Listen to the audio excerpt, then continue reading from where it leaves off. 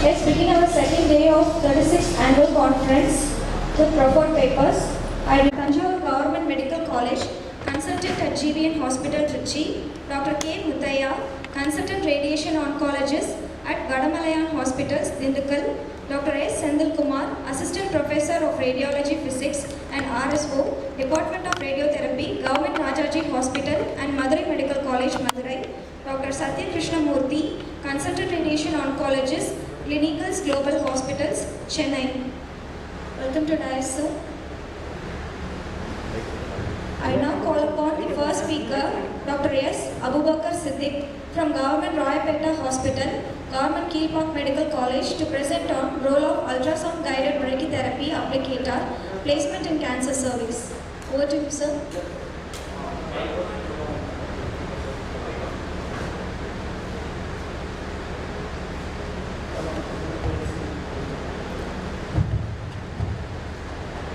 A very good morning to one and all present here. Today my topic of presentation is the role of ultrasound guided brachytherapy applicator placement in cancer cervix. Cancer cervix is the fourth most common female malignancy in worldwide and second most in India.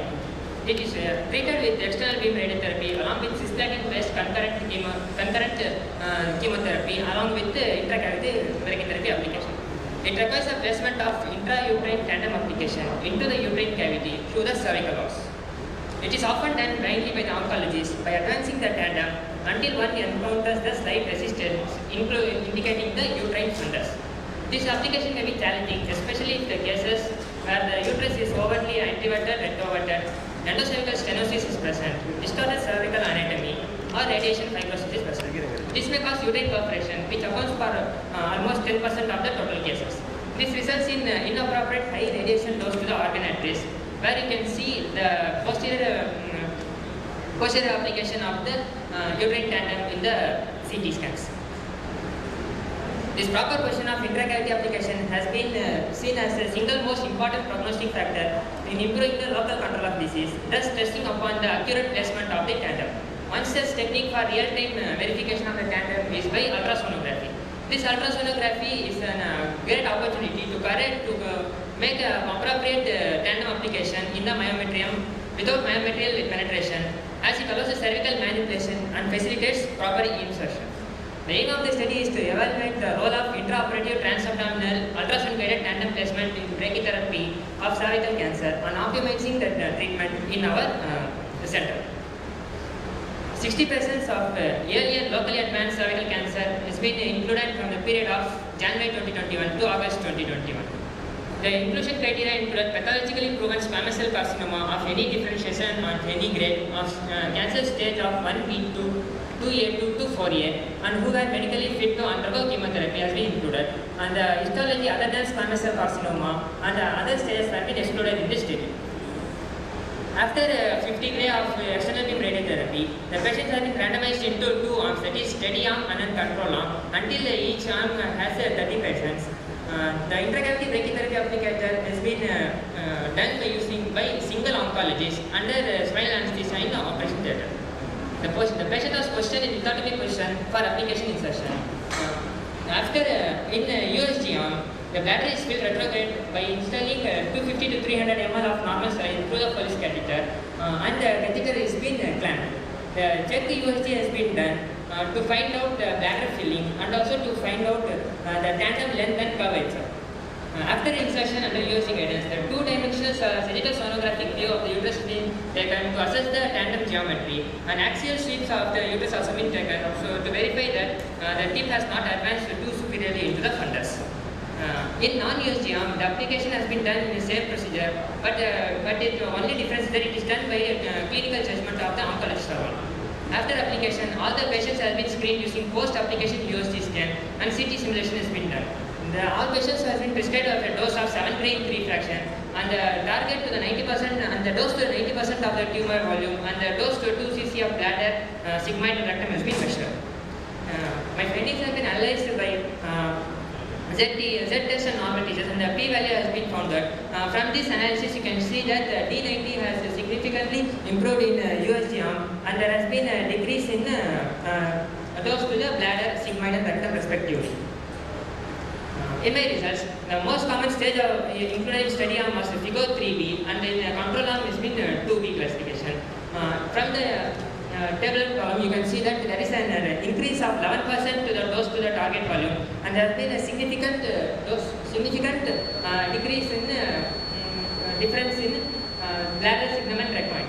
The duration of the USG arm has been seen in 14 minutes, whereas the non-USG arm has been 8 minutes, which has been seen by using stopwatch. The perforation has been seen up to 4 patients in non-USG arm, and it has been none in the USG arm. From this USG, you can check USG, you can see that in non-USG guided arm there has been a posteriorly placed tandem, and in USG arm the tandem has been placed on the center. There have been 4 misapplications in the non-USG arm, which has been corrected in subsequent sittings, and there has been 5 misplacement in USG arm, which has been corrected in the same sittings. The confidence and satisfaction level of the oncologist has been high in USG arm compared to non-USG arm. The major objective is to obtain optimal application position, prevent inadvertent uterine perforation and this complication to ensure high target volume.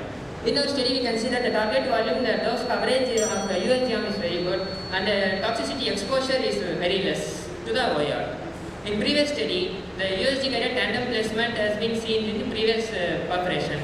In my study, the perforation is up to 6.7% in USG arm, in non-USG arm, and 0% in USG arm. Transrectal ultrasound can also be used to reduce uterine perforation and to facilitate dilatation and curettage. To summarize, in USG, we can increase the rate of accurate placement of applicator, good target coverage, reduce the radiation toxicity to bladder, sigmoid and rectum, decrease acute complications, and can increase the confidence and satisfaction level of medical personnel. Thank you.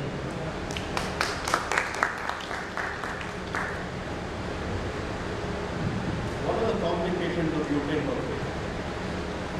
There can be bleeding and increase in dose to the bowel and sigmoid, which can be controlled without perforation. So that we can use USG and can decrease this.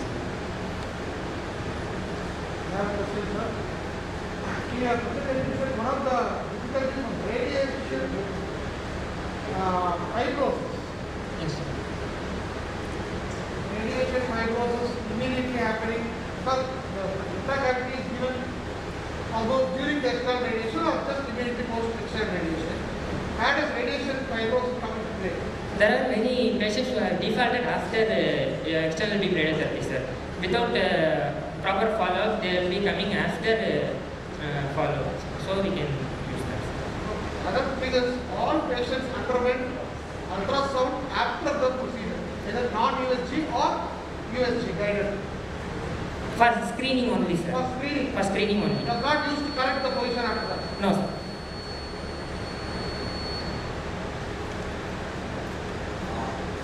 In USG arm, you told there were 5 misplacements, and in the non-USG arm, the misplacements were less. 4. So, it was like I didn't understand that. The USG was done and it was corrected, or During procedure, it has been corrected, sir. during procedure it It has has been been corrected. corrected in 5 patients in USG arm. But in 4 non-USG arm, we have placed and we have taken just These USG. are abdominal ultrasound. Abdominal ultrasound.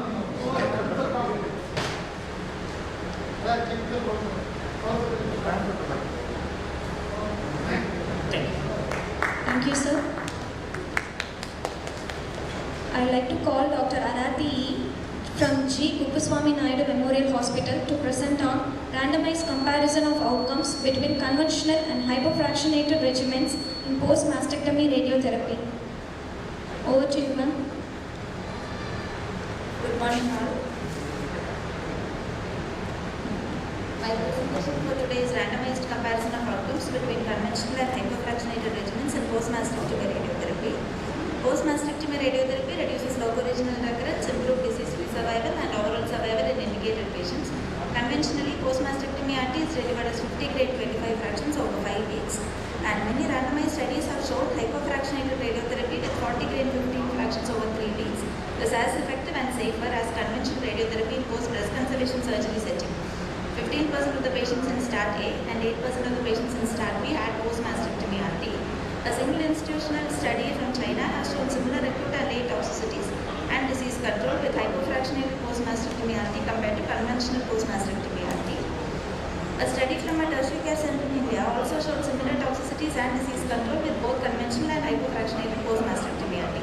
The purpose of this study is to compare toxicities and disease control between hypofractionated and conventional post-mastectomy RT in our center using a regimen of 40 grain 15 fractions of 2.67 gray each in 3 weeks with a control group of 50 gray 25 fractions of 2 gray each over 5 weeks. Primary objective of the study is to compare grade 2 or more acute toxicities between conventional and hypofractionated post-mastectomy RT using an RTOG score, and secondary objective is to compare disease-free survival and overall survival between these two groups. Inclusion criteria: histologically proven breast cancer, underwent mastectomy, breast cancer of any histology, any hormonal or therapy status with age 80 to 70 years. Exclusion criteria: post breast conservation surgery, pre-existing skin lesions of the breast which can modify radiation reactions, previous thoracic radiation, pre-existing neuropathy, recurrent or bilateral breast cancers or distant metastasis, and male breast cancer. This is a prospective randomized controlled trial with including 60 patients randomized in 1:1 ratio to arm 1 and arm 2. Arm 1 received the standard regimen, which is radiotherapy to chest wall and supraclavicular fossa of 50 grade 25 fractions, 2 grade per fraction for 5 weeks. And arm 2 is experimental arm where RT is given to the chest wall and supraclavicular fossa to a dose of 40 grade 15 fraction, 2.67 grade per fraction for 3 weeks. Internal mammary node RT was given for involved nodes. Bolus was used for all T4B disease, and deep inspirated breath holding used for all feasible left-sided patients. All patients treated with bitangential portals with field and field technique and matching supraclavicular field with single isocenter. Contouring done as per RTOG guidelines. The dose objective was 95% of the PTV to receive 95% of the prescribed dose. Patients were assessed weekly once during RT at completion of RT and 2 weeks after treatment. Then every 3 months till 2 years and 6 monthly thereafter. Clinical examination was done to assess skin toxicity and chest wall pain. And chest wall pain assessed using numerical pain rating scale. These are the results. You can see in the conventional arm, 73.3% of patients were in stage 3, whereas in hypofractionated arm, 43% were in stage 3. And in conventional arm, 46% received neoadjuvant chemo, whereas in hypofractionated arm, 20% received neoadjuvant chemo. Acute toxicity, there was 46.6% reduction in grade 2 to 3 acute skin toxicity with hypofractionated regimen. In conventional, it was 53%, and in hypofractionated arm, it was 6.7% with a p-value of 0.0001, which was significant reduction in grade 2 to 3 acute toxicity with hypofractionation. No difference in any skin toxicity, that is 100% conventional or 93% hypofractionated arm had some kind of skin toxicity. No grade 4 toxicity in either arm. No difference in chest wall pain. 16% in conventional arm and 10% in hypofractionated arm had chest wall pain, and no difference in the mean pain score. Disease status: mean disease-free survival was 26 months in conventional and 33 months in hypofractionated arm.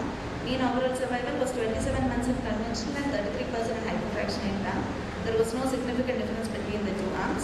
In conventional arm, 3 patients had distant metastasis, 1 patient had locoregional and distant metastasis and no death.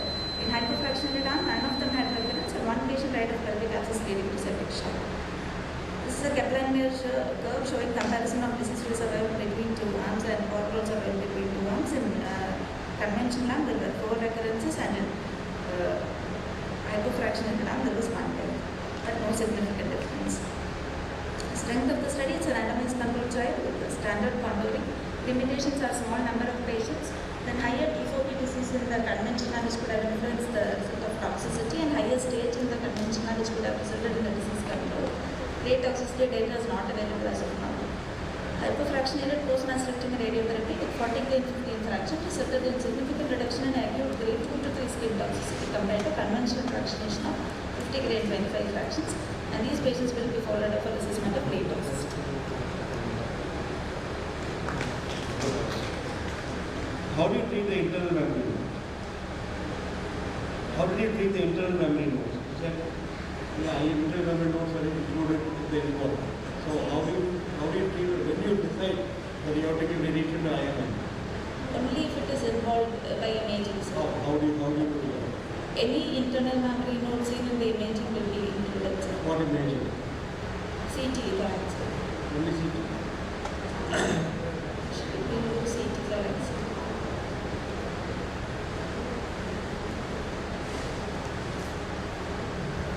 Very nice presentation. So in your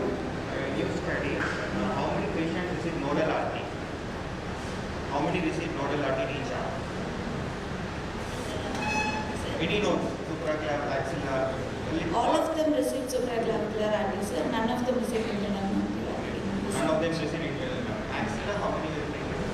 No axillary RT, So sir. it was basically like chest wall and supraclavicular only. There was no axilla in any of the patients and no IMC in any of the patients. Yes, sir. So what you could have done better is the stratification of the thing at the time of randomization. Maybe you should have randomized to T2 separately and T3 separately, T4 separately. That would have made that you have equal patients in both arms. So now what has happened is hypofractionated at most of T2 patients. Yes. So that's like early stage. It's not like locally advanced or PMRT, like what you would like to say from the beginning, like you wanted to see what is the role of PMRT in advanced stages. That's maybe the randomization should have been better so that you could have a good report. Thank you.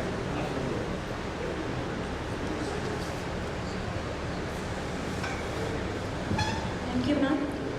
I call upon Dr. Hanumita R. from Jimma, Puducherry to present on hypofractionated simultaneous integrated boost using volumetric modulated arc therapy following BCS in early breast cancer dosimetric study, acute skin toxicity and cosmesis evaluation. Over to you, ma'am. Good morning everyone, I am Dr. Hanumita from Jimma. My topic of presentation today is hypofractionated SIP using BMAT following breast conservation surgery, a dosimetric study, acute skin toxicity and cosmesis evaluation. Coming on to the background, BCS followed by whole breast RT is a standard alternative to mastectomy for all early breast cancer patients. In spite of the benefits to RT, the number of women treated with BCS but without RT is 15 to 20%.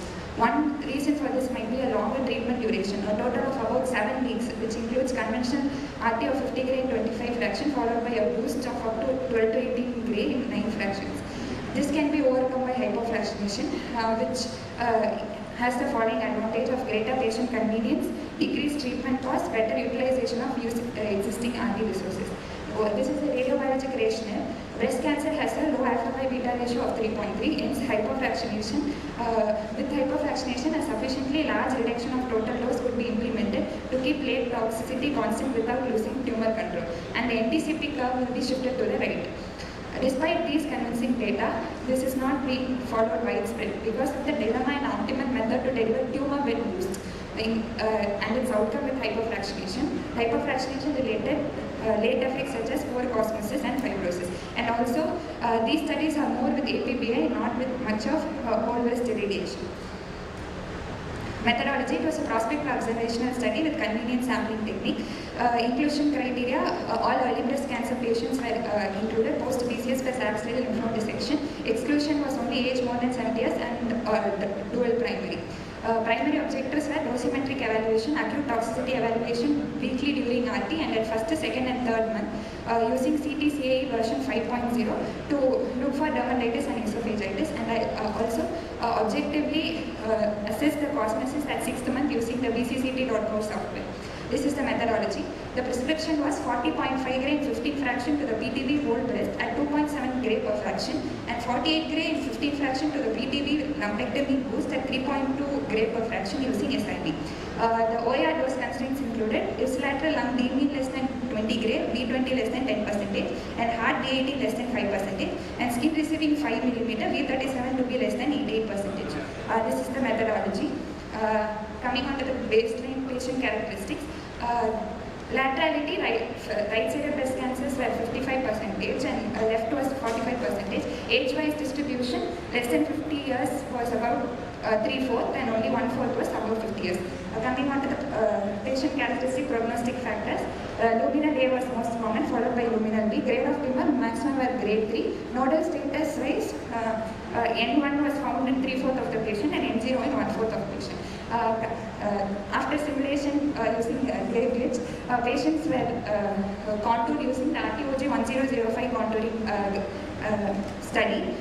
Clip volumes were delineated based on the intraoperatively placed clips, and from that CTV margin of 1 cm and a PTV margin of 7 mm was created. Results for dosimetry, we were able to achieve a conformity index for both the PTV volumes of 1.03 plus or minus 0.25 and ipsilateral lung dose of mean 10.9 and V20 14.5. Esophagus Tmax of about 24 gray and mainly left-sided breast cancers, hard dose mean of 7 gray and V18 of 2 gray plus or minus 1.6. This is the distribution. The first image shows 48 grade distribution and second image was a 40.5 grade distribution and DVH of various parameters. This is the 6th month cosmesis evaluation using DCCT.gov software, in which patient's image is taken from suprasternal notch up to the abdomen and uploaded into the software, and using mapping, all these parameters are assessed. This was the result. We found that grade 0 toxicity was found in 10%, grade 1 in 85%, and grade 2 in 5%. Cosmesis wise, 82% had good outcome, 12% fair, and 6% poor. We also found that breast pain was a major complaint, that is mild one in 85% of the patients, and esophagitis was found in 88%. Results in univariate analysis, we found that breast size more than 1000 cc and boost volume more than 70 cc was significant, and in multivariate analysis, none of these were found to be significant. We also found that 95% of those who received SCFRT had grade 1 esophagitis, whereas only 2% of those who did not receive had grade 1 esophagitis. Good dose homogeneity and conformity were achieved, and the mean treatment duration was 3.19 weeks, and no intended treatment interruptions were seen.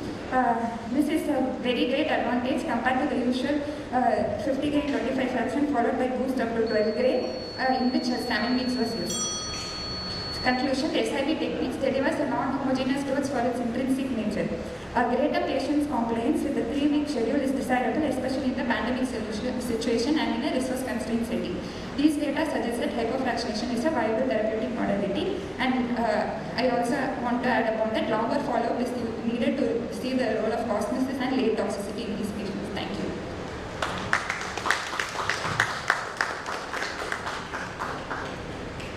Was any breath holding technique used? Because breath holding technique was used.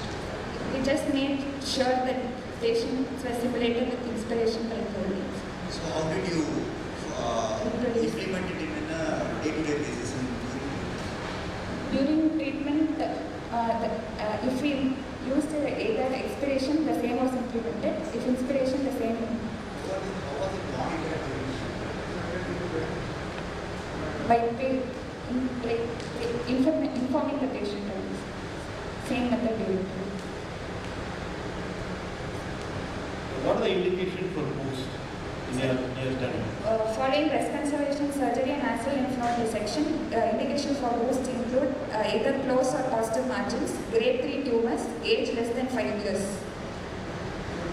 Positive margins, do you think radiation can take care of the positive margins? Mostly positive margins will send for re-surgeries and dissection and followed by RPs. Sir? How did you identify the surgical cavity to do the boosting? So we made sure that our surgical team operates with the surgical clips. From the surgical clips, we made a clip poly. From that, along with the seroma cavity, we expanded it and made a CT-VC. Excellent presentation. Thank you, sir. I have two questions. One is for the cosmesis, did you have any scoring like patient-related outcome or clinician outcome? That is one. And the second thing is this BCCP software we use. Was it open source software or you have to get permission from? Cosmesis in our study only objective measurement we did, so not a subjective measurement. At 6th month we compared it with the contralateral test. Clinician assisted. Sir? The clinician is Clinician, yes sir. We'll take the image and upload it in the software, and whatever results we get, we'll implement the results. And we got permission from the software. So this beam angles, what did you use for the face? Beam angle. What is the technique of beam angle what you use in your patients? So, using VMAT, most of the patients for 2 to 4 arcs was the median number of arcs used. Beam angle from is it a partial arc? Is it a butterfly type of technique? Partial arcs were used. Partial arcs were used. Most of the patients. Thank you, sir. I call upon Dr. Karthik Subramaniam Tyagarajan from Sri Ramachandra Institute of Higher Education and Research to present on the prognostic role of SUV max and metabolic tumor volume in FDG PET CT scans in head and neck cancer patients undergoing chemoradiotherapy. Over to you, sir. A very good morning, everyone. The topic of my paper is the prognostic role of maximum standardized uptake value SUV max and metabolic tumor volume in PET CT scan in head and neck cancer patients undergoing concurrent chemoradiotherapy. So head and neck cancer is locally advanced. They have important cause of mortality and morbidity and require multimodality approach. The role of PET-CT scan in head and neck is still evolving and is currently indicated in carcinoma unknown primary and recurrent settings, and the role of PET-CT as a prognostic marker is still evolving. There is an urgent need for prognostic tools to predict favorable responders at outset and then individualized treatment approach accordingly. The global research correlates tumor metabolic indices with tumor response, and the data of prognostic role of PET-CT in Indian population is also limited. So, retrospective study analyzes our experience regarding the same. The objectives of this study is a phase 2 retrospective analysis aimed at correlating the tumor metabolic indices such as SUV max and MTV from the pre-treatment PET-CT scan and correlating it with the post-treatment PET-CT scan in locally advanced head and neck cancer patients treated with concurrent chemoradiation. It is a single-arm retrospective study, and the data was collected from patients between June 2017 and December 2019. So inclusion criteria is the locally advanced, that is T2 with node positive, squamous cell histology, those underwent radical chemoradiation, and also were evaluated with PET-CT scan. And exclusion criteria, non-squamous histology, primary surgery, recurrent setting, and those are evaluated with modality other than PET-CT scan. 16 patients were included in the study, and the treatment protocol was concurrent chemoradiation, that is IMRT, 6 MV photons with weekly cisplatin. Radiation dose was 66 gray in 33 fractions to GTB and high-risk CTB, and 54 to 60 gray to low and intermediate risk CTB.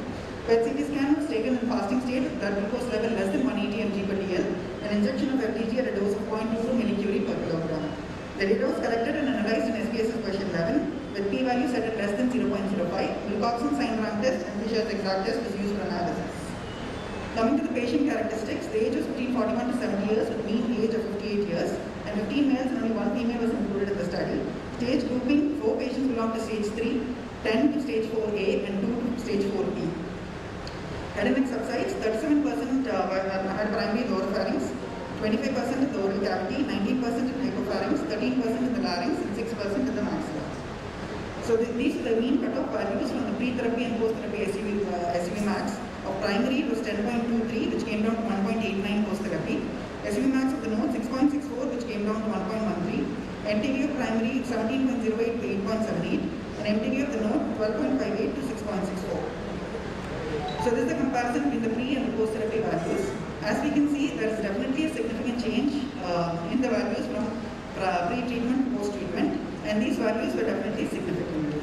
So coming to the detailed analysis, prognostic parameters and comparison to the immediate treatment response first. So when comparing the immediate treatment response, the p-value was significant for SUV max of the node and MTV of the node. That is, those who had an SUV max of the node less than 6.64 with 100% complete response, compared to those who had higher values, which was only 42.8%. And the MTV of the node, 90% had complete response with lower values less than 12.58, and only 50% had complete response when the values were higher. This translated into 2-year disease-free survival for the MTV of the node, where 60% had 2-year disease-free survival with values were lower compared to 33.3%. And comparing the overall survival values, these values were not statistically significant. So, PET-CT prognostic role is being explored. SUV, as we know, is the ratio of radioactivity concentration in the tissue to body weight, and SUV max is the highest oxygen value within the volume of interest. Since it does not reveal the heterogeneity within the tumor volume, MTV is used, which is the metabolically active volume of the tumor using PET-CT. So this study confirmed that SUV max of the node is a more sensitive marker, with higher pre-treatment value being a negative prognostic factor in terms of attaining complete response. And this is the same goes with MTV of the node. And MTV of the node also translated into a 2-year disease-free survival. So reasonable to use SUV max of the node and MTV of the node as a biological prognostic tool. Conclusion: high values of SUV max and MTV of the regional node can be considered as independent prognostic factors of immediate treatment response, and MTV of the node also be as a prognostic factor for 2-year disease-free survival. Limitations of the study: a retrospective study with limited sample size. And future directions, there is a need for tailored and more intense treatment in the subset of those with high values of SUV max and MTV of the node, and need at the heart of future prospective studies with larger sample size, including additional metabolic parameters such as total lesion glycolysis. Thank you.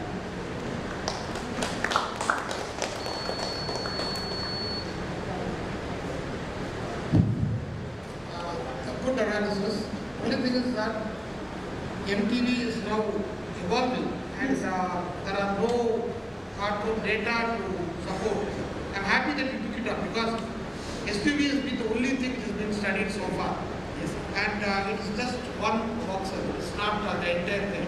Whereas MTB is one surrogate marker, but that's not enough. As you last slide you put, other metabolic parameters have to be included, especially in head and neck where MDG is not ideal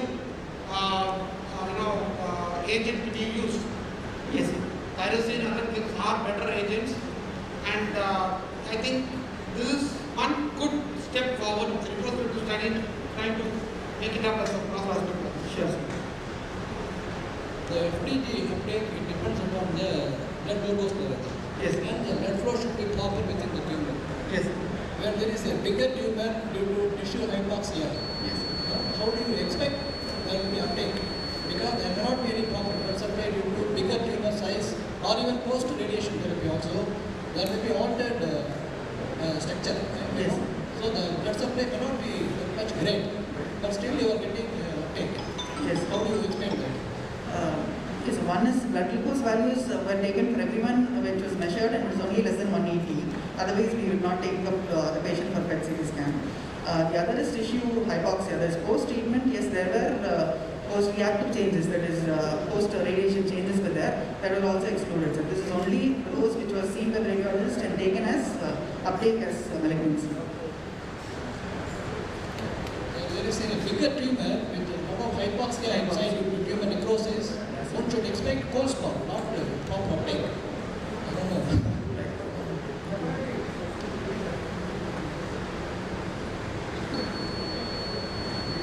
Okay, thank you. Thank you. Thank you, sir. I now call upon Dr. G Govindaraj from Vadamalayam Hospitals to present on pilot study of newly fabricated hand grip immobilization device for the external beam radiotherapy of esophageal cancer and determination of patient setup error. Over to you, sir.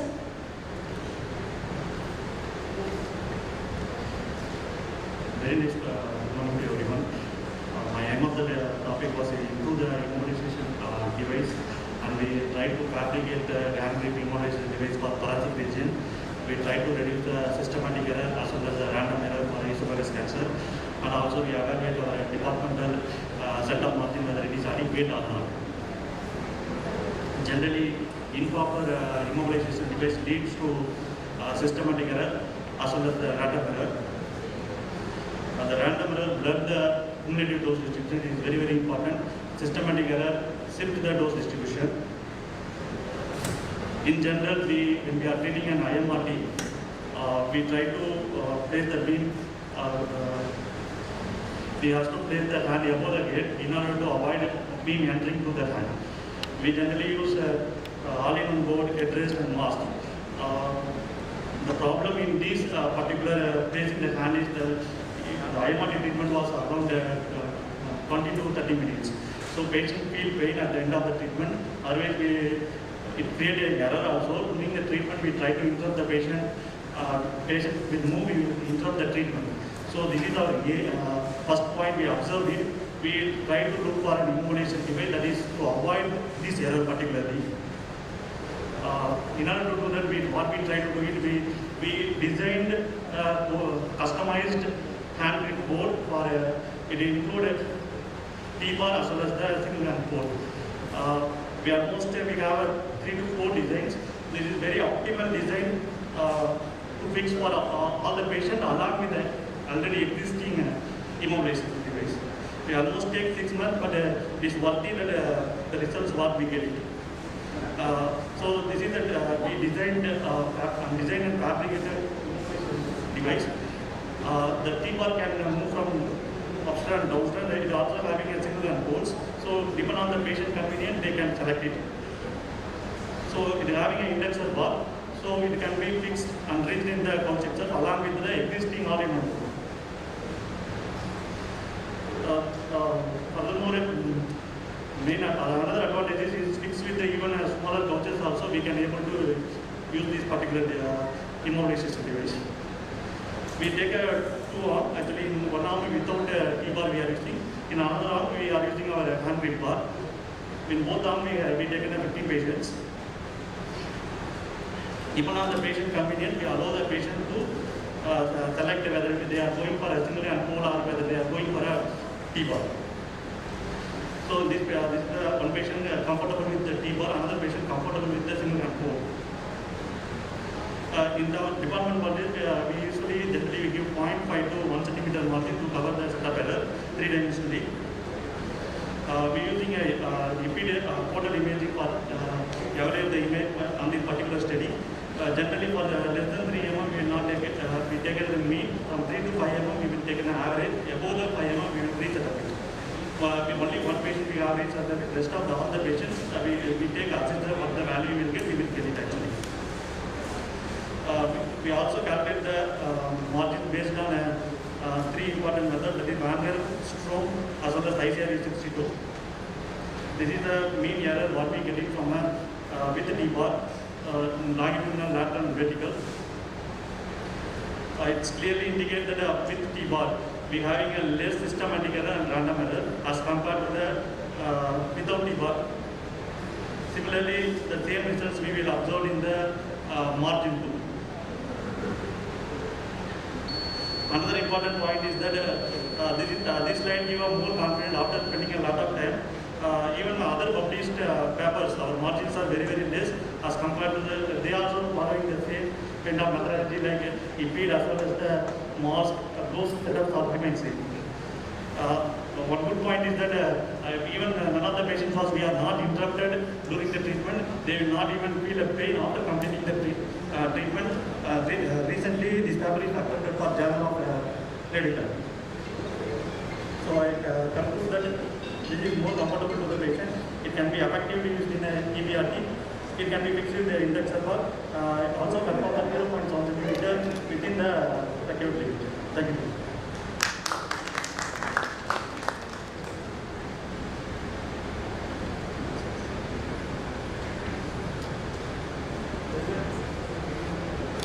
Can it be used for breast cancer treatments? Yeah, definitely.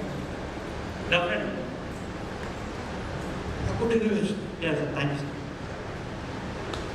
Thank you, sir. Now I call upon Dr. G. Nithya from Keelpark Medical College to present on dosimetric analysis of HDR ISBT in carcinoma of cervix.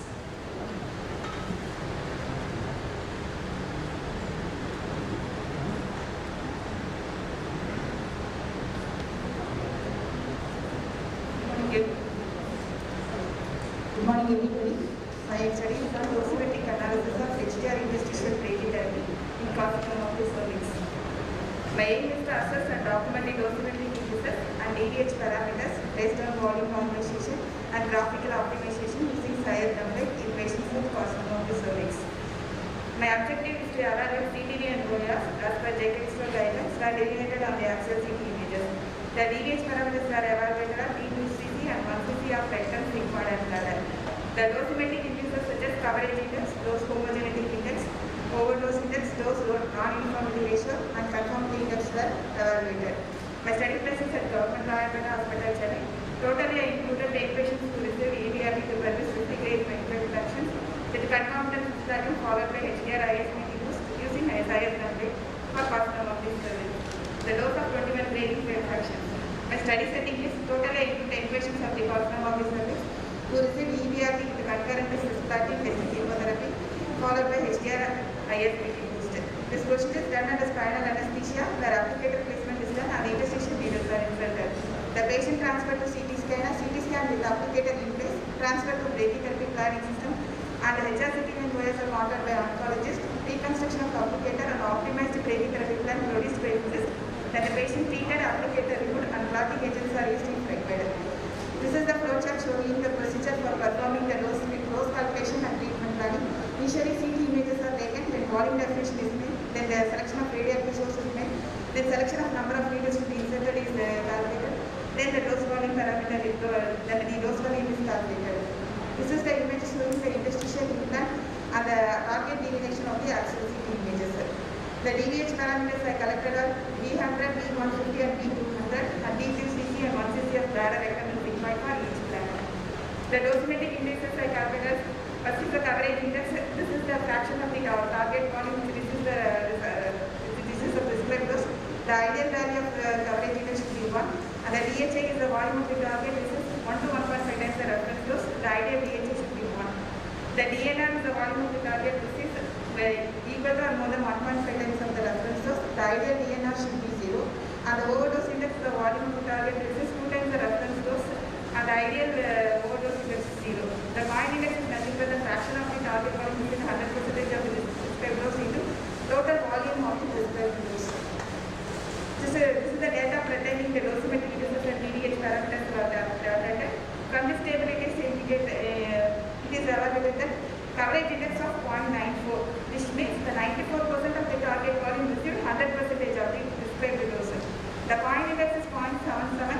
This plan encompasses the 77% of the target volume and excludes the non-target structures. This should be as high as possible, but keeping DHA and ODA into account. The mean DHA is 0.28, which shows 28% of the target volume receives the homogeneous dose. The DHA should be 1 and the DNR should be 0. This is not practically possible as the dose levels around the needles are very high.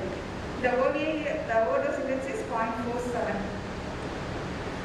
This is the graph showing the easy interpretation of the sequences. The coverage index and point index are in the order limits. This is the deviates of the interstitial implant.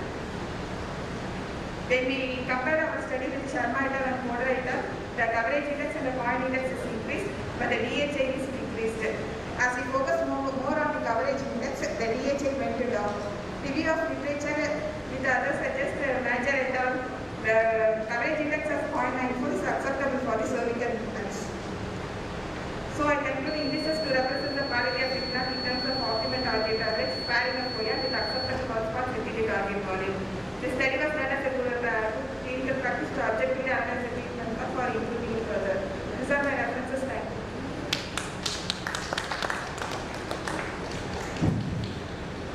What was the criteria for patients for selecting interstitial implant? Which patients you prefer for interstitial implant? Start with the pharmacist talking about the cervix. Then the Higo stage, which the disease extends up to the lateral parameter and lower vaginal studies. And those who are not practically applicable to the therapy, they are included in this study.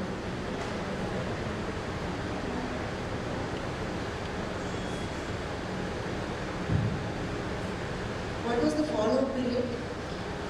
So this is the Mean follow-up period I'm asking. Yes, because last 10 months I have from the Jan 2021 to till now we have collected these patients. do you find any difference between the acute toxicity between the intracavity patients and the interstitial patients? The toxicity is compared to intracavity, this indicative that the bed values are normal within the minutes. Bed values are okay, but what about the toxicity clinically? There is Okay. What is a follow-up investigation you asked for? It was just a clinical examination. Ma'am? What is the follow-up investigations you ordered for all these patients, or it was just a clinical examination for these patients? We do that CT scan images.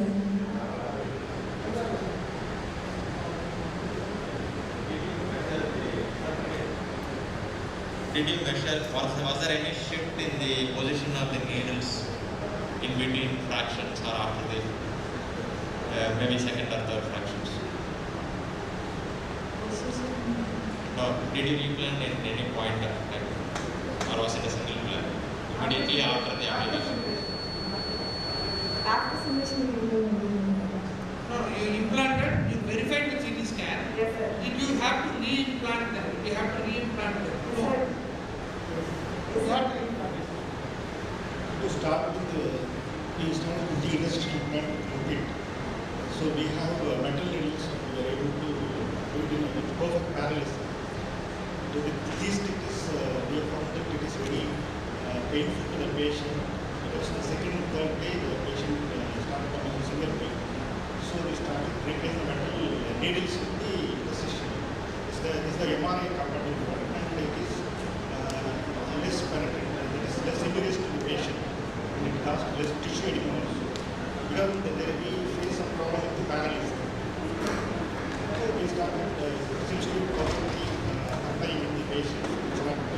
this type of needle. So that's why we are able to get the good coverage in this, but not with some other tests like DN. Probably to place some metal needles, we may have this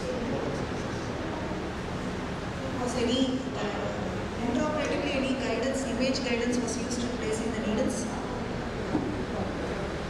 These needles, they are actually you can read it in as a piece also you can read. They are less painful and you don't need any assistance. Thank you, ma'am. Now I call upon Dr. G Ragapriya from Madras Medical College to present on topic a prospective study on comparative analysis of volumetric doses to lung and heart in post-mastectomy radiotherapy using 2D parameters versus 3D. Over to you, ma'am. Good morning, one and all. My topic is comparative analysis of volumetric doses to lung and heart in patients treated with post-mastectomy chest wall irradiation using 2D parameters versus 3D CRT. The main objective of my study is to investigate if there is any difference, that is between 2D and 3D, on volume doses to lung and heart. And my secondary objective is to establish the relationship between CLD, that is central lung distance, and maximal heart distance on volume doses to lung and heart. So I have recruited 30 female patients with left breast cancer, who is a biopsy proven, and the patient is eligible to receive PMRT, and these patients are immobilized and CT simulation is taken, and all these patients are treated according to contoured according to RTOG guidelines and treated in 3D CRT, and the same patients, for the same patients, I have taken 2D plan and I have compared. Plan A is a 2D method which consists of two methods. In method 1, we actually planned the patient according to clinical borders in 2D tangential setup, and deviance volume data are arrived from that method. In method 2, it's a formula based method where we can get volume doses from CLD and MHD. And plan B is a 3D CRT plan where volume doses can be obtained. This is method 1. This is the 2D plan we have done in DPS based on the clinical borders defined by us and a single tangential, medial tangential and lateral tangential setup. This is the formula method. From the CLD and the MHD, we can obtain volume doses. An analysis of our result, we can see when mean values of all these doses are plotted in a graph, mean dose and V10 to the lung, there is a significant relationship, that is 3D faring better in terms of D mean and V10. On comparing V20 and V30, there is not much of a difference. And relationship between heart and volume, is there any relationship?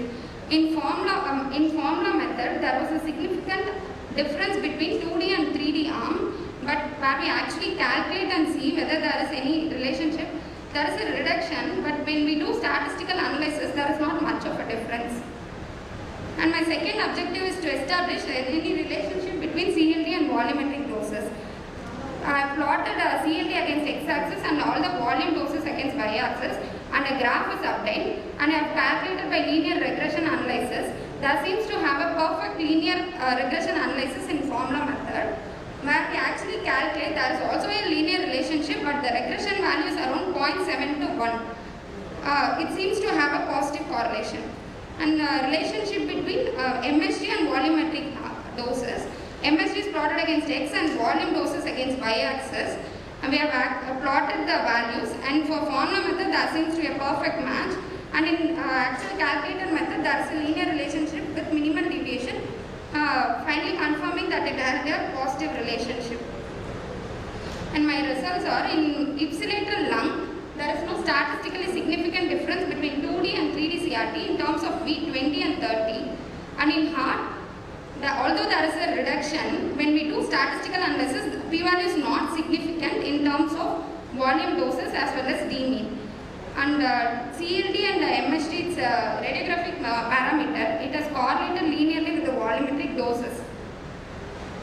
So CLD and MHD is a rough estimate for establishing the volumetric doses, where 3D facilities are not available, and 3D tangents only field does not show statistically significant reduction in OR doses compared to 2D. So it provides insights to adding medial pore techniques with narrow tangents. So therefore both treatment technique and radiographic parameters affect the volumetric doses of to OR. thus making individualized treatment planning necessary. Thank you. These are my references.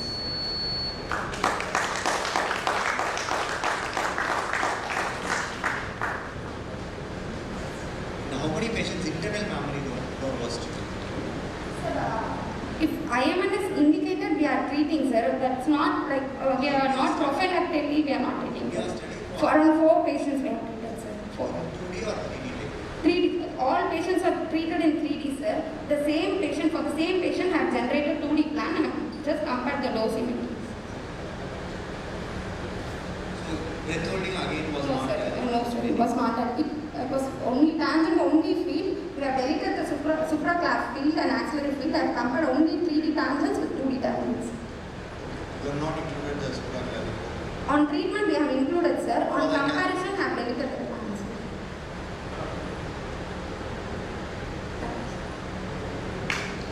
Thank you, ma'am. I call upon Dr. Subramania from ARO to present on topic an institutional study on uterine sarcoma.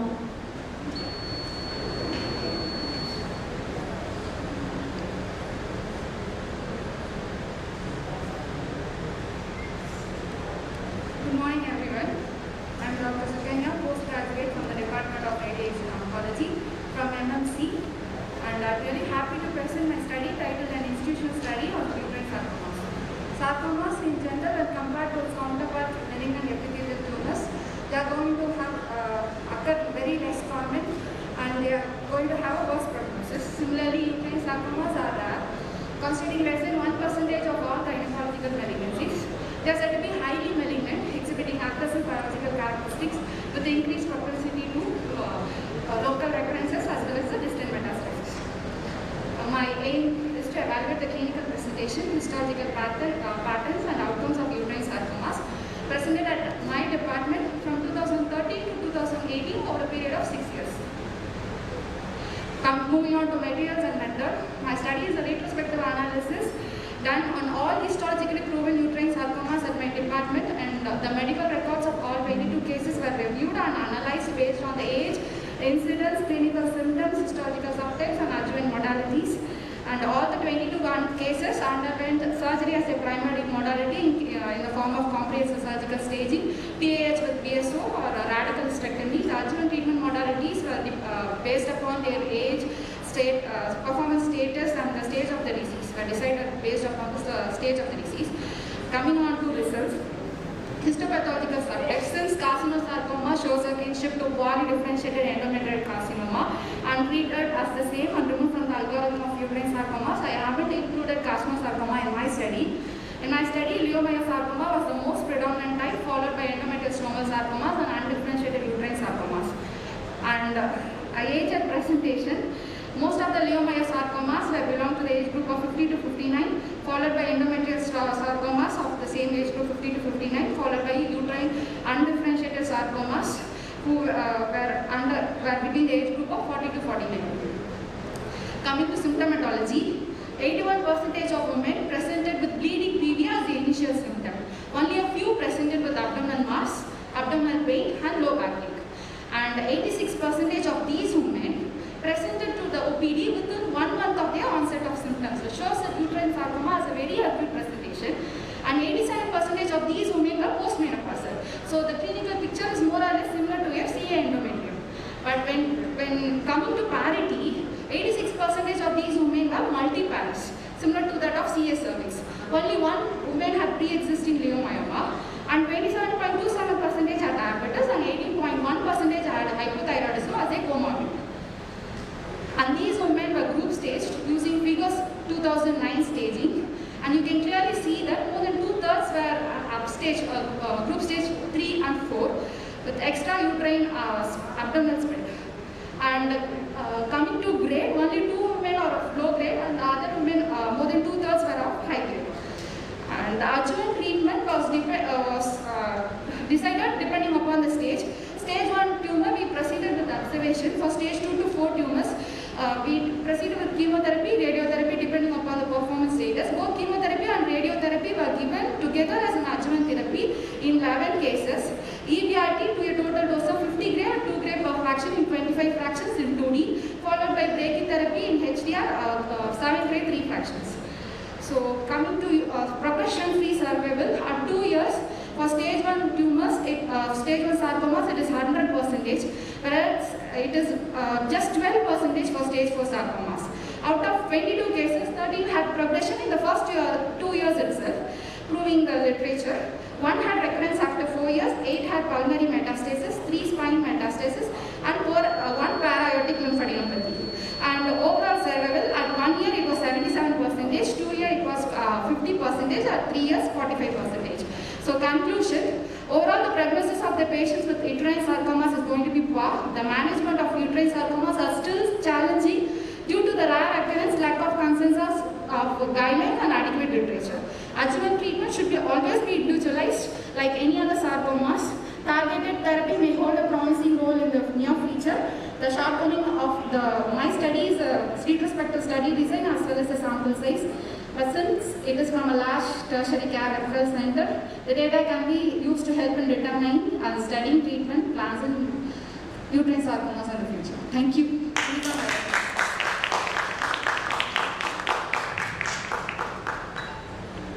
Did your histology, any of the histologies determine the adjuvant treatment, the plan of adjuvant treatment, that is initial chemotherapy? So how, for endometrial stromal sarcoma, you gave, what was the adjuvant treatment plan? For low-grade tumor, we proceeded with actually depending upon the stage, since it was stage 2, stage 3 tumor, we went with RT cell. Initial RT? After surgery, the adjuvant treatment. That is after surgery, the adjuvant part was started with the RT. Yes. Chemotherapy was not given for endometrial stromal sarcoma, for low-grade tumors. Hormonal therapy was given for endometrial stromal sarcoma. For low-grade tumor as well as metastatic tumors, in our medical oncology department, we proceeded with hormonal therapy. Yes, for low-dose progesterone as metronomic chemo for metastatic disease. For leiomyosarcoma? For leiomyosarcoma, the adjuvant treatment plan. For stage 1 tumor, we proceeded with adjuvant. For stage 2 to 4, for 2 and 3, we proceeded with the radiotherapy as well as chemotherapy. For stage 4, since the performance status was bad, for bone metastasis, we went for palliative. For other mets, we went for chemotherapy. Systemic metastasis. How many percentage they failed in pelvis out of failure? Recurrence, on recurrence, how many percentage of patients failed in the pelvis? 13 out of 22 patients had progression of disease. So it is nearly about 50%. Did all of them receive RT earlier? Only for bone mets we went with RT. No. For the patients who received RT for uterine sarcoma, who progressed and had bone metastasis, we went for palliative RT for the same. Otherwise, chemo. You didn't get my question. Out of those pelvic failures, how many had earlier radiation? Post radiation, how many percentage? Do you have the data? Sorry.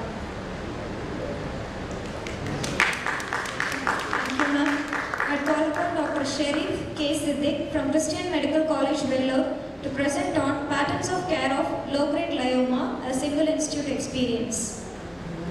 Over to you, sir. Good morning. I will be presenting the patterns of care in low-grade glioma in our institute. The triggering factor is retrospective analysis. The triggering factor for this is the landmark trials in low-grade glioma, that's AROI 9802 and AROI 0424. We want to compare our study with the standards, and we want to see what our patients do.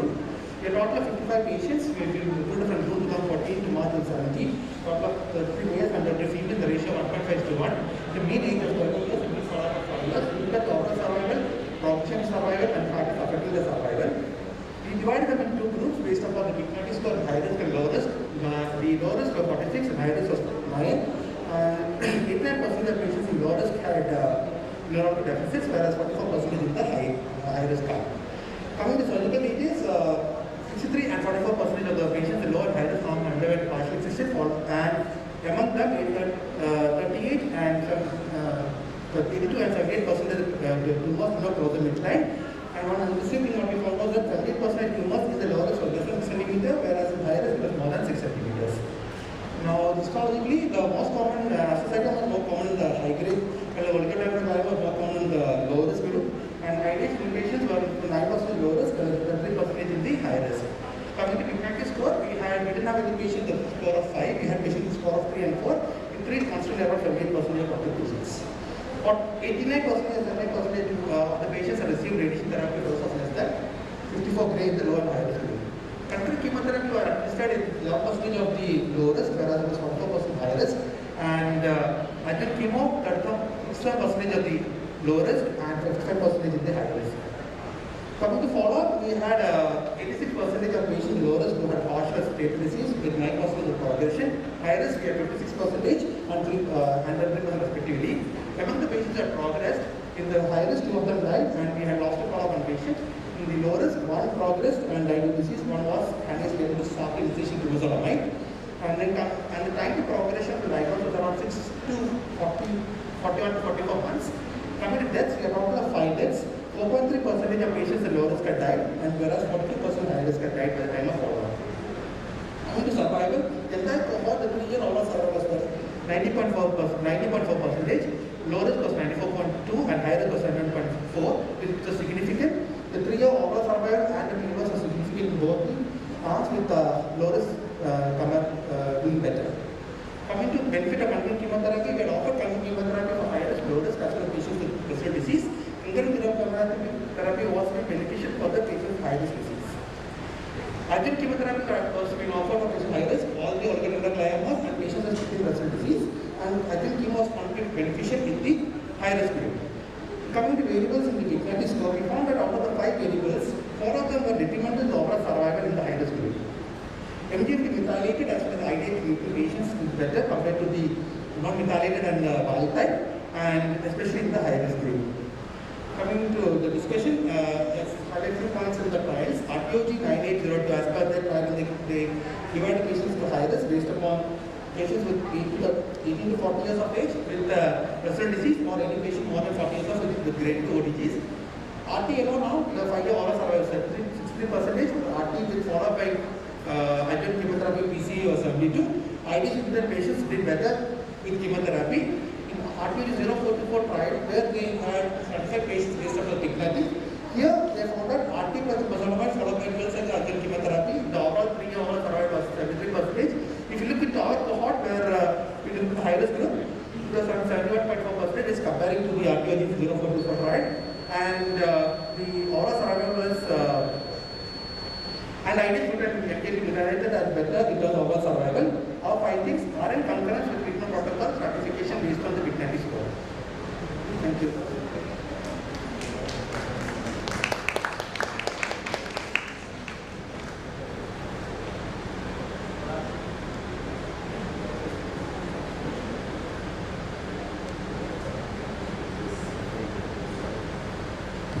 Okay, there was a new study. As you know, each patient now has to have the full adjuvant 12 cycles, both from the RTOG 9802, 424, and also CODAL and the Catron study. But I noticed significant proportion did not receive adjuvant cycles. Can you explain why? The adjuvant chemotherapy, we had offers of some patients. For all the patients, adjuvant chemotherapy being offered. Some of them were not waiting for the same, some of the profiles are not good enough. But we have been for around 55% of patients in the high risk can't have received adjuvant chemotherapy. Regardless, now the standard of care is low risk or high risk. Actually, we don't generally do it now. And in fact, the RTOG and 0424, they did not go by the Pancreatic. That is a European group. Nevertheless, it is a good study because we need the Indian data on it. And of course, you have to categorize between oligo versus astro. Because 1p19q co-deletion will be very important. The oligos will significantly do better. So we have put the oligo in the lowest group, and based on the Pancreatic score, whether they come in the lowest or highest, we have to use for the standard for them. It might be an interesting thing to see one patient recurred after 6 months. So what could be the reason of 6 months? Was it IDH wild type? Was there an error of diagnosis? Was it really low grade? The one who's recurred after 6 months months of treatment was the one who defaulted the treatment initially and then came back to us. Very good. So one thing, so these patients, everybody were grade 2 tumors. We didn't include the grade 3 in this cohort itself. So that's the reason why the practice was like 2014 to 17 was the patients whom we had taken. At that time, the concurrent chemo was not a standard for this group of patients. Partly true, although we started actually very much earlier. And sometimes, in grade 2 also there is a bit of, there is a little bit more cellularity. It's not quite grade 3. We jokingly say in our group is like 2.5. And that spectrum is not very well defined. We didn't have this ID mutation studies and this thing which is now, but those patients we are not able to do at that point because of cost and other factors. It's a very good effort. Thank you. Thank you, sir. I call upon Dr. Sunil. So how much cycles of chemo you need to give? 6 or 12? We need to give 12 cycles in the grade 2, grade 3 cohort. GBM, of course, you give only 6 unless it is NGMT or methylated, or you continue to see the response based on the spectrum, either anatomically or biological perfusion or spectroscopy. But the grade 2, grade 3, you have to give 12 cycles. Thank you, sir. Thank you, sir. I call upon Dr. Sunil from Cancer Institute, Adyar, to present on interstitial brachytherapy. Over to you, sir.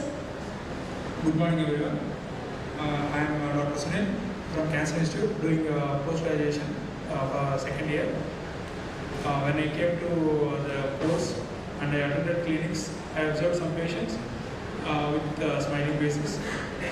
I came to know that the patients underwent interstitial brachytherapy of oral cavity, and I started my observation study of what the patients have been underwent, and thus came my study, the role of interstitial brachytherapy in head and neck cancers, and I observed lip and cheek cancers in radical, adjuvant and palliative settings. Oral cavity cancers, both common with tobacco use and alcohol consumption, is most common in etiology with a presentation more than 40 years.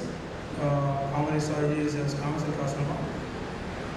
HCR brachytherapy can be used in radical setting in T1, T2 tumors and as an adjuvant and palliative setting.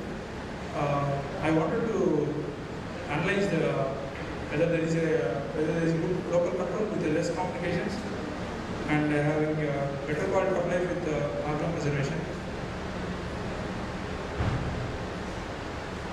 For early stage head and neck cancers that oral cavity, surgery is the preferred approach. Even though radiation can be given as an alternative approach, in that brachytherapy can be used compared to EBRT, because in brachytherapy there is a short treatment time with better compliance, and in brachytherapy it spares the normal tissue with less complications. And my study is retrospectively observed for 5 years from 2015 to 21, covering a total of 19 patients with a median age of 57.5 years with a male predominance, and grade 1 and grade 2 tumors with a few grade 3 tumors. I observed 19 patients whom we categorized into 14 patients into radical setting with the 2 patients as adjuvant treatment, and in palliative setting also we used it for 3 patients. All these patients are processed with pre-nursing fitness, and they have been posted for intracatheter brachycatheter placement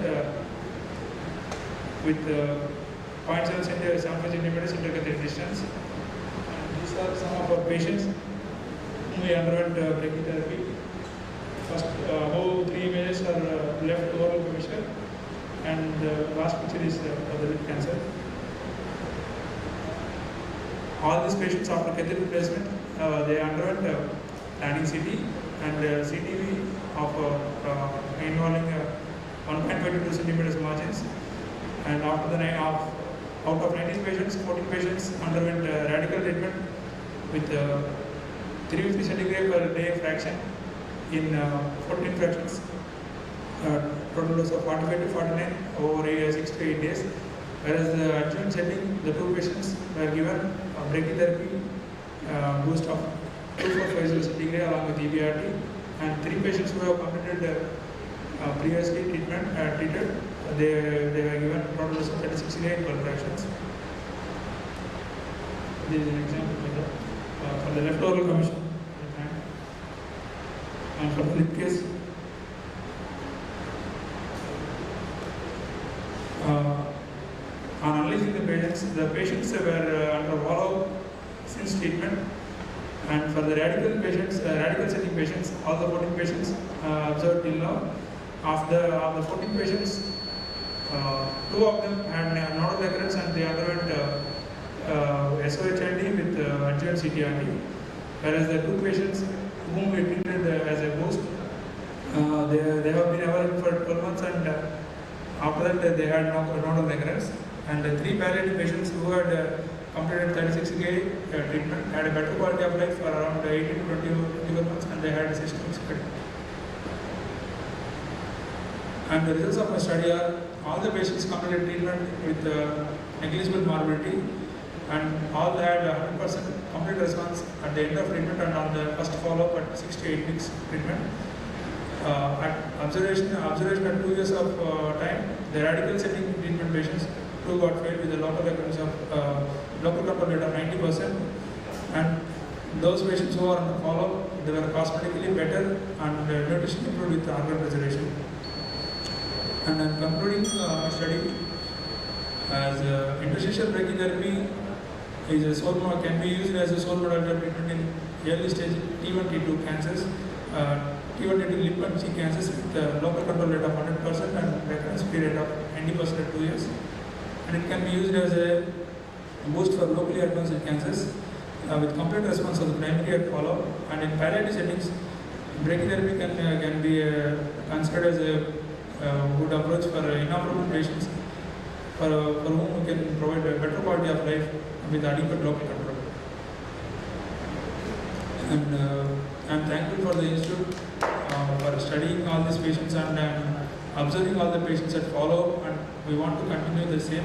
Even though it is an older technique, as we are getting better results and the patients are happy with their smile in their face when they come to OP, we want to continue the treatment who are eligible. But even though surgery is the preferred approach, brachytherapy can be given for patients who are willing and they are eligible patients. Thank you, sir. It's a good attempt. A very nice study. You have done interstitial implants only for all of these patients. So, for example, in a patient with a lip malignancy, did you try a surface mold? No, sir. It was more than an interstitial implant. I think a surface mold would be a better dose distribution. Sir, with catheter placement, we know the depth of the tumor, and we are covering the tumor bed with the 1 centimeter margins. And for the nodal recurrence, yes, so most of them should have been first station nodes. So can you consider doing brachytherapy implant for the nodes also, assuming that you have more than approximately 2 years survival? So as we have recurrence, we want to continue surgery and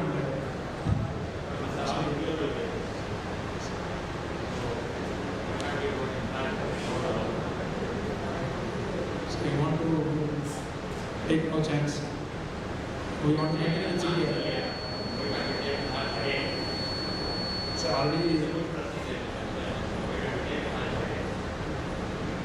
yes, sir.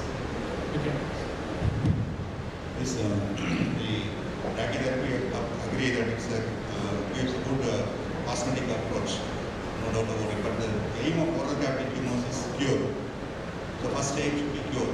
Those patients who are not willing for surgery, ineligible for surgery for various reasons, then you can go for brachy.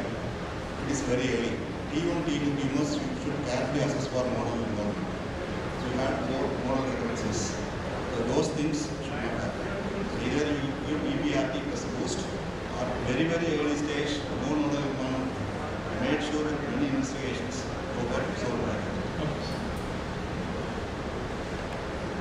Thank you, sir. Thank you, sir. I welcome Dr. S. Vasantapriya from Madras Medical College to present on clinical outcomes and prognostic factors among patients with high-risk diffuse astrocytoma treated with radiation plus chemotherapy versus radiation alone. Over to you, ma'am. Good morning, all. Today's topic is prognostic factors for survival and clinical outcomes in patients with high-risk diffuse astrocytoma treated with radiation plus chemotherapy or institutional experience. So, introduction: diffuse astrocytoma are diffusely infiltrating low-grade gliomas or grade 2 tumors with most common presentation in the 3rd to 4th decade in life. Approximately 80% of patients present with seizures. On imaging, these are diffuse non-enhancing lesion with most common location frontal or temporal lobes. So, high-risk diffuse astrocytoma patients are with age more than or equal to 40 years and with any type of resection, and age less than 40 with subtotal, partial or biopsy of the lesion. So, my aim is to analyze the prognostic factors, clinical outcomes and 2-year survival rate in these patients. Materials and methods: study was conducted at Madras Medical College. My study period was from 2017 to 19. So, radiation dose delivered to my patients was with 54 gray in 13 fractions in 1.8 gray per fraction over 6 weeks with 2D technique. So, my target volume is tumor plus 2 cm clearance to a dose of 50 gray followed by a tumor boost with additional 4 gray. So, out of 64 patients, 38 patients received post-op RT and 22 patients received post-op RT followed by 6 cycles of PCV. So, PCV dose procarbazine 60 mg per meter square orally per day on days 8 to 21 of each cycle. Lomustine 110 mg per meter square orally on day 1 of each cycle, and vincristine 1.4 mg per meter square on days 8 and 99 of each cycle. So, the total cycle length was 8 weeks. After adjuvant chemo, patients were followed up with clinical examination and MRI break every 3 to 6 months in our OPD.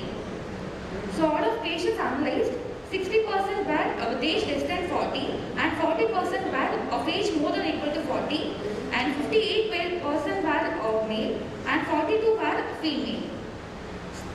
So, based on type of surgery, 13% had biopsy, 26% had partial excision, 40% had subtotal excision, 11% had near total excision and 10% had total excision, but the range was more than or equal to 40, and two patients come under a low risk category, that is age less than 40 and plus they underwent total excision.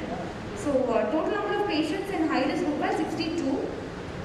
So, based on tumor diameter, 47% had the diameter of size less than 6 cm and 53% had diameter more than 6 cm. So, in this bar chart, we can appreciate there is only marginal survival benefit based on tumor diameter. So, my final result: so patients who received adjuvant chemo after post-op RT had a 100% 2-year overall survival as compared to patients who received RT alone. In those patients, their 2-year overall survival was 86%. So, similarly, patients who had adjuvant chemo followed by post-op RT had a 2-year progression-free survival of 95% when compared with patients who had only post-op RT. So, in this bar chart, we can appreciate significant survival benefit both in terms of OS and PFS. So, based on my study, the factors affecting prognosis were age and the patients who with subtotal resection biopsy of the lesion and patients with largest tumor diameter. We can also consider tumor diameter, but in my study, it showed only a marginal survival benefit. So, my final conclusion: there is significant increase in overall survival and progression-free survival seen in patients receiving adjuvant PCV along with post-op RT, which correlates with the results of RT-OG 9802. So, surgery followed by adjuvant radiation with PCV is the standard of care. Thank you.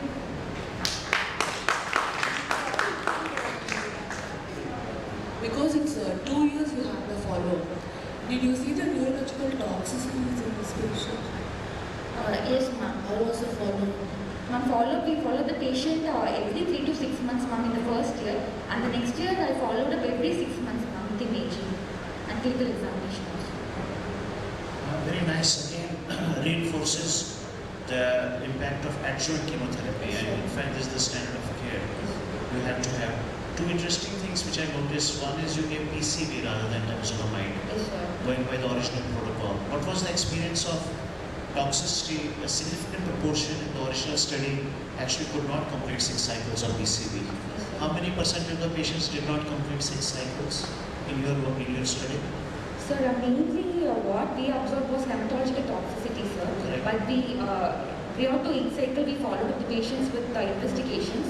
So if we observed any myelosuppression like that, we prophylactically gave GCSF and we treated the patients. My suggestion is when you write it up as a paper, you please do include the hematological toxicity. Every reviewer is going to ask you that. That's a very, very important component. And therefore, most of the people are now switching over to temozolomide. The two other small points are that in the current era of molecular classification, so you have to incorporate IDH, ATRX at least, and that will help with the study as well. In our institution, at present we are not doing molecular studies, sir. I know that. And also, many of these patients actually are long-term survivors, especially the IDH mutant ones and oligos. So, I know there are lots of resource constraints and so on and so forth, but I would request that some of these patients should be considered for LINAC 3D planning, modern radiation rather than 2D cobalt, right? So LINAC was incorporated in our institution only last year, sir. Sure. Yeah, I'm just saying in future. Sure, sir.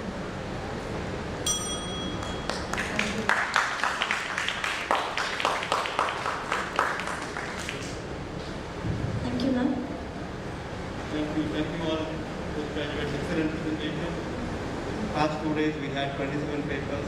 It's difficult, but we have chosen 8 winners.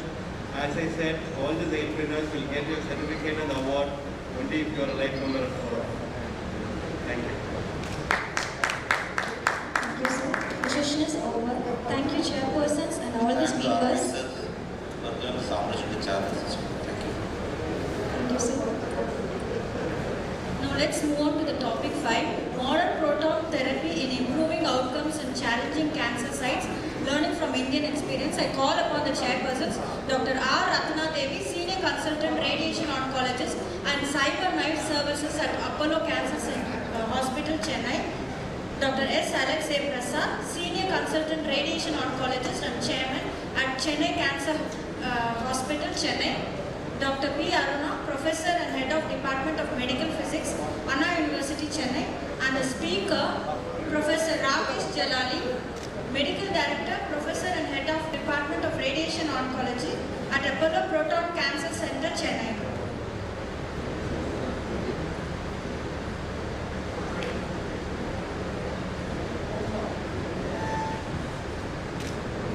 Over to you, sir.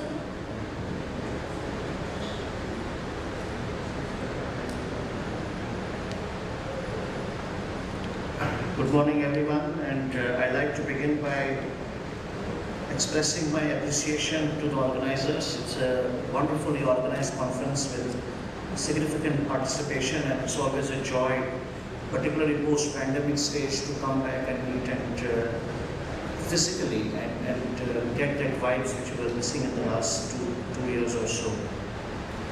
And also want to compliment the leadership of Tamil Nadu Pondicherry AROI chapter, and I've been, we travel around the country, and I would say that this chapter actually has always been one of the foremost chapters, and it has continued the tradition. And look at the number, 36th annual conference, and it's a testimony to the effort of the senior most leadership and also the motivation of among the members to come, and this is a great example as well. I'll talk a little bit about proton therapy because now that we have in our own country, and the background of course is that cancer burden in general, all of you know, is kind of rising, especially in the urban population. There's a rapid urbanization occurring as well. Cancer is now among the top 10 leading causes of death in India, and we also know that a significant proportion need radiation therapy. At the moment, as per the evidence, is about 5 to 7% are potentially eligible for proton beam therapy, but it's likely that in the next 10 to 15 years, this number is likely to escalate to 20 to 25%, and therefore, we all should know at least a little bit about this modality. And it's a matter of pride for the country and the region that we have that facility here in India now, and Chennai in Tamil Nadu actually is the only first and the only functional proton beam therapy facility in the entire South Asia and Middle East. So that is a matter of pride, and many of us have come to here primarily to participate in this fantastic technology. And it is a painstaking process. Now you see the thing started in 2012 when it was submitted to the AROI, and then the submission and the commencement of construction, the arrival of the equipment, and the whole process of commissioning and the surveys and many other things that we had to do. And finally, we will complete 3 years in January, 2 months from now, the actual facility was inaugurated. It's also of interest to note that while proton therapy is not new in that sense, the concept started in 40s, and then there was an evolution over a period of time, including the introduction of the passive scanning and scatter technology. It has significantly become better in the last few years, especially in the last 5 to 10 years.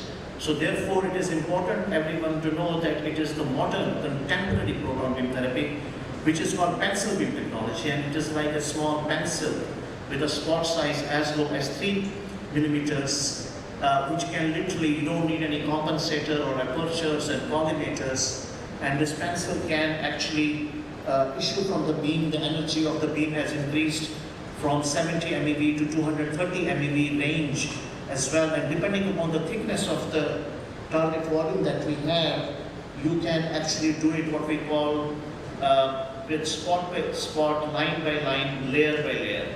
And what it does is, it basically divides the target volume in different slices, and then from the distal, which is the highest energy, keeps on going proximally with the pencil beam technology and gives us beautiful dose distribution.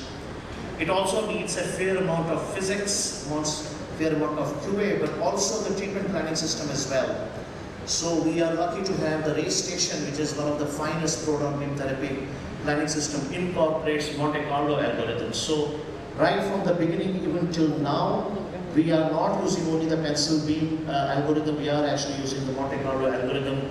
Takes a little bit more time, but that's the way to do it, and there are different methodologies of single field optimization with multi-field optimization. It's called SFO and MFO, and that is a subject in a different lecture.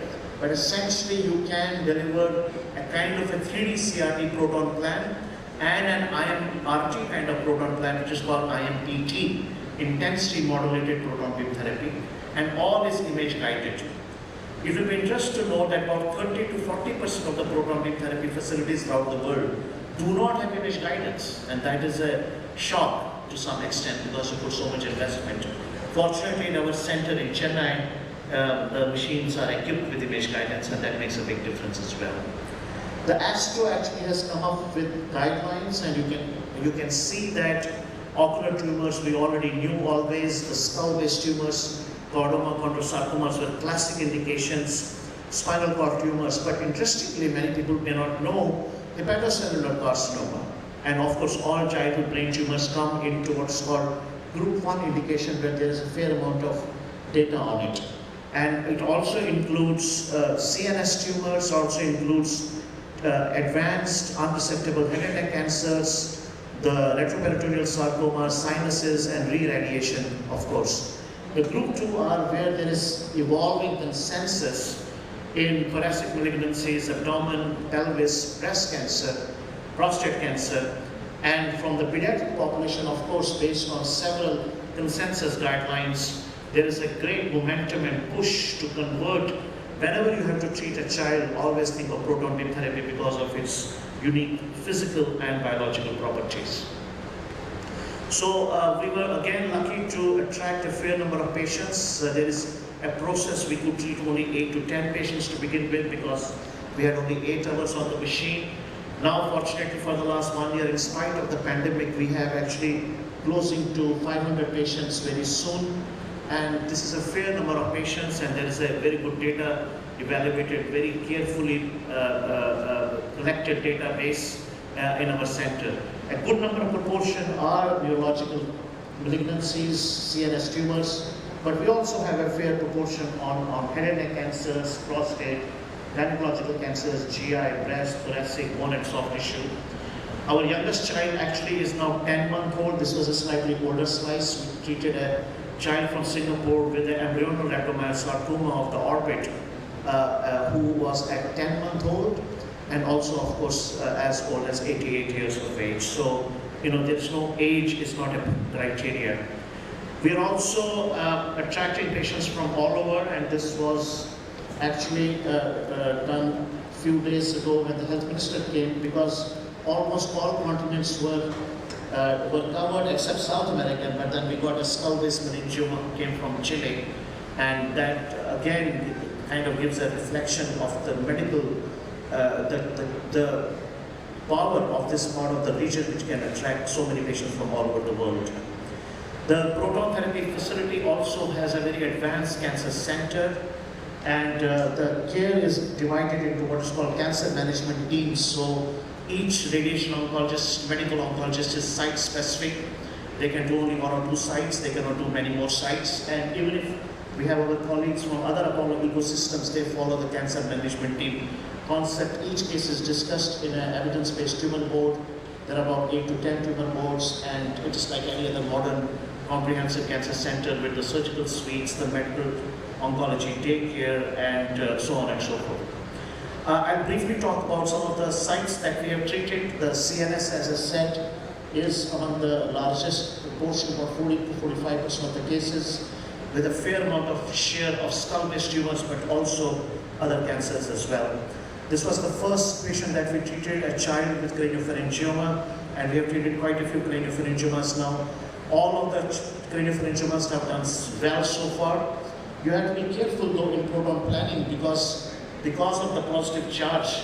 Unlike photons, you have to be very careful in the beam entry path of the way, and then you have to see as simple things like you try to avoid the shunt. You have to be very careful in the dynamics of the cystic component of the craniopharyngiomas, which are very, very important. So most of the time is spent actually how the beams would come, and typically only 2 to 3 or 4 beams max. It's not like a volumetric VMAT kind of story. But then the entry path, the end range uncertainty that is associated with proton makes a very big difference, that where the beam would end, any difference in the density, whether it is air, soft tissue, metal, and any hardware that might be there has an important implication as well. We also have to do in between the treatments, not only in brain, but all sites, at least 3 to 4 QA-CTs or QA-MRIs in between the treatment. In head and neck cancers, for example, 60 to 70% of the patients end up having an adaptive plan, sometimes even 2 to 3 times, because a slight change in the anatomy could make a significant difference in the dose distribution, especially with the Bragg peak at the end of range uncertainty, where the RBE may be slightly unsure. This was a paper which we presented in the PTCOG earlier this year, and this paper is under press at the moment, where we showed that there was a little bit of cystic volume, but I was very much surprised that even in craniopharyngiomas and photons, the solid component can go down, but the cyst does not go down. But somehow in proton, I'm seeing that sometimes there's a significant resolution of the cystic component in craniopharyngiomas as well. And Dr. Srinivas, my colleague, put up together the first series from the country in the Journal of Global Oncology of JCO. This was an effort of 44 odd patients 1.5 years ago, 47 patients. And the adolescent and young adults was also a significant proportion, and essentially showed that we could implement it in a fair practice. And this data is of course expanded now to more considerable numbers as well. Chordoma typically needs about 72 to 76 cobalt gray equivalent, and there's a significant amount of impact what it can make, and you have to be very, very careful.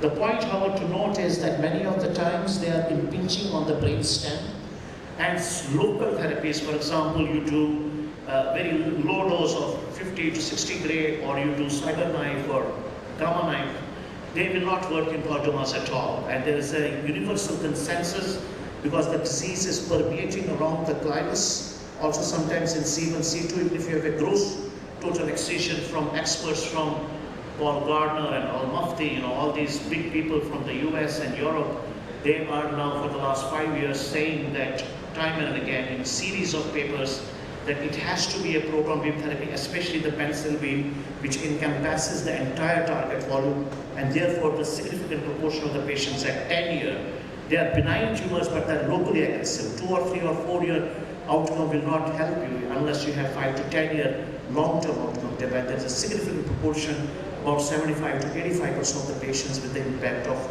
proton beam therapy. We have actually treated quite a big series now, 42 patient series, and you can see the prescription dose rates, the constants to the brainstem, spinal cord, optic structures. Many a times, in about 20% of the patients we actually re-operate upon in our center. We have an outstanding neurosurgical facility there with Dr. Rupesh Kumar and Professor Siddharth Ghosh, who actually re-resected, especially from the brainstem of the optic chiasm, and then we do the pencil beam proton beam therapy. And you can see these are the 3-tier doses with the low dose CTV, roughly about 56 to 60 gray depending upon the case to case. And I'm ashamed to tell you only 17-month follow-up, but that's the follow-up that we have. Of course, no one has progressed so far, but as I mentioned, we have miles to go before we can prove in our own series that it is effective as well. Now, we also have some very difficult cases. For example, sacral chordomas perhaps do not need so much surgical section, can actually do primarily proton beam therapy. And this was a very large sacral chordoma where we actually had to take a different kind of a lateral decubitus position to put the proton beam plan in place, and that was quite interesting as well. We have done a number of, this is actually now 43 cases of craniosspinal radiation, which is a classic indication of proton beam therapy because significant reduction of the doses, and these are our own, and we have just published a couple of papers already on it based on CTV based optimization. There's also a disappearing concept of PTV in proton beam. You just do CTV and then do a robust optimization, and that is quite interesting in our practice as well. There is a significant amount of data now emerging for medulloblastomas. For example, that not only is there significant reduction in the normal ORs, but also the IQ, which even I was skeptic how the IQ will reduce because the CSI, whether you give photon and proton with the whole brain, will be the same. But interestingly, in this cohort of patients, they have shown that the boost radiation actually gives lesser dose to the hippocampus. And as you know, we have actually shown from Tata Memorial as how important the hippocampus is in childhood brain tumors, and that also possibly could explain why the proton beam therapy would be improvement in this endpoint as well. There is absolutely no doubt that there is a vast amount of reduction of second cancers with proton, which is becoming a major issue as a long-term survivorship in cancer in general, but in particular for young adolescents and children, but also in middle-aged patients. Even in prostate cancer, you will be surprised that if you have 10 to 20 or 30 years survival outcome and expectancy, there would be a reduction of secondary malignant neoplasms. This was an intracranial germ cell tumor where whole ventricular radiation is given. You have to spare the hippocampi, the temporal lobes. This girl was just incredible. She's from Chennai, and then not only is the full hair regrowth, she did extremely well academically as well. And this is a joy when you see situations like this. Pediatric low-grade glioma has difficult sites sometimes, cervicomedullary, pilocytic astrocytoma, significant reduction. Another gentleman with an oligodendroglioma, inconsistent with what the two papers that showed. We are switching over from photon to proton, and there is an ongoing randomized trial in the RTOG, which is trying to evaluate from the neurocognitive function point of view. This patient did very, very well. There was a significant reduction and complete recovery of the power in a very difficult brainstem glioma, but it was a pilocytic astrocytoma, not the usual diffuse midline glioma. Head and neck cancers, oral cavity dominates, but also the cerebral tumors and also the paranasal sinuses and nasopharynx. Dr. Sapna Nangia, my colleague, is leading the head and neck cancer group. What she has shown, and this paper is being evaluated at the moment, significant amount of preservation of mucositis. And again, sometimes we hardly any guidelines to contour the mucosa, but there is a emerging European guideline to contour that, and that has been shown very, very good data as well. Now, our colleagues, Dr. Ratna Devi, Dr. Mahadev, their experience in head and neck cancer, they have treated a few, is also similar because there is a significant amount of better quality of life in these kind of patients. Re-radiation, of course, there is no doubt. We have also started about 2 months ago a geriatric clinic dedicated at APCC, geriatric oncology is a very important part. It's not only the pediatric population which helps in the proton beam therapy, but also it is the geriatric population because the tolerance is poor, and therefore there is a significant preservation of the normal function in head and neck, in esophagus, in prostate, in pelvis, in liver, in GI, in brain. There could be a second kind of a cohort of patients which could benefit from this technology. Dr. Srinivas, my colleague, looks after the prostate cancer data. He has put up this paper against the IMPT versus IMRT, significant reduction in the rectal DVH and the bladder DVH, and also has initiated proton therapy in bladder cancer technology. And in non-small cell lung cancer, this is now emerging as the second commonest site in the US after prostate cancer and pediatric cancers, as to the advantages of proton therapy, especially with the introduction of the molecularly directed therapies, and this is associated with better survival as well.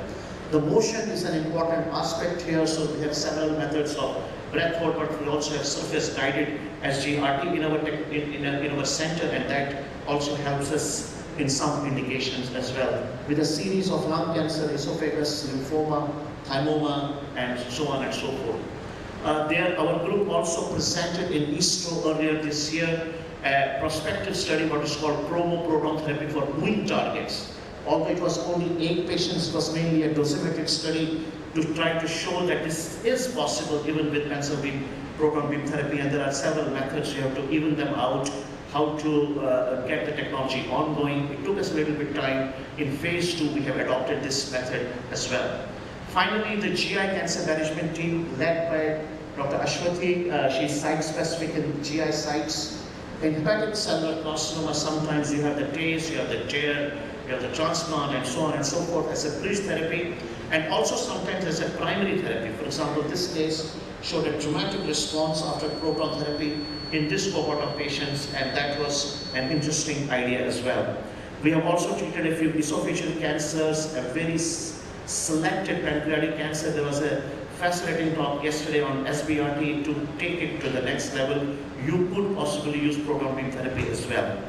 To me, breast cancer is a fantastic indication emerging, especially with the reduction of the doses to the heart, especially on the left side, and increasing focus on the internal memory therapy. Also, reduction to the second breast, especially if they are BRCA positive, and also if they have to have, if there's any morbidity from the lung point of view.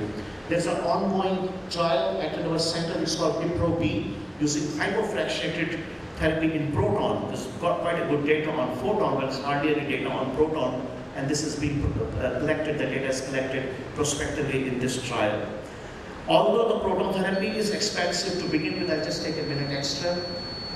There is long-term data now to show in terms of cost effectiveness by Marco's model, because their less side effect profile, their better integration into the society, going to work, having a productive lifespan, eventually actually turns out that it is eventually cost effective in the long run.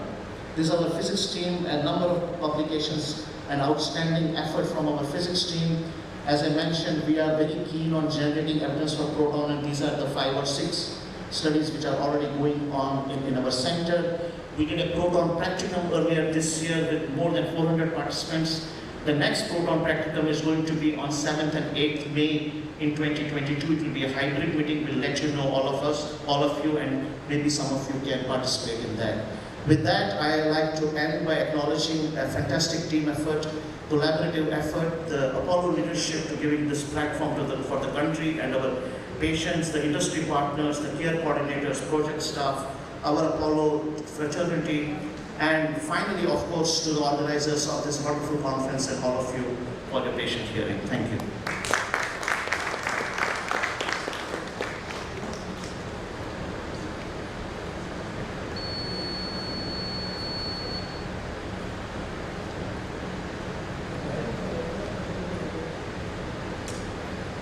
So thank you for the excellent presentation. So except for the cost factor, with growing interest and growing indications, this is going to be the future. My question is, here with the proton proton therapy, the RBE is going to be 10 to 15% excess in comparison to the photons. Even though there is less entry dose and no exit dose around the target, do you see any enhanced leukocytes or skin reaction due to increased RBE? So that's an important point because RBE is a factor, especially the end range, because there the RBE, although proton they say 1.1 to 1.2 only, but there is a bit of uncertainty there. However, in the last 5-7 years, this issue does not exist anymore because of several factors. First of all, there are multiple beams.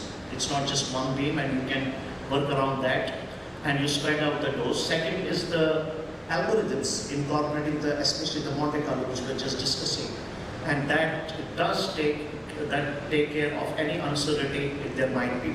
There is also a growing interest on either RB or LET based optimization, which has not come as yet, but that is being incorporated in the next future planning systems as well.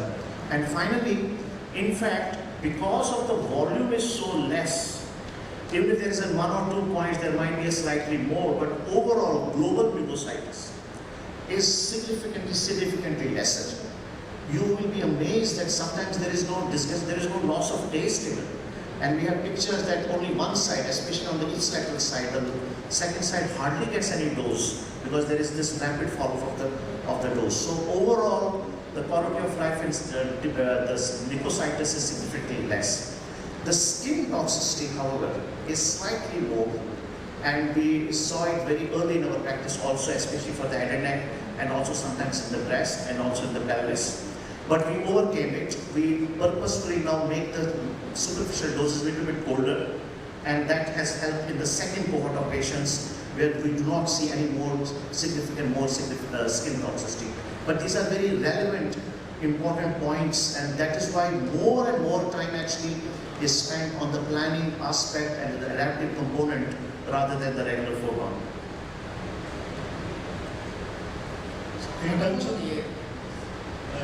of physical characteristics, proton therapy is comparable to carbon ion therapy. Bragg peak and extended Bragg peak. Yes. The physical characteristics of proton therapy is almost comparable with carbon ion therapy. So whichever is most carbon ion therapy. Yes. So the question is whether proton or carbon. So carbon has some unique advantages because the RB is very high, as all of us know. But therein lies the disadvantage also. Because the RB at the end is so variable, it can be as low as 1.5 to at least 3.5 to 4.5 also. And therefore, the carbon, you have to be extremely careful. And we have to be very wary of the carbon. I know in Japan and many other sites, they are using very good data actually, if you look at it very carefully on the carbon.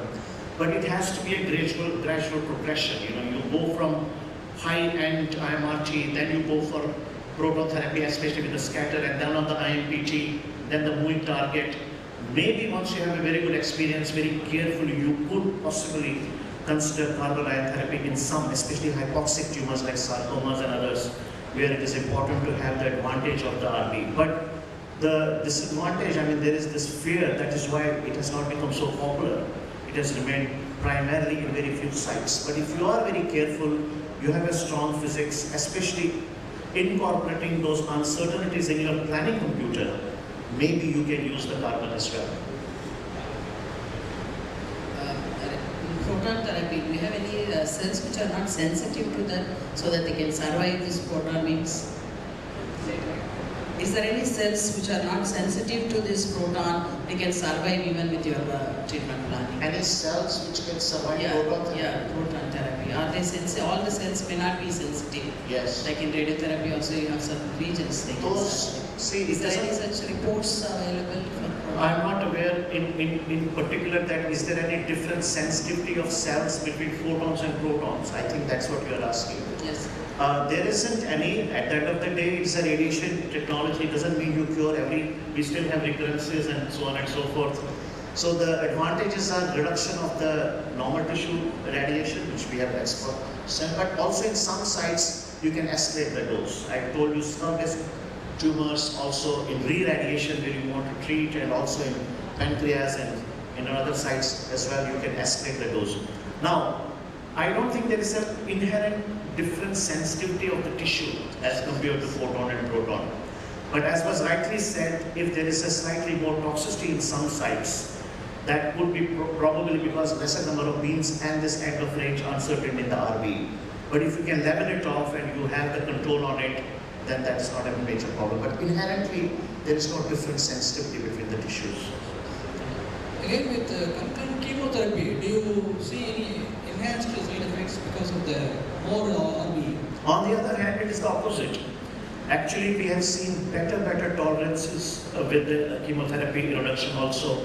And again, because less mucositis, less esophagitis, and things like that. So the concurrent becomes even much better tolerances of that. I'll give you one example. In head and neck, of course, it is very well proven, but also in brain, in medulloblastoma, sometimes we give carboplatin in high risk. And in our initial cohort, we could see a slightly more esophagitis because of the cervical component of the CSI at the end of the range was giving slightly more dose. And then we reduced it purposefully by 2 to 3%. And then the subsequent stage, the tolerance was, unbelievably better. So in fact, it is better. Finally, I also want to tell that one of the other things what we have realized, the coverage is so good with the proton. Generally, it's not like 95%, or 95% of the target is covered by 90. Invariably, 98 to 100%. Dr. Ratna, what do you think? You have also seen quite a few cases now. Invariably, the whole thing is covered by 98 to 100%. Sometimes I wonder whether it is giving slightly more dose. So some of the US centers, when they began, they used to give one fraction lower because of the risk of increased toxicity. But we don't do that on purpose, but we can make it colder wherever you want. And with the MFO, especially the multi-field optimization, that has made a big difference. And if you do, increasingly we are using the IMPJ MFO technology, especially with the image guidance, takes a little bit more time, but then the toxicity tolerance is much better. It's a learning objective. Of course, we are still kind of only 500 odd patients. People have treated thousands of patients, but still so far, it has been a very gratifying experience.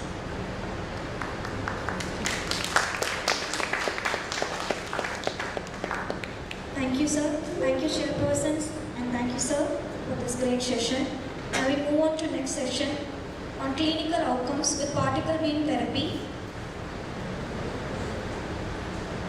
I welcome the chairpersons, Dr. B. Balasundaram, Head of Department of Radiation Oncology at VS Hospital, Chennai, Dr. K. M. Srinivasan, Consultant Radiation Oncologist, Nuclear Medicine Physician and Medical Director at Dr. G. Vishwanathan CBCC Cancer Institute, Trichy, Dr. C. S. Shureka, Assistant Professor and Head of Department of Medical Physics, Bharatiyar University, Coimbatore. I welcome the speaker, Dr. Reinhard Schultz, Professor, School of Medicine, Associate Professor, Radiation Technology, School of Allied Health Professions, Department of Radiation Oncology, University of California, San Francisco, CA, USA. Welcome, sir.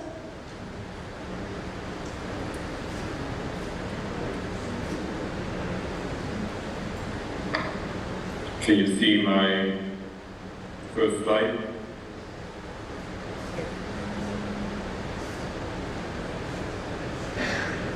Hello? Okay, I assume you can hear me. I'd like to thank the organizers for giving me the opportunity to share some details about particle beam therapy, and that includes both protons and ions. I'm at Loma Linda University.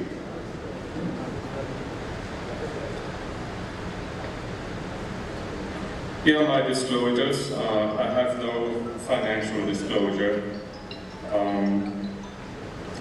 except for that I'm a scientific advisor for a company that builds a proton CT scanner to reduce range uncertainty.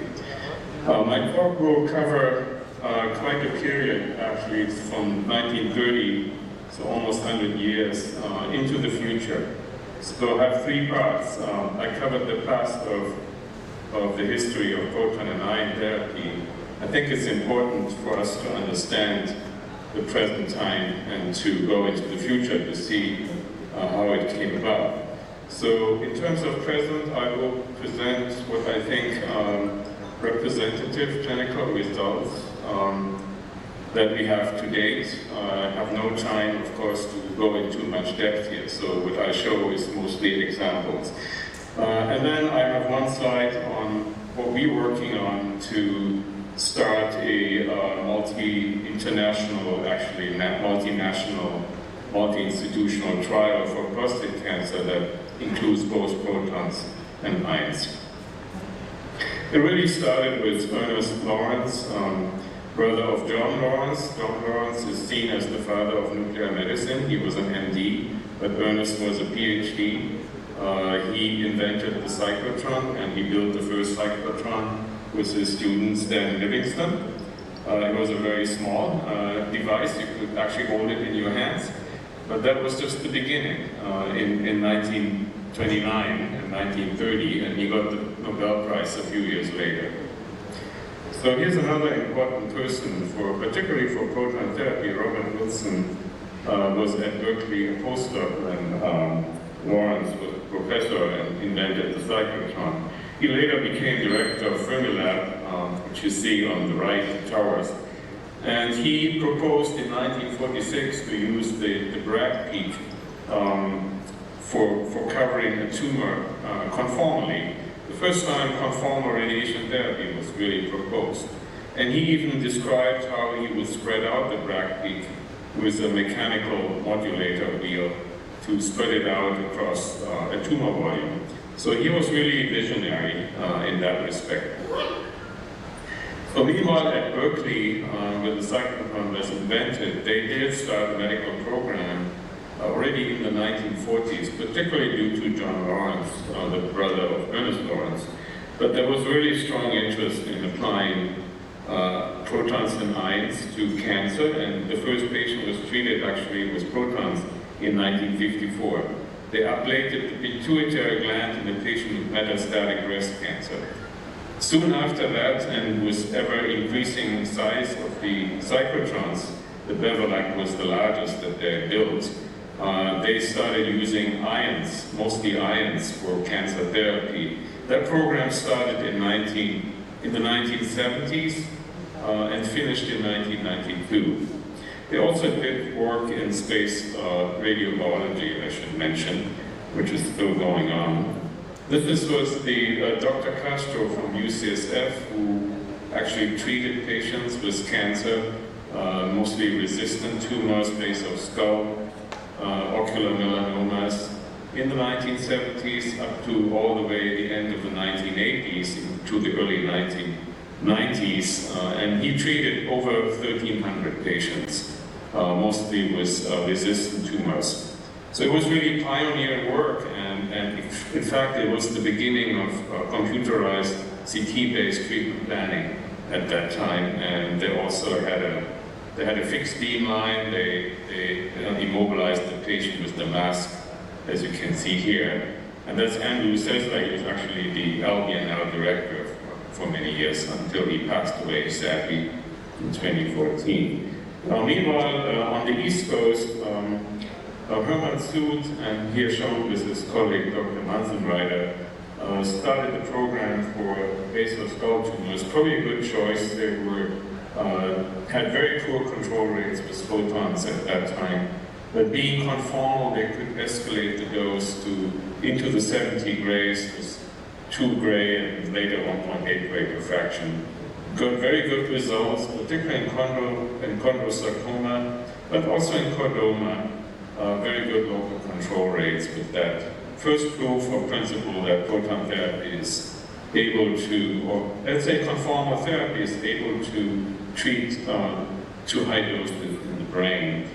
Now the next milestone probably, now we go to Loma Linda, which is seen in the little picture on top, and the lower picture shows my mentor, James Slater, who created the first clinical proton treatment center in Loma Linda in the early 90s.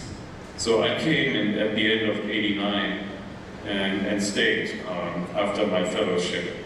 I became an assistant professor in 1996. So I owe him a lot. learning pharmacotherapy, being very cautious, and so on. The first patient was treated. I was already there in October 1990. Now, how do we further do after that? Loma Linda was the only clinical facility for quite some time.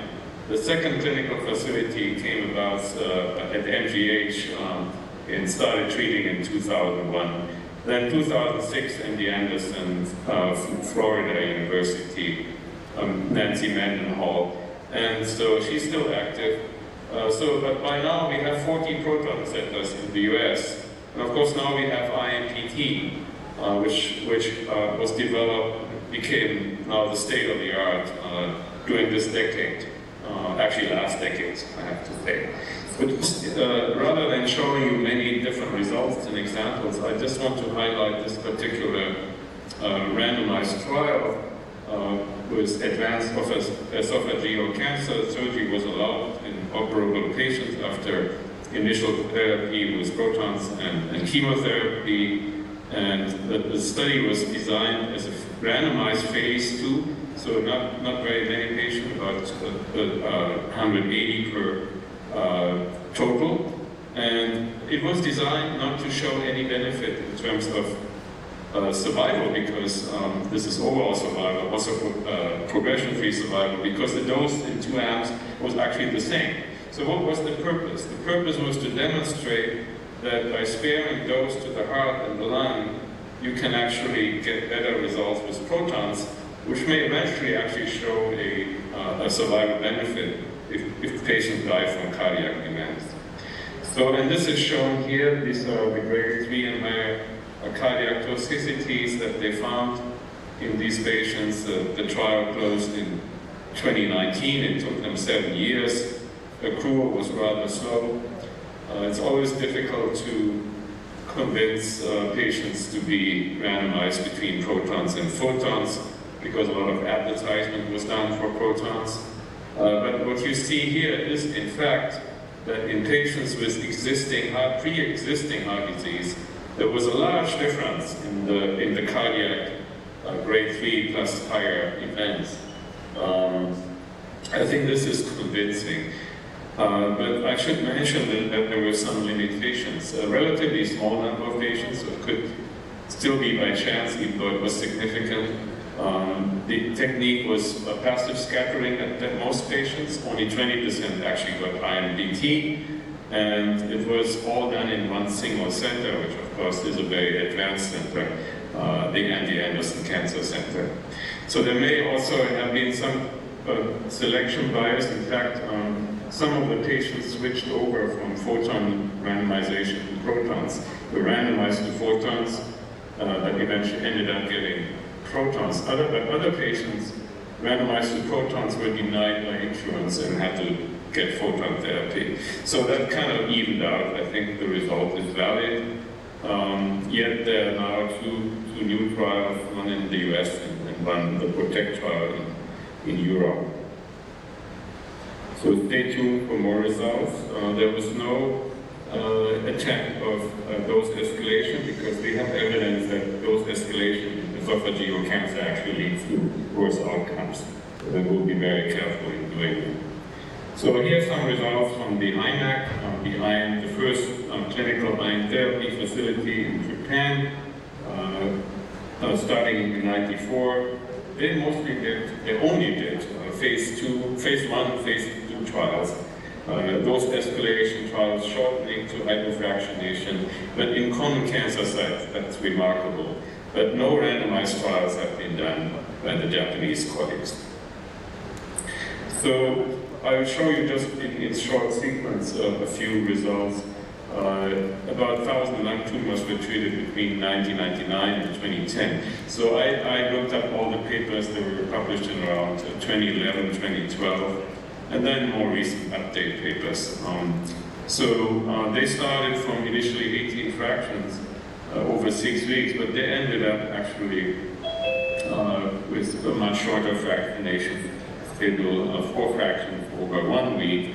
And in fact, they see an improvement was resolved after finding the maximum tolerated dose, or giving a safe dose. They did see an improvement with shorter fractionation, except for the very small tumors or the stage 2 tumors.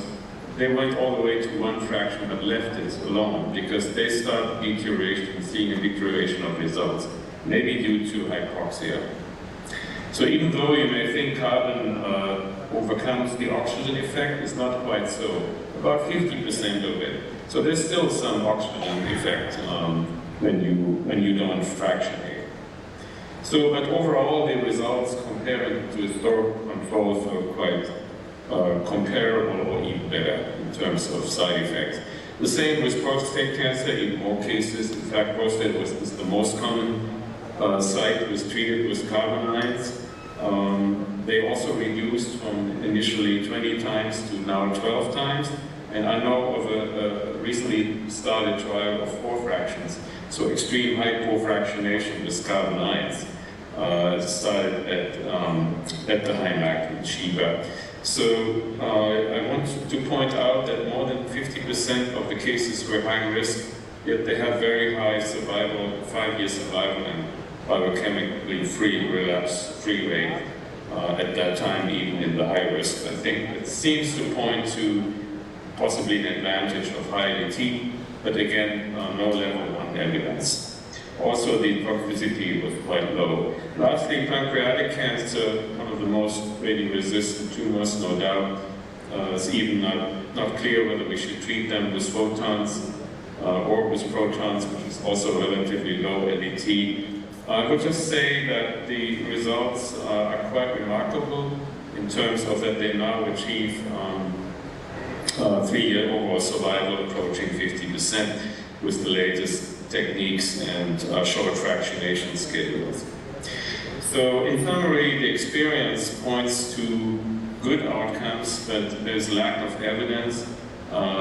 This should change in the future. Now we have carbon centers in Europe, several, 2 in Germany, 1 in Austria, 1 in Italy.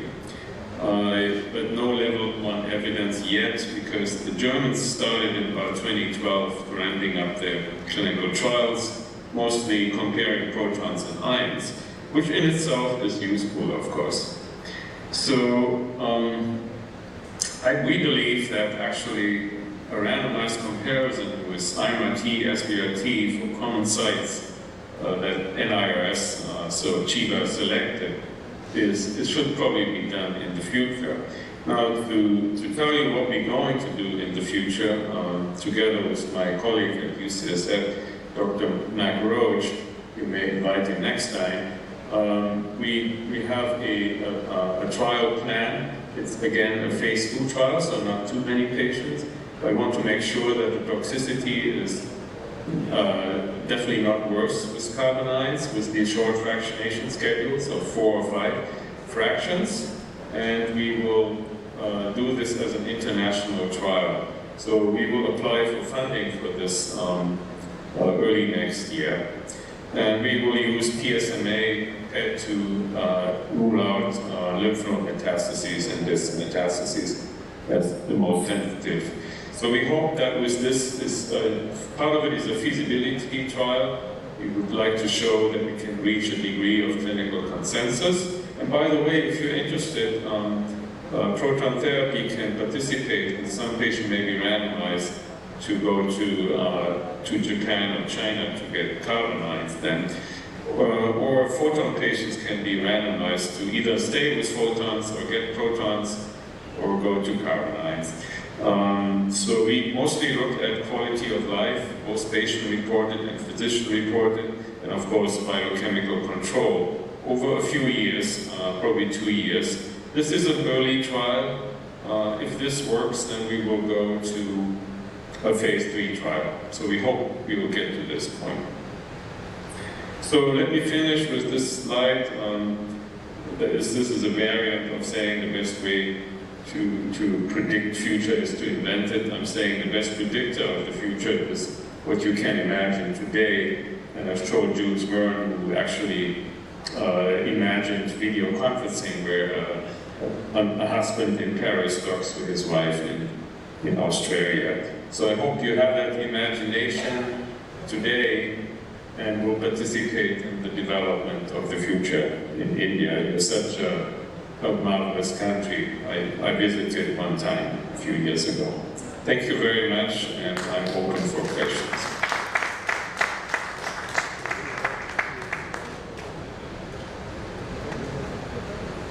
Thank you, Professor. I would request Professor Jalali to initiate the debate.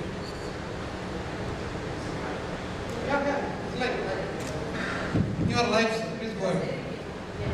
This is Rakesh Jalali, Professor Shulte, and it was a fascinating presentation, both from the historical perspective as well as from the future.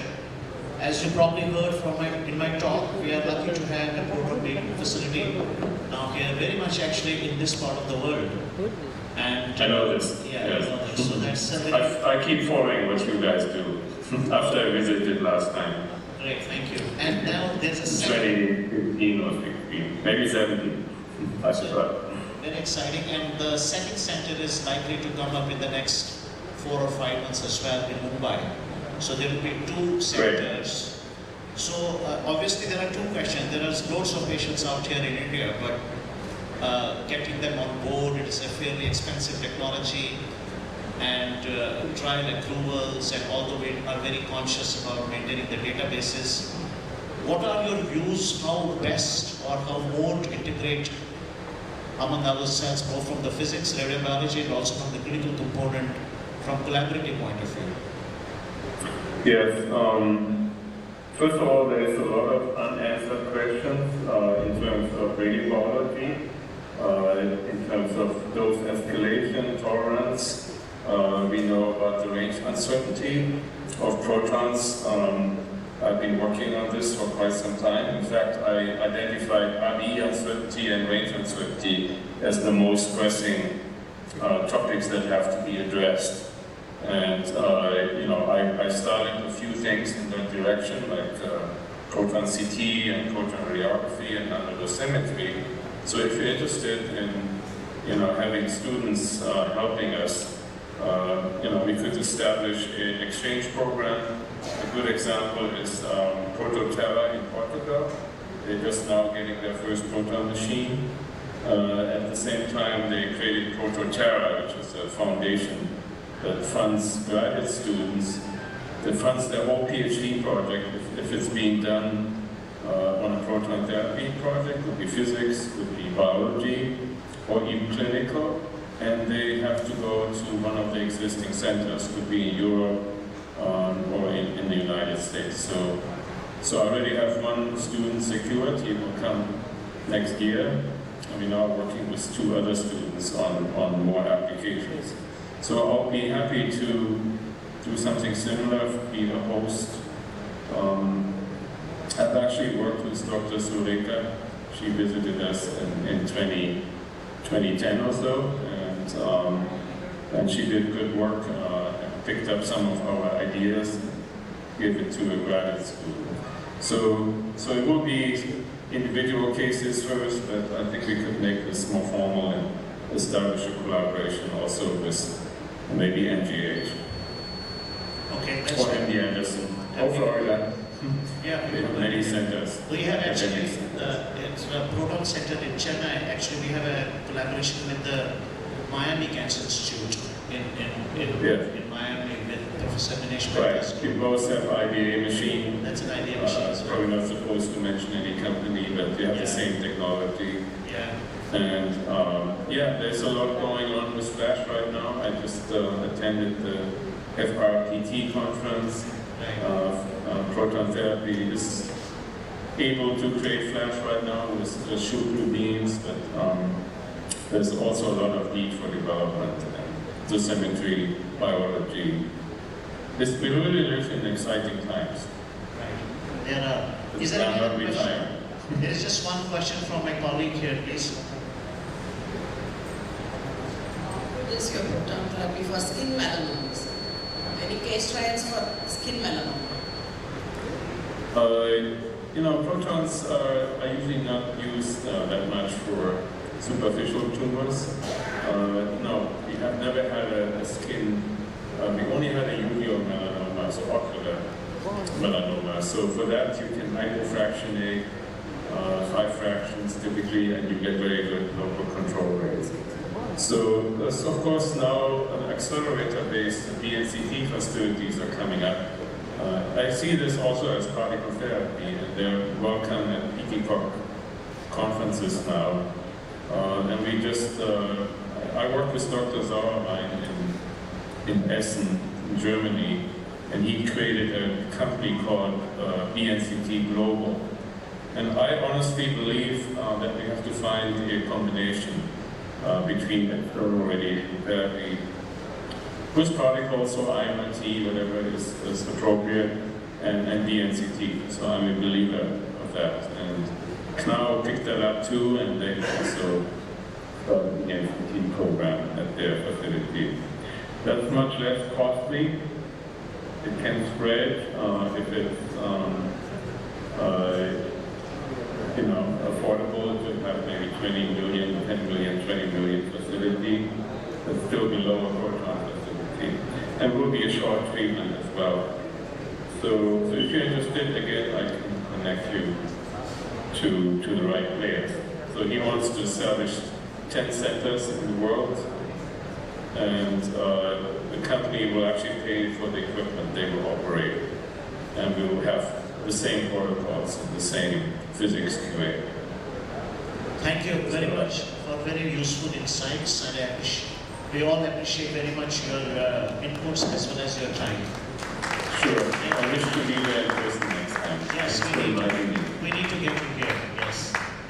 All right. Have a nice weekend. Thank you, Dr. Reinhardt and all the chairpersons for this informative session on particle beam therapy. We move on to next session on panel discussion. Low-dose radiotherapy for COVID-19 clinical trial experience. I now call upon the chairpersons, Dr. P. G Govindaraj, Consultant Radiation Oncologist and Executive Director of Harshamitra Super Speciality Cancer Center and Research Institute, Trichy, Dr. K. Velavan, Consultant Radiation Oncologist, Managing Director, Erode Cancer Center, Managing Director, Bangalore Cancer Center, Managing Trustee, Tanjavur Cancer Center, Dr. P. Venkatraman, Consultant Medical Physicist, Harshamitra Super Speciality Cancer Center and Research Institute, Trichy, and Moderator, Dr. G Govindaraj, Consultant and Managing Director at Harshamitra Super Speciality Cancer Center and Research Institute, Trichy.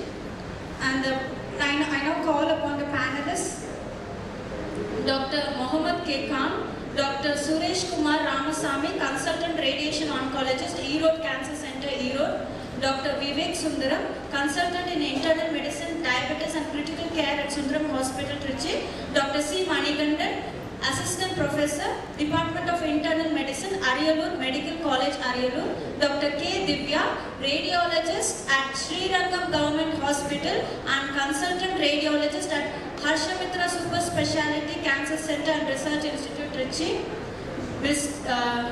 T. Brinda, Medical Physicist, Radiological Safety Officer at Harshamitra Super Speciality Cancer Center and Research Institute, Trichy, Mr. R. Prabhu, Medical Physicist at Harshamitra Super Speciality Cancer Center and Research Institute, Trichy.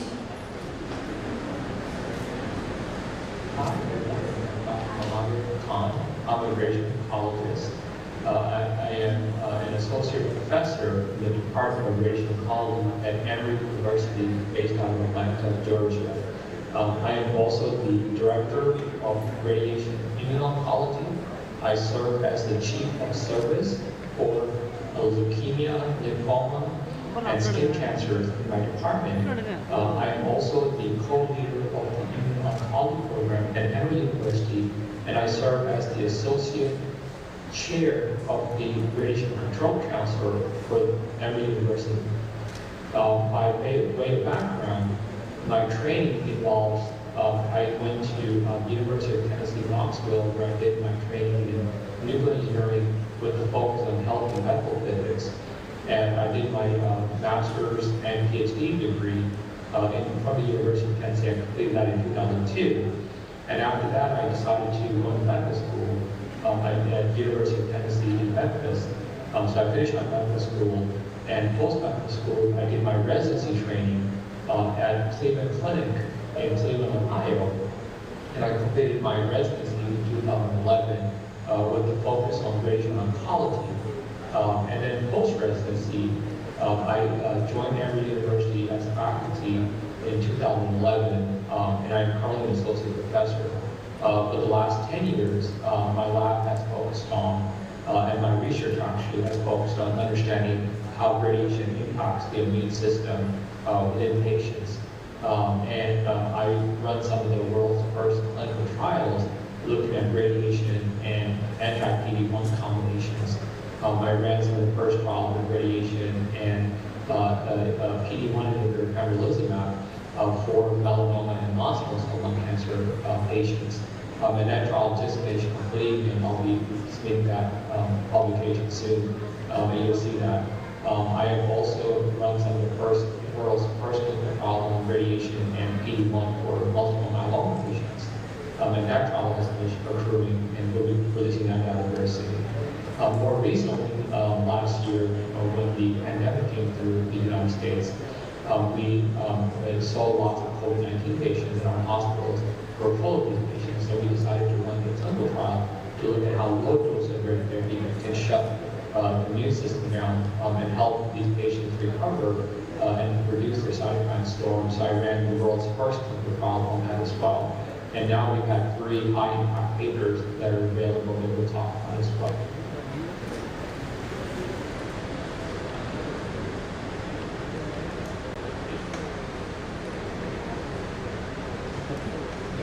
Good morning. I stand before you as the principal investigator of the recently conducted WIN-COVID, the first phase 2 trial in India on low-dose radiotherapy in COVID. So when COVID struck, there were desperate attempts to look for new drugs and new treatment modalities. And as radiation oncologists, this low-dose radiotherapy was also proposed, and many centers started trials globally. And once the incidence came down, much interest on low-dose radiotherapy and the discussions also came down. But now, again, the interest has resurfaced with the emergence of newer variants. Now there's a lot of discussions going on about COVID. And naturally, this has to be considered seriously so that at least we will have another modality of treatment in the armamentarium against COVID. So I think this topic needs to be discussed seriously, and it is gaining quite a lot of interest among everybody.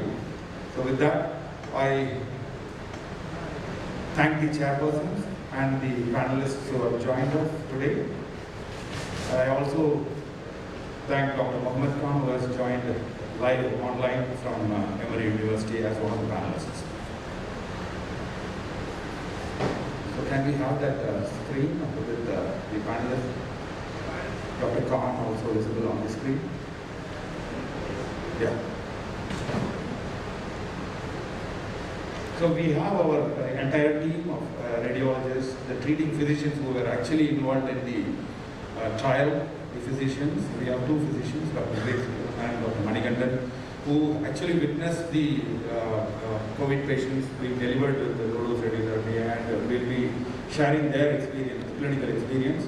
And we have the radiologist, Divya, with us, who will be sharing her experience on the radiological findings pre and post LDRP. And we have our physicists and radiation safety officers who are actually into the execution of the low-dose radiotherapy, which might interest all the young radiation oncologists here.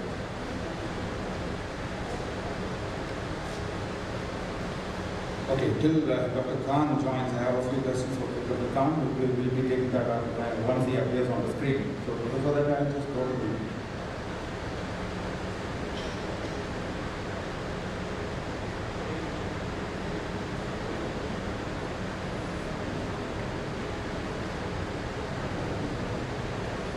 okay. So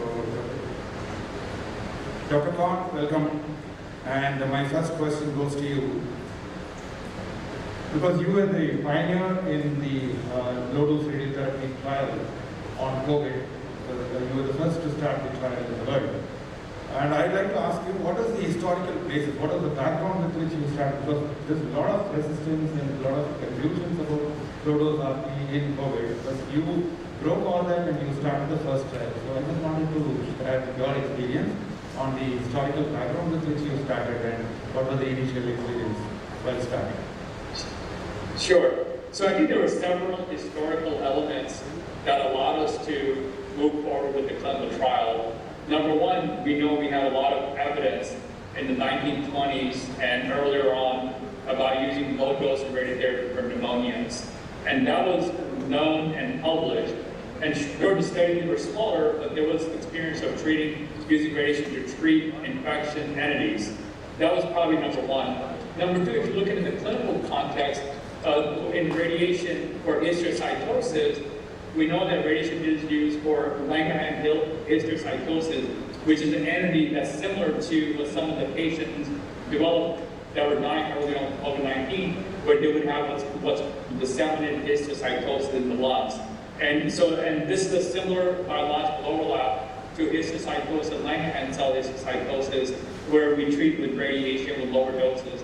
And above and beyond that, we treat with low-dose radiotherapy to do immunosuppression for total body radiation where we do transplants.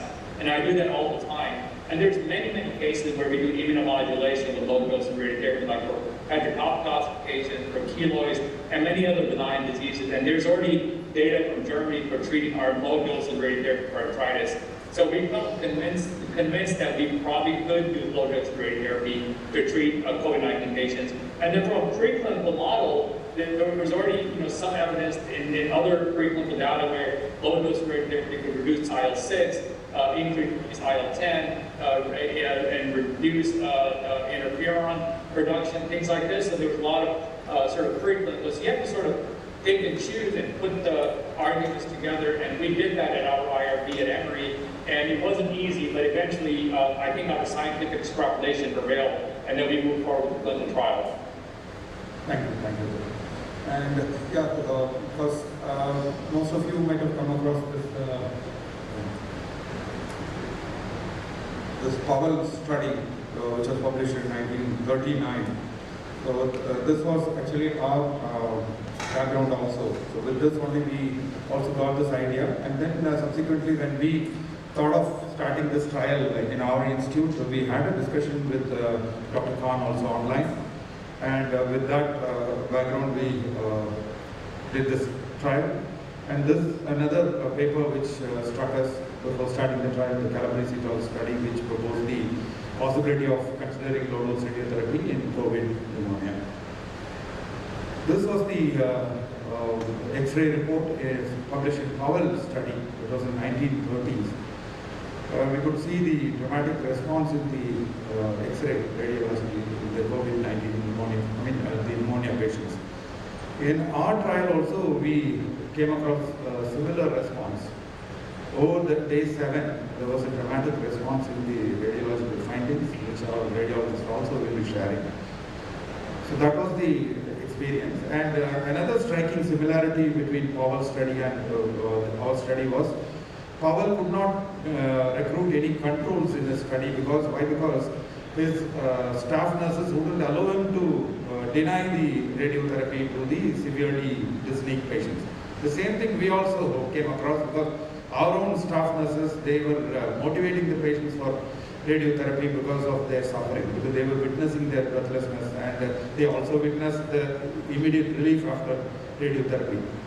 So these were the similarities which we noticed from the historical study and the current study.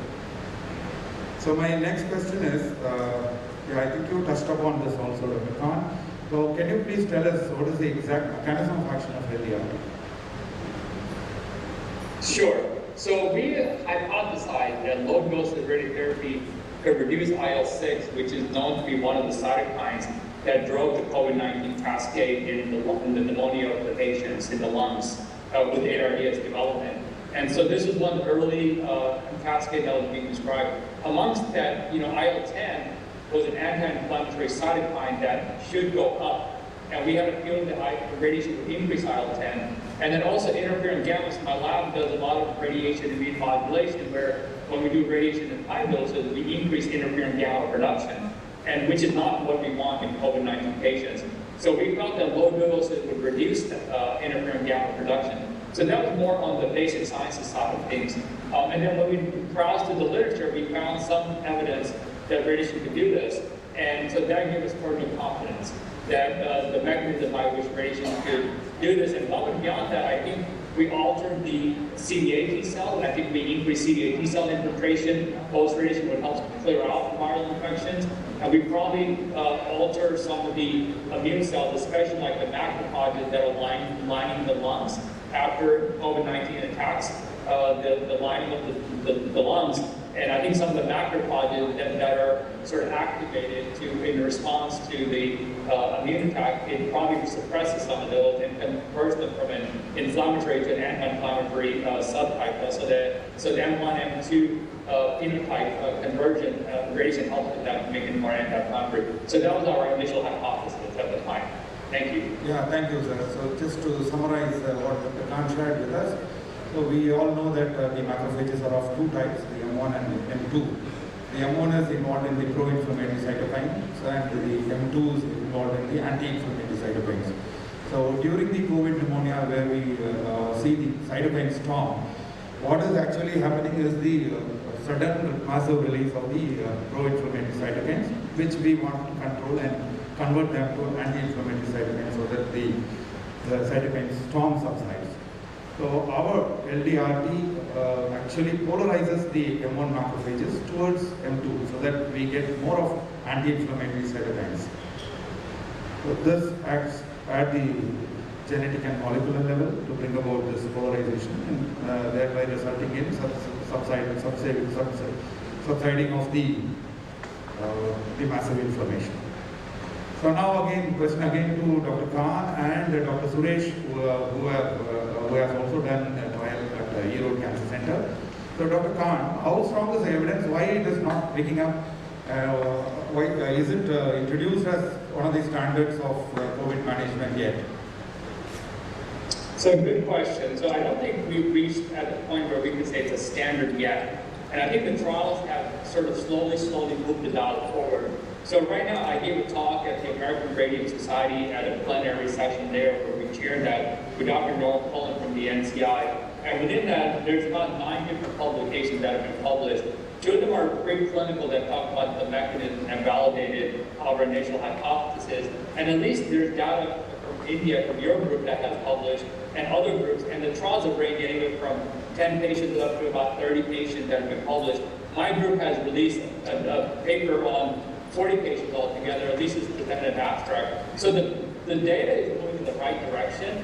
You know, we have studies anywhere from 10 all the way up to about 40 now, and from multiple institutions that are sort of reporting the same thing, that there is a signal, there is a response, especially in the preclinical, in the early stage, like patients that are oxygen dependent. So at least that data is convincing. But I think we still have a long ways to go. We need a large randomized trial, and it would take government level interaction, multiple institutions to multi-institutional randomized trial. Until we have that, I don't think we'll ever get to the point where it becomes the standard of care. Dr. Suresh, would you like to add something to this? Yes, Dr. Khan said, like the Calabrese study was very clear, and moreover, we don't have many randomized studies to make it strong for the evidence. But because since we are all finding up like other modalities of treatment, so we also thought that this would be helpful. Anyway, we found it very much helpful for the relief of initial inflammatory phases. So the patients were also like, apart from they were failing from steroids and like they were keep on having some inflammatory responses. So I think maybe a few randomized studies will be more helpful to make it. Yeah, so you agree with Dr. Khan that we need a lot of more and more studies to standardize this. So as of now, we have got a lot of papers published, and I think we need to go a long way. We need a lot of randomized trials to be taken up by multiple centers before we call that as a standard. And this our own randomized trial, it was a phase 2 trial named as COVID-19. We got the interim results recently published in the Green Journal, and the final paper is yet to be published. It is under review by the editors. Now, based on your experience, clinical trial experience, Dr. Suresh, who do you think are the ideal candidates for the low-dose radiotherapy, the COVID patients? Actually, every patient who acquired COVID almost presented late, almost around 5 to 7 days after presentation with some symptoms. So the initial viral phase was extending up to 7 days. So from 7th to 14th day, the patient was having the post response. So those were the cytokines were started, and other inflammatory markers were started raising from the day 7. So we thought why don't we get to look after the inflammatory markers periodically, maybe alternate days after 7th day. And also if any patient presented with 5th day, we had a CT. So we also looked into the CT, and CT score was taken in. And the inflammatory markers, once it's in a raising phase, we thought we should radiate the patient. And it was very tough for us to determine the therapeutic window for radiation, because once we leave this inflammatory phase, the patient from the post response, they will go to almost ARDS. So at that time, I don't think, even few trials have suggested that even at the ARDS phase, there is some response, like 50% of response is there. Whereas in the golden period of 7 to 14 days, if we found out and radiate, we have almost a good response in 48 hours, and it almost falls to 50% in 72 hours. So we found that 48 hours is the key for us, and the therapeutic window, maybe we have to define. Yeah, so you relied on the clinical, biochemical and radiological factors. So Dr. Vivek, because you were also into treating these patients, so would you agree on the selection of the patients for LDR? Yeah, that's true. The first 7 days is a vitamin phase, and for you to easily match up which patients would ideally benefit, those subset of patients who develop hypoxia, that is a very simple clinical marker to assess the severity of the maladaptive inflammatory response. So once your saturation drops below 94, you don't even need a CT scoring, you don't need any of these inflammatory markers, because none of them have been really consistent in predicting, whereas hypoxia is a strong predictor of mortality. So once hypoxia sets in, and that's when you can probably offer this once it's been validated by phase 3 trials. Dr. Khan, what were your selection criteria? Yes, our selection criteria was patients that were oxygen dependent. So these patients had to be positive, from COVID. So I did it within 3 days, COVID positive. And basically oxygen dependency, so we made sure that they had oxygen, at least when we tried to wean them, they couldn't be weaned off oxygen. And then they also have to have bilateral pumping invertebrates. So those are our primary candidates. Okay, thank you. So we all went again with the clinical criteria mainly. So similarly in our trial also we had hypoxic patients as the primary indicator. And apart from that we had the other markers also to substantiate who are the candidates for LDR. Now my question goes to the radiologist. Madam, what is the basis of calculating the CD severity score? Because CD severity score was one of the factors mentioned by our physician as a criteria for identifying those patients. So how do you score them? CT severity score uses lung opacity basically as a surrogate for the extension of the disease. We radiologists previously used to describe the lung opacities as ground glass opacities, crazy Bellman pattern, mosaic attenuation. But regarding COVID, we compared everything only based on the extent, and this is correlated with clinical findings. Basically, 18 lung segments are there in both lungs, and these were converted into 20 for convenient purposes. Right lung 10 segments and left lung, right lung 20 segments and left lung 10 segments. An anteromedial segment of left lower lobe is converted into anterior and medial separate segment for scoring purpose. An apico-posterior segment of left upper lobe is divided into apical and posterior. Each is given to 0, 1, 2 score. 0 means no opacity in that particular segment, 1 means 50%, and 2 means 50 or more than 50%. Altogether it comes as 40%. 40. Out of 40 we gives the score. Okay. So you were involved in the LDRT team also. So what was your experience pre-LDRT and post-LDRT in CT-CVRT findings? There was remarkable improvement when CTs were compared actually. The main positive thing is I have seen the improvement as early as in 3 days. in after RT, and usually there is patchy airspace opacities, the patient's improvement will get delayed. If it is ground glass, it will easily get resolved. And regarding this patient, the patchy airspace opacities were turned into ground glass and eventually it disappeared. Actually, there is a remarkable improvement pre-RT and post-RT CTs. I've seen in many cases. Thank you. Did that have any clinical impact, Dr. Vivek? The CT improvement? Yeah, there was definitely significant clinical improvement, but it's very wishful thinking though, because we didn't have a control population to exactly determine which actually provided this kind of improvement. Was it the steroids? Because all were started simultaneously and all takes time to act. There was significant improvement, but I think the picture will be clear once we have a control population. Yeah.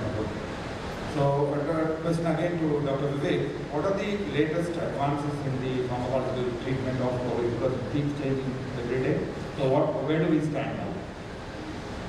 I think the biggest latest advances pharmacologically is that most of these existing therapies are being rendered ineffective now. So we get a more clearer picture.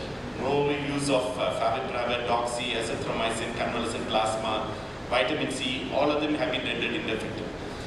So the highlighted ones in blue are the recent advances which are available and validated worldwide but still not available in India.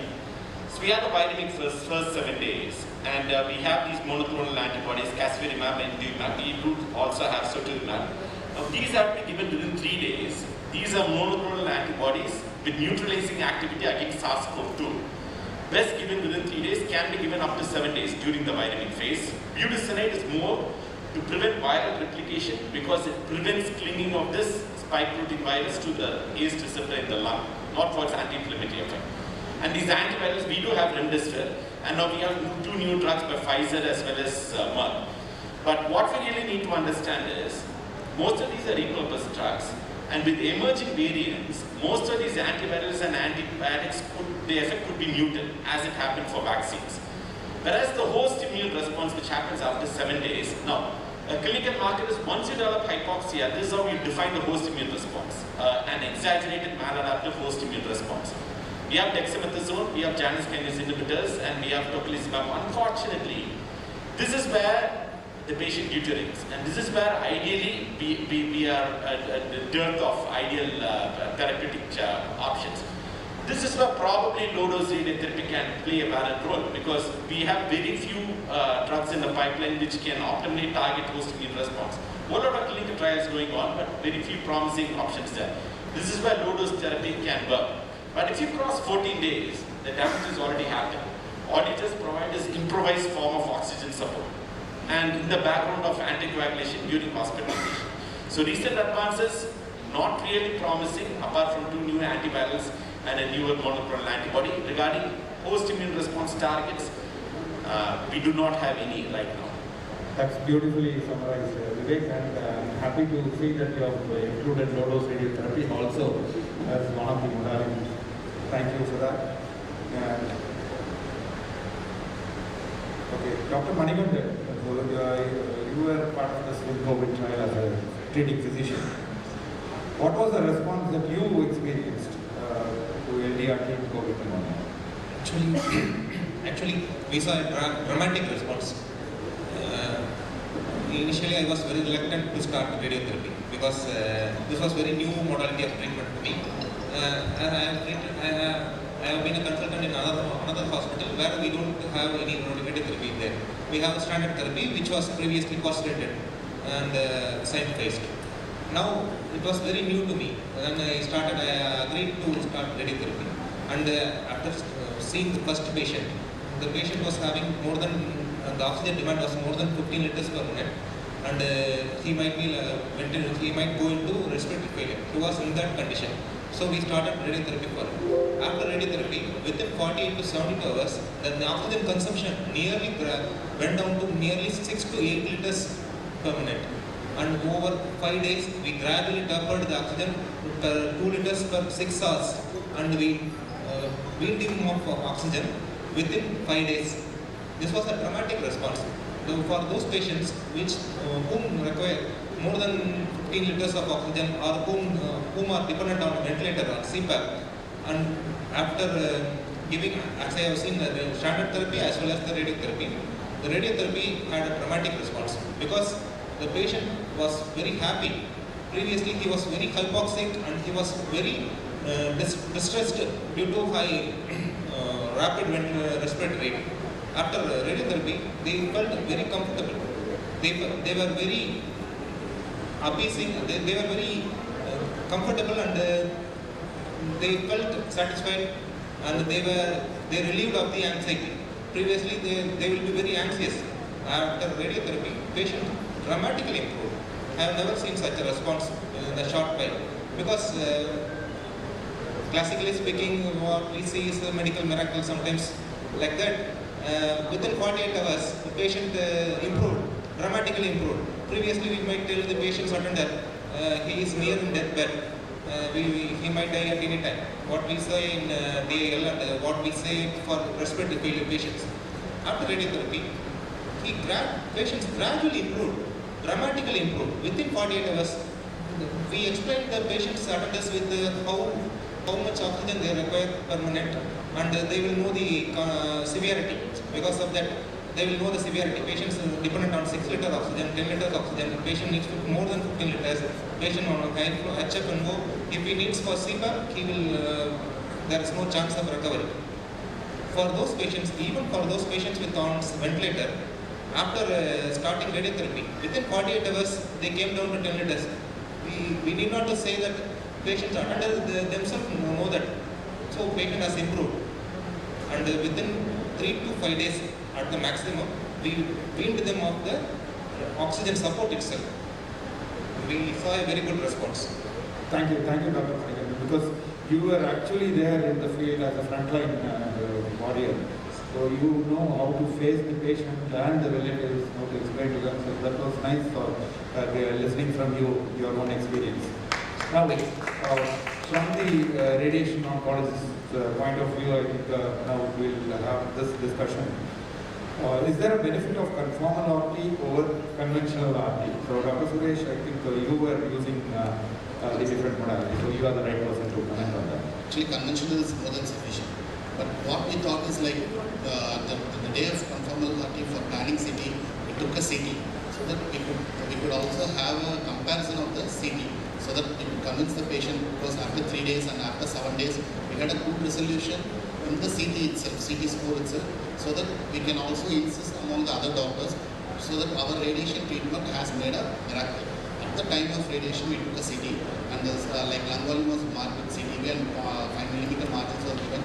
The superior and inferior, we gave 10 millimeter margins, and we conveyed to other doctors that we are more specifically radiating lungs, because most of the other physicians would be knowing that radiation will be hazardous to other organs also. We also assured them that the heart is receiving very low dose, and as per ALARA, this is also acceptable. And we also assured the patient that radiation is not hazardous in this dose, and we also had a comparison with conformal, so that we could have a good data which can be helpful for future studies also. Okay. Thank you. Dr. Khan, what is your comment on this conformal RT over conventional RT? Sure. I think for us, time was important. Because, when we started this trial, there was a lot of fear about radiation amongst the physicians. So we got selected to do patients that were pretty bad. They were elderly patients in their 90s. They had kidney problems. They had, diabetes, hypertension, multiple comorbidities. So we took the worst of the worst patients, and they were on very high oxygen. So, like, the first patient was on, 6 liters of oxygen. And most physicians did not think this patient would survive from COVID. So for us, time was of essence. So we needed to bring this patient down. And then our hospital, where our patients were very far, we had to go through 3 different floors and 2 different elevators and transfer this patient across multiple departments and multiple hallways. So we had to make it very quick, very fast. And we did not want our patient to crash on the table when we're rating the patient and have the patient go back up. So we have to limit that. So we were not able to do a CT simulation. We were not able to do all the conformality we would have liked. So we had done a preemptive measurement using geometry based on x-rays on what the AP diameter was going going to be, what the X and Y separations were going to be, and we programmed it into the computer. And as soon as the patient was walked down to the table, we took a portal film and verified the beam alignment and made sure that was there. And then we radiated and sent the patient up. Similarly, what you have seen, within 24 hours, we saw dramatic responses in the first set of patients we radiated. They were completely different patients. From the time we saw them, they were really bad, they were oxygen dependent, they were not communicating next day, they were communicating. Now going back to your question about conformality, I think perhaps in the future, conformality might become more important, trying to spare the heart, trying to spare some of the organs. But in the beginning when we were starting the trials, time was of essence, and trying to minimize transfer back and forth of getting personnel infected was more important. Now that we have a signal, we have a clinical signal that yeah, there is a response, now I think we can address conformality questions in the future as this data continues to move forward. Yeah, so I think both of you will agree that as of now, there is no much difference between the concentration. So conventional RT is also sufficient. So now, towards the end of the session, I'd like to put this question to our physicist, Mr. Prabhu. How was it actually executed? Because you were part of this trial with COVID, so you will be having the direct experience how it is executed, because I think it may interest you, radiation number, share your experience. Sir, actually, we have to plan to conventional treatment, sir. Actually, the patient position and supine position and hands are above position, heads are above position. The patient position at the midline chest wall, and then the prescribed it as the mid chest, and then we have the calculated field size under depth, and then manually we get calculated, and then field size is confirmed with the FPD, photo image verification system, sir. And then finally we have calculated and execute the MU, sir, manually. Okay, thank you, Mr. Prabhu. So that because this is how we gave, as he rightly said, we followed the conventional planning only with our LINAC 6MD machine. The SSD was 100 meters. And patient was kept in supine position with the hands extended above the head. There was no immobilization. These were the field borders, and we treated the entire bilateral lungs. As he already mentioned, this was how the treatment setup was made. It was verified by EPID, and the radiotherapy was delivered. So we gave 0.5 gray, that was our dose in the COVID trial, with 2 ABM PA fields of 0.25 gray each. And the total treatment duration took just about 7 to 10 minutes, starting from the shifting of the patient into the machine and out of the machine. Okay, and now to the radiation safety officer, because this is very important. We will be treating the cancer patients and the COVID patients where we don't have dedicated machines for separating them between COVID and the regular cancer patients. So how do you disinfect the LINAC room? We strictly follow the cleaning procedure. We have a disinfection team in our hospital. So once the RT is completed, means they came and fully mopped the area, RT console room, RT treatment room, and we doubly wrap the treatment couch and in console keyboard, monitor, mouse, and all. And as well as we follow the variant protocol. One solution is that chlorine bleach solution. For machine safety, we use that solution. Less than 40% is mandatory. So we follow according with variant protocol also. Okay, thank you. So that was the protocol given by the service provider, the machine provider. So based on the recommended reagents, we cleaned our machine and the room. And as per the WHO protocol, we followed the norms. And timing also, we put the COVID patients in the evening time, after 4 o'clock. We stopped the cancer patient treatment before 4, and after 4 to 7 we treated the COVID patients. Then overnight time we had for the disinfection. The next day morning the room was ready for the regular patients. So that's how we could manage in our room. Dr. Suresh, how did you do that in Erode Cancer Center? So help us with the same protocol also. Also we got a machine also, like the studies of the study. The machine from US to the center of the world. We are giving some samples of our reports. Okay, what is that machine? It works on? It's like ultraviolet. UV. Because we are treating the end of treatment, we are treating patients. Since we also took the CT and we also had many patients with oxygen dependency also. So we thought we should also like this and take on the call for next time. We also had the same protocol. Actually, we are looking at starting this protocol initially because we are struggling, we are waiting for a ethical company. Once we have started, it was very helpful for us also to follow our cancer. We also had a good response with patients, even with the, actually we were limiting our patients with CT score not more than 20-22. We don't want to take the risk more than 22, but 2 patients they insisted, or even they had a 25/25 involvement, but they recovered well and we are also surprised to it. And many patients, even we had a patient with interleukin 6 elevated, one was given radiation and other was given tocilizumab. But the patient who had received tocilizumab had a very low fall, whereas the radiation, the patient who was given radiation had almost half of the value has been reduced in IL-6 as we evaluated after 2 days. So we also found it very useful, and even we could also assure with all our physicians in your district, and even from other districts also. So, okay, thank you, Suresh.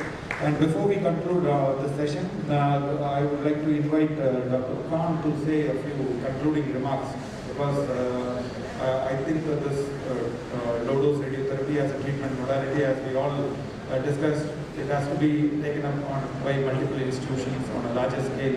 More trials need to be done.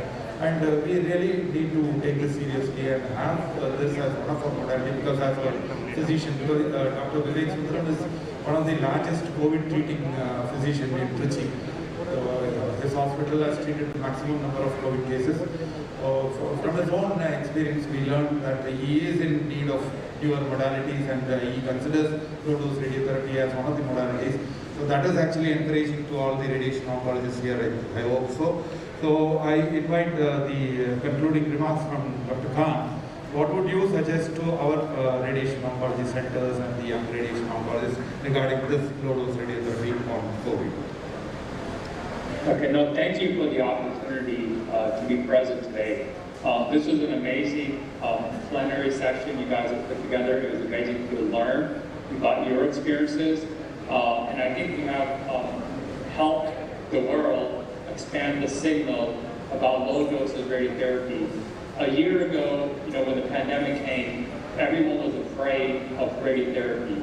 Now we have data, and not just one data from one institution, but data from 7 other institutions across the world that show that radiotherapy has a signal. And now we also have 2 other preclinical data, mouse data, that further validates this.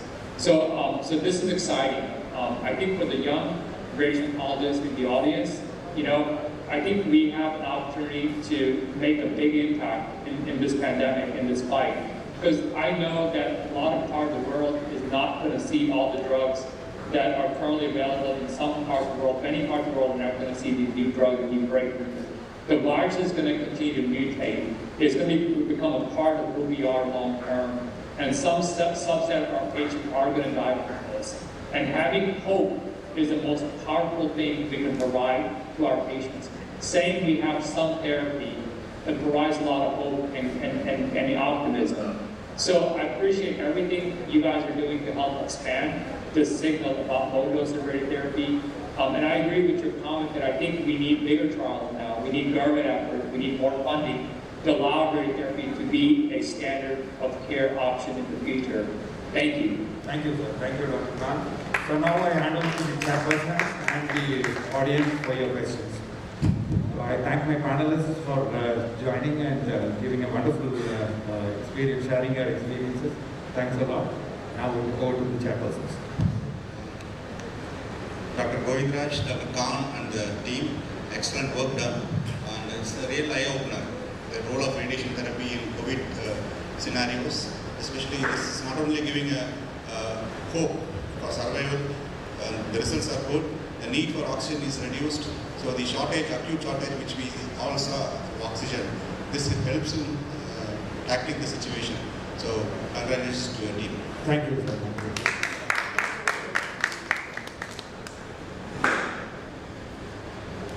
Can you please come to the camera so that Dr. Khan also can see you? Face the camera and put your question. First of all, hearty congratulations, and you have done really, to all the frontline workers, you've done great work. We all require a standing ovation for the work your frontline workers did at the time of crucial time of COVID, with the COVID patients. Congratulate you all for that. My question is a practical question regarding those patients who are not able to lie supine and who needed to be upright because of high oxygen demand. Did you face any practical issues in delivering radiation to such patients? I would like to answer this. Our selection criteria is those patients who are able to lie down on the bed only. So that is our selection criteria. So we didn't take that type of patients. So it was part of our inclusion criteria itself. The patient must be able to lie supine. I will answer this question. I have treated a large number of COVID patients. We have a very big COVID center. Fortunately, none of the COVID patients require a upright posture. Most of 90% of them are able to lie down. The only chronic COPD patients, asthmatics, they require the upright position, or those who have low coexisting cardiac conditions, which makes them having the problem. So this will not be a major issue in treating the COVID patients. Or did you treat them prone? Because proning was also a very important treatment modality for. Actually, we had a patient. Actually, once when it was made supine, the patient was like saturation was falling above. So it was from 70 to 50. He had a fall. But in prone position, it was only around 60. So we thought we did it in prone position. So we did it in prone position with oxygen support inside the coach.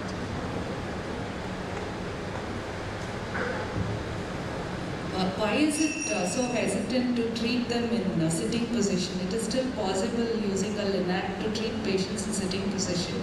We have done that in SVCO when we have to treat them in sitting position. I think we have to explore that also. Definitely, madam. I have one question to Dr. Khan. I think Dr. Khan is doing the phase 3 trial in COVID patients comparing radiation with the steroid. What is your experience, sir? Oh, perfect. Actually, perfect question. So if you look at the Green Journal, I think this month, our data just came out in the first 20 patients where we did, so if you look at the phase 2 trial, the first 10 patients were just showing radiotherapy alone and what the signal was. The second question of that phase 2 trial was actually looking at 20 patients that get low dose of radiotherapy and compared that with patients that get steroids, right? So these are patients that are same selection criteria where we do radiotherapy plus steroids and plus remdesivir, whatever standard of care was. So radiation plus standard of care versus standard of care alone. So this was a matched cohort analysis of 20 patients versus 20 patients. So it's a 40-patient study, just got accepted in Green Journal. It's actually come out online. In that, we actually show that we can prevent the intubation, and it's statistically significant. And especially those patients that have a response to radiation based on the CRP reduction. So we can see a significant reduction there, CRP and the cytokines within the first 24 to 48 hours. Those are considered radiation responders. They seem to have the greatest benefit to low dose of radiotherapy. And because of that data set, we were able to come up with a randomization number. So I didn't want to do a phase 3 randomized trial without actually having some prior data. So if you look at the data from the Sweden group, where they did a phase 3 in intubated patients, they had no prior data, prior knowledge to randomly design a trial. So our current phase 3 trial has 150 patients. We hope to treat about 75 patients minimum with low dose of radiotherapy and another 75 that would get steroids or whatever the standard of care is. And I think that would give us the minimum statistical significance that we would need to show a positive trial. Now, right now, we've treated 14 patients in trial. We run into some logistical barriers that have slowed the approval down in that trial. Probably that back in earlier part of this year, our number of cases in the hospital plummeted. So we didn't have enough cases to keep that trial going. It's still open. We just haven't been able to put a lot of patients. And now the numbers are starting to pick back up, and we're in the process of starting to recruit to that trial again. So we'll see where we are in about 6 months, and hopefully we have more patients on there by then. Thank you. Thank you, sir. Which one has given the better results? CT involvement. CT score less than 20. 20 only. Okay. Giving really good. Actually, the ideal candidates were, based on our experience, was less than 20, they responded really very well. But we had a few patients who were 24 by 25 and even one patient on 25 by 25 itself. That patient also responded well, but we could discharge her. Dr. Vivek actually used to send us cases. So, your experience, based on the series, which cases responded better? Quick back, rather than the CT severity, I would say just a timing when you initiate radiation as such. Because its radiological findings as such do not exactly translate into clinical relevance. The earlier during the inflammatory phase you act, more likely you will be successful. That is why you find there is a discrepancy in patient response. Just boils down to your timing. The more the sick the patient is, the more the inflammatory damage has already happened. So you're not going to prevent any further inflammation to provide a clinical recovery. So it's just you act early during this inflammatory phase. That is why I said hypoxia is a very simple clinical marker of the early dysregulated immune response. You start with hypoxia, sets in, more likely you will be successful. Radiologist. I have seen a girl who has come to my hospital. She was 25 on 25, but she comfortably came and laid down on the couch and she went away. And I have seen a patient 16 out of 25. He was extremely dyspneic. I want to account sir's statement that is more reliable as clinical. Okay. Thank you. Thanks for the input.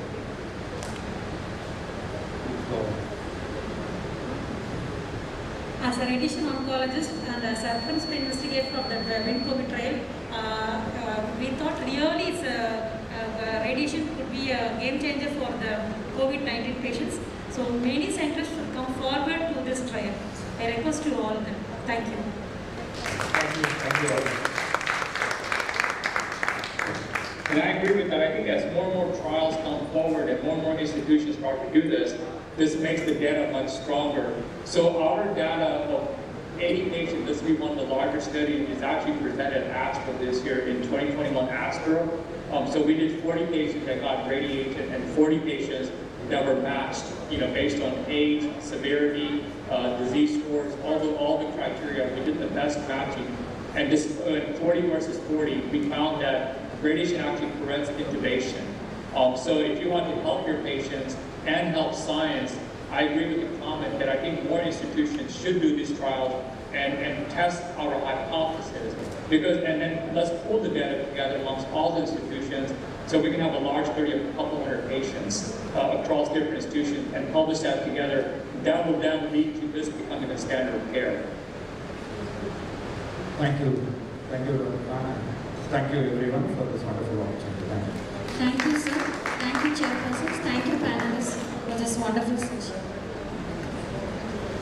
A reminder for postgraduate students, Harshamitra Gold Medal Oncology Quiz will be held at 1:05 to 1:30 p.m. in the same conference hall. Now we move on to debate session on topic SBRT versus hyperfractionated EBRT for localized prostate cancer, and welcome the chairpersons, Dr. Srinivasan Krishnan, Chairman, Senior Consultant, Clinical and Radiation Oncology, Srinivasan Rajalakshmi Memorial Hospital, Chennai, Dr. Karthika Nageshwara Raj, Consultant Radiation Oncologist, Sri Ramakrishna Hospital, Coimbatore, and welcome the judges, Dr. Balakrishna Sasidharan, Professor, Department of Radiation Oncology, Christian Medical College, Vellore, and welcome the debater of SBRT, Dr. Madhu Sairam R., Consultant Radiation Oncologist, Kovai Medical Center and Hospital, Coimbatore. I welcome the debater on hypofractionated EBRT, Dr. Prahalad Yatraj, Consultant Radiation Oncologist at Dr. Rela Institute, and Medical Center and visiting consultant at Dr. Rai Memorial Medical Center, Chennai. Welcome to DICE, sir.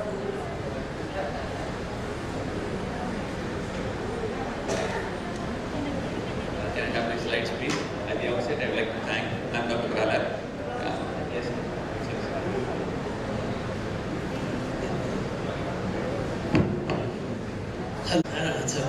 So, this is a very good format to have an academic discussion, to have a debate. And this is particularly a hot topic, and the results are going to be compared more on the basis of the PSA response. So we are going to see how each one is going to depend. The only major difference between the two is one is newer and another is conventional. So let us hope that we will have a very thinkful debate. We request you to start your. Thank you very much, sir. So I don't know if new and conventional, I hope hypofractionation has become the conventional treatment in most centers, and I hope to at least convince those who are still practicing conventional fractionation to switch over to hypofractionation, if not SBFT in future. So thank you very much, organizers, for the wonderful opportunity, and it's been a great conference. Great to see great numbers even on Sunday morning. Hearty congratulations to the organizers. So at the outline, what is localized prostate cancer for the postgraduates, the rationale of hypofraction very briefly, evidence for hypofractionated treatment in CA prostate, standard recommendations by international guidelines, elective nodal irradiation with hypofractionation and hypofractionation post-op salvage setting, some relevant papers and a take-home message, and finally a very important warning message. Okay, so what is localized prostate cancer? In clinical practice, localized prostate cancer is CA prostate of any T stage. So prostate cancer is something a little bit unique, where more than focusing on T and N stage, we discuss the staging and stage grouping in the form of risk stratification. So all these, that is low risk, intermediate risk, high and very high risk, all the four constitute localized prostate cancer. And the rationale for hypofractionation, we know alpha by beta, it is a mythical number for each tumor. Alpha by beta ratio is somewhere in the range of 1.5 to 2 for CA prostate based on Caucasian population and Western population.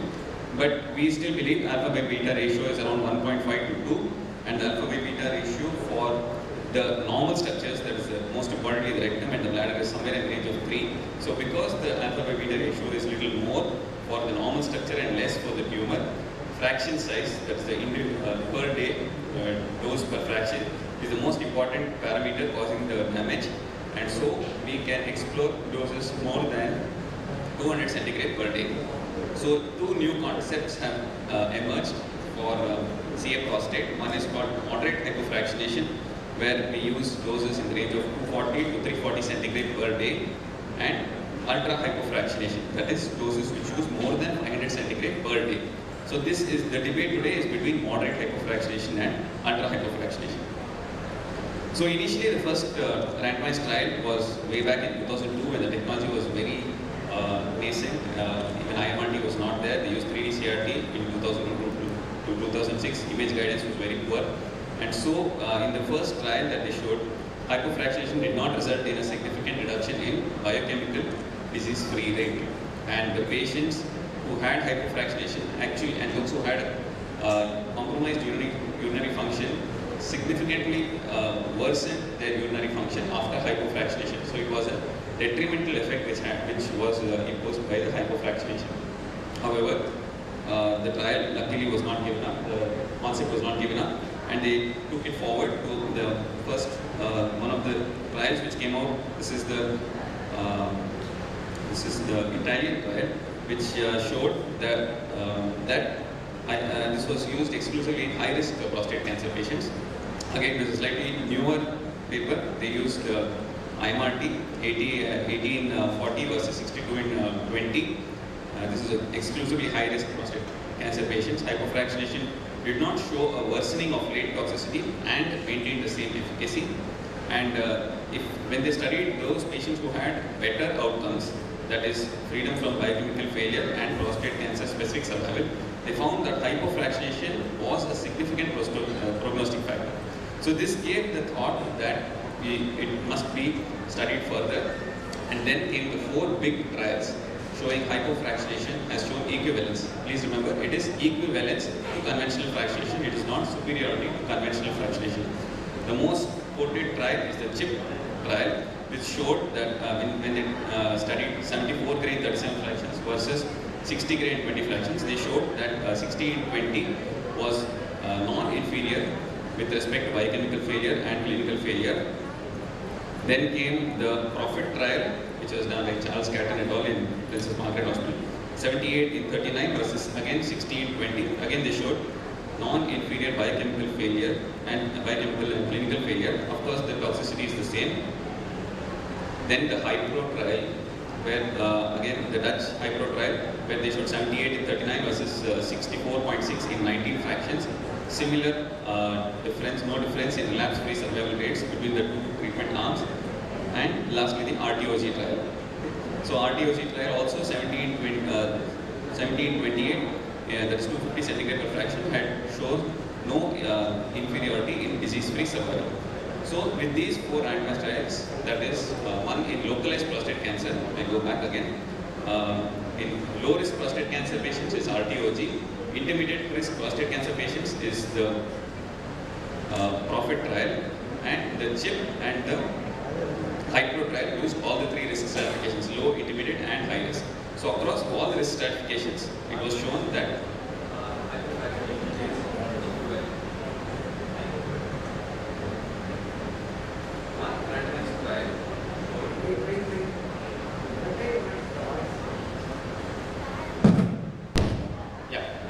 So one randomized trial actually showed an improvement in biochemical relapse-free survival. So this is a trial where they showed that, this was of course, I must admit this is conventional, this is a hypofractionation where they showed that there was an improvement in survival.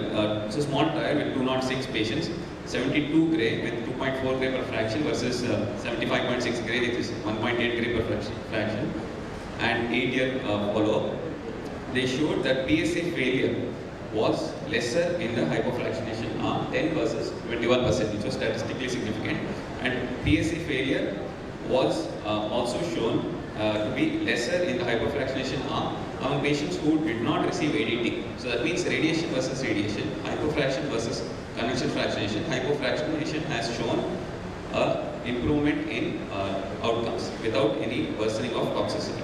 So with these 5 papers, 4 showing equivalence and 1 showing superiority, NCC, this is the latest guideline, 2021 of course, and they have shown that among all the 3 available fractionation, moderate hypofractionation is the preferred modality of radiation, of EBRT, whenever we are considering radiation for localized prostate cancer patients. Not only that, even for regional N1 positive, moderate hypofractionation is the preferred modality of radiation. This is an excellent paper where there is an ASCO and American Urology Association guidelines. This guideline is also endorsed by, on the right corner you can see this guideline is also endorsed by the East Globe and the Australian and New Zealand College of Radiation Oncology Society. And what they have said is that compared to conventional fractionation, moderate hypofractionation confers similar prostate cancer control rates, similar rates of toxicity, and only a slight increase in acute GI toxicity, which we can accept. And with keeping in mind patient convenience and resource utilization, it's a very important matter. They say that there is high quality evidence and a strong agreement has been reached within the task force that moderate hypofractionation should be offered to all patients choosing EBRT, and this is across all risk groups.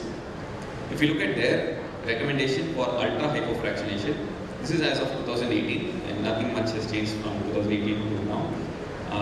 Low risk localized prostate cancer, the task force has said it is conditional. Ultra hypofractionation is conditional. For intermediate risk prostate cancer, it is also graded as conditional. And the task force has recommended against the use of ultra hypofractionation in high risk localized prostate cancer. So it's very clear that across all the risk stratifications, hypofractionation should be the standard of care. The major criticism which my worthy debater is going to pull out on, is going to pick on, is that pelvic nodes were not treated in any of these patients as per protocol, and that we use only surrogate endpoints like biochemical-free, relapse-free survival, and not actual disease-free survival and overall survival. I draw your attention to one trial published across 2 papers, superbly conducted, Indian papers by Vedant Murthy and Umesh Mancheti and the TMS group. So the first, this is hypofractionation to the prostate. I must admit, it's a disclaimer, it is conventional fractionation to the whole pelvis. So it is 68 and 25 to the prostate and 15 and 25 to the pelvis versus prostate only radiotherapy, 68 and 25 to the prostate only. The first paper is about the toxicity. So I draw your attention to the laser is not working, even the mouse, mouse is working. Okay. So the Gleason score, this is the classical patient that we see in our clinic. Gleason score is between, see the Gleason score is almost 8 to 10 in about 50% of the patients, or clinically in about 20% of the patients, very much like the patients we see. TURP in about 27 to 28% of the patients, and T3 and T4 in about 70% of the patients. So this is the kind of patients we see in our clinic. So if we look at the results for late toxicity and quality of life, though they show that hypofractionation caused slightly increased risk of late GU, grade 2 or more GU toxicity, 70 versus 7.5%, and they found out the reasons for that also. They said the moderate dose between 30 to 50 dose range to the bladder was responsible for this increase in late GU toxicity. But when they compared, this was the physician rated scoring, but when they compared the patient reported quality of life as per EORTC questionnaire, there was no difference between prostate only and prostate plus pelvic radiation. This is hypofractionated to the prostate. And when they, this year when they published their phase 3 trial of the outcomes, they showed tremendously excellent response for in terms of 5-year improvement in biochemical-free survival, which was statistically significant. The hazard ratio is only 0.23, which is extremely low. They showed the 5-year disease-free survival was also better, 89 versus 77%, which was significant. No difference in overall survival. But not only did they show improvement in local control, but even distant metastasis-free survival was better when they treated the pelvic nodes. Thanks. Yeah, thanks. So even distant metastases were controlled better when they used, when they treated the nodes. So what exactly Vedant Murthy group they showed is, and this is ADT used for 2 years. This is exactly what we do in our clinic. So the curve starts separating by around 2.5 to 3 years. So biochemical-free survival is equal for the first 2.5 years as long as ADT is going on when you treat the nodes and when you don't treat the nodes. By around 2.5 years, when you have not treated the nodes, we start seeing an increase in PSA. The curve starts separating around 1 or 2 years. The PSA starts increasing. By around 3 to 4 years, you start seeing the recurrence on the scans. 3 to 4 years, and then distant metastasis in about 4 to 5 years. So this shows that treating the lymph nodes in our kind of patients, and the patients we see, is extremely important to see a prostate. But so, can we treat the nodes with hypofractionation? Yes, this paper from Canada has shown 105 patients where they used a good 6-year follow-up, recent data with IMRT and IGRT, 60 grade 20 to prostate and 44 grade 20 to pelvic nodes. No rectal spaces were used, exactly like what we do. And the worst grade 2 toxicity was about 79%, which was the worst. But at last follow-up, the rate of grade 2, grade 3 toxicity was only 2 and 3%, and no patient had grade 3 toxicity. Okay? So when you use 16, 20, and 44 and 20, these are the side effects we can expect without the spaces. They're all very, very acceptable. Grade 3 toxicity is almost 0 after 2 years of treatment. And not only this one paper, there are several papers in their publication. They have shown several people who have used nodal radiation along with hypofractionation to the pelvis. So next we come to whether hypofractionation can be used in the post-op or salvage setting. I have not gone into too many papers, but one paper is enough to tell us This is the radicals trial. This is very famous. We all know about it. In the post-op setting, we know that radicals now has changed the practice from post-op radiation to salvage radiation, when the PSA comes back up to 0.1.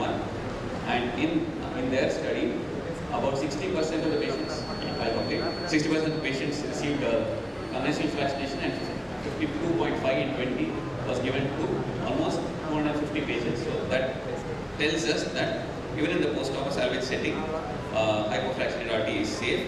Last last two papers, the importance of daily bone beam seating. This is a randomized controlled trial from France, where they've shown that when you do daily versus weekly bone beam seating, there is not only a significant worsening of rectal toxicity, grade 2 rectal toxicity and rectal bleeding is worse when you do weekly IGRT as compared to daily IGRT, and even the control rates are better when you do daily IGRT as compared to weekly IGRT. So it's very important. We all know SBRT, they always do compulsory daily imaging. So if you want to compare IGRT with SBRT, it has to be SBRT versus daily imaged IGRT. Last patient. Patient has the final word. Yeah, last slide. Patient has the final word. Patient is happy, the doctor is doubly happy. This is patient reported functional outcomes.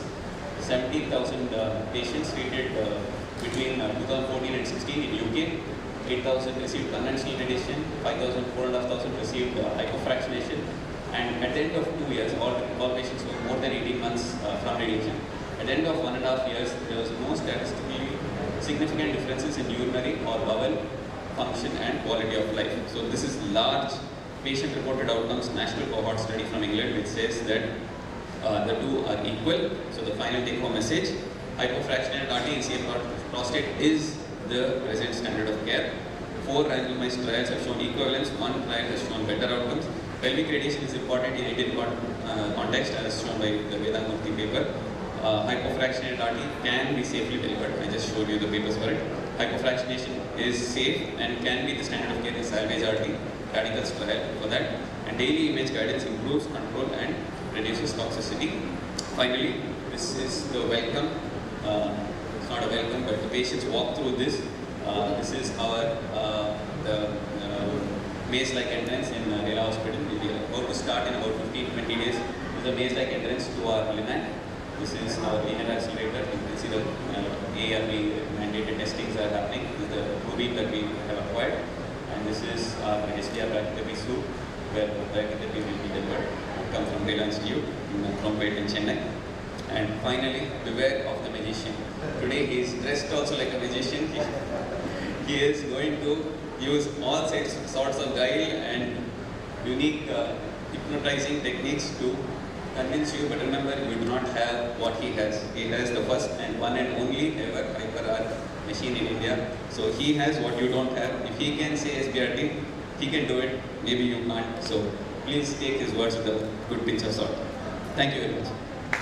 Thank you, Prakash. I think you have covered almost all the important trials like PAP and radicals. Yeah, you can be. So now I call Dr. Madhu Sairam. Maybe he's truly a magician, we don't know. Let's wait. Let's wait after his talk, we will decide. It's a close tie for Balu now. It's going to be tough for him to judge. So let's welcome Dr. Madhu and please give your Good morning and thank you members on the jury, fellow colleagues in radiation oncology and the young growing ones. Today is not a relaxed Sunday. It is time for debate. And Prahlad has comfortably avoided any good point about SBRT in all his slides. So I am here to actually compare and tell why SBRT is slightly better than hypofractionated RT in localized prostate cancer. So as you already know that localized prostate cancer actually encompasses a very wide range of prostate cancers starting from T1 to T4. And but that is not important. We'll rather be looking at the risk stratification and look at the evidence for each risk stratified stage of prostate cancer. So NCCN actually makes it slightly more complex in terms of introducing a favorable and an unfavorable intermediate cohort, and also looks at another added risk stratification called as a very high risk factor. So we'll also have to look at these sites. So SBRT, which is stereotactic body radiotherapy, comes in many terms: SABR or ultra hypofractionation or extreme hypofractionation. We are not as moderate as Prahlad, and any doses delivered over and above 5 gray is considered SBRT. Whatever you name it, the concept is going to be the same. So let us see, over the last 10 years, from 2004 to 2014, there has been a steady increase in the use of SBRT in prostate cancers from a 0.03% to almost 10% patients receiving SBRT for prostate cancer. So why is SBRT beneficial? This has already been discussed. It is predominantly because of something called the alpha by beta, which is very low in prostate cancer. So in all prostate cancers, it is generally not so low. As is shown in this paper, it ranges anywhere between 0.27 to 4.14, and this is one paper that has also included the time factor. So the higher the dose per fraction, the more the benefit it gives. Also, you must notice that it is ultra hypofractionation which gives the highest BED compared to conventional or moderate hypofractionation. A BED for a 1.5 gray would be roughly around 200, which is not delivered by conventional or moderate hypofractionation. So what is the clinical benefit? On this funnel plot, you see that as the BED increases, so is the biochemical response-free survival. This is based on a pooled data of 6,000 patients treated with SBRT. Okay, so these are the questions that we are going to answer. Is it non-inferior to moderately hypofractionated IMRT? He has not shown anything about SBRT, so let me compare both moderate and extreme hypofractionation. Let's also look if the toxicity is worse or not, also if it's part of guidelines, and then some people might actually be worried, oh, SBRT is some big thing to deliver. Let me also show that it is not. Okay, so these are the trials, many are running. There is one phase 3 published trial that came in 2019, and that has given the first 5-year results. We also have another published data this year, 2021, where PACE-B has published the toxicity data. So these are the two trials that we are going to actually look at, hypo-RT-PC and PACE-B. So if you think that is the only trial that we have for SBRT, no. We have several phase 2 and 3 trials, we have prospective data from several groups, and we have also got at least 2 meta-analyses that proves SBRT is non-inferior to moderately hypofractionated RT. Okay, so let's dissect this paper, the hypo-RT-PC. It's a multicentric trial done on intermediate and high-risk prostate cancers. There was no ADT use at all, and the dose fractionation was 42 gray in 7 fractions delivered over 2.5 weeks. So coming to this slide, you should notice that most of them were intermediate, and about 10% were only high risk in this particular study. Also, the results are very, very favorable. Both the groups, whether it's conventionally fractionated or SBRT, the outcome, that is the biochemical relapse-free survival, is 84% at 5 years. So we have phase 3 randomized data proving non-inferiority of SBRT to conventional fractionation. So this is the result that we have at hand. So let us go and look at the systematic review and meta-analysis of about 6,000 patients, all of them in prospective trials, and we see that it clearly favors use of SBRT. Also, this is one of the projected data of biochemical relapse-free survival, that if you look at, include low risk also, the relapse-free survival is actually slightly above 90%. Based on this particular data. This is a projected data at 10 years, so we'll be expecting somewhere at around 80 to 87% in intermediate, low and high risk all put together. Okay, this is another pooled analysis of all prospective trials. You can see that the numbers are quite high, about 2,000 patients have been included, all underwent SBRT. And then this also shows very, very favorable outcomes in terms of biochemical recurrence, in terms of biochemical relapse-free survival, and also marginally, this is a pooled analysis that shows improvement in overall survival as well. Okay, so what are the long-term outcomes of SBRT on low and intermediate risk? The conclusion is that this is definitely one of the modalities that we should consider, and is an appropriate definitive treatment for low and intermediate risk cancer. Okay, this is the latest meta-analysis, again published last year. This is one trial that has actually included a hypo-RT-PC, so obviously it is going to favor SBRT. Now you see, Prahlad and the moderate hypofractionists actually have so many trials, but then one single trial that has actually been weighted against so many of them in conventional and moderate hypofractionation, and here are the results. They are pretty much the same, whether it is conventional, moderate or ultra hypofractionation. The DFS is the same at 5 years. This is the outcome of this particular meta-analysis. So we notice that it's somewhere around 85% if you use any regimen. So now I have to prove to you why this is going to be slightly better than other two regimens. Okay. So is it approved for high risk localized? I may probably lose out a little bit, but we do have a fairly good number of data on this also. So this is a slide that shows there have been several patients that have been included in ultra hypofractionated trials also who are high risk patients. And you must notice that whatever trial that he projected, the CHIP trial, after which we got approval for moderate hypofractionation, actually had only 12% high-risk patients. It was only the HYPRO trial which actually included high-risk patients. The other two phase 3 trials did not have high-risk patients. So you don't have to be worried that none of the SBRT trials had less number of high-risk patients. You must notice that if you put all the moderate hypofractionated trials put together, you only get about 1,200 patients who are high risk, which is roughly around 20%. Whereas in hypo-RT-PC, it's about 10%, not much different. There is another aspect to high-risk patients with SBRT. Most of them actually had ADT, but the trial did not have ADT. So the combination of whether to use ADT and timing of SBRT, we are still not so clear. Okay, if you have reservations to use SBRT with elective nodal irradiation, Prahlad already showed the data from Tata Group. They have also done a small trial including 68 patients where they have done an elective nodal irradiation, and this trial included 30% high risk, 16% very high risk, and 54% node positive, and gave this data, which is 95% biochemical failure-free survival. We should wait for their 5-year data. This is only a median follow-up of about 18 months. But if somebody is embarking on SBRT in Indian setting, I think we also have this good data for pelvic RT. Okay, what I would suggest after looking at it, if you are to irradiate somebody with a high-risk prostate cancer, I would suggest somebody with a low T-score and a high PSA. Somebody who comes with a 68 or 70 PSA, but then has only a T2 lesion, I would probably still consider them for an ultra-hypofractionated SBRT. Somebody who's frail and who would otherwise miss RT, if you are going to drag them for 20 or 25 days, I would probably suggest in high-risk also.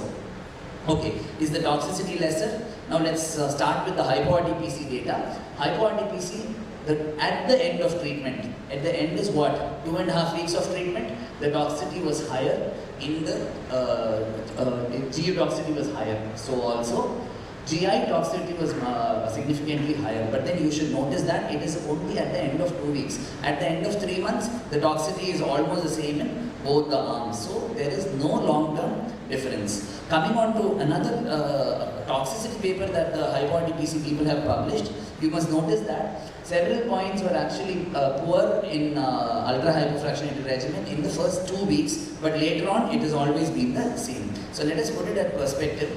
No long-term difference. You can see that the urinary and bowel scores actually dip only at the 2nd or 4th week and then bounce back to normal in the first month and month onwards. Okay, but that is some sort of negative information that we've had. But phase B trial, where only the toxicity data is published, shows there is no difference in acute toxicities between ultra-hypofractionated regimen versus conventional regimen.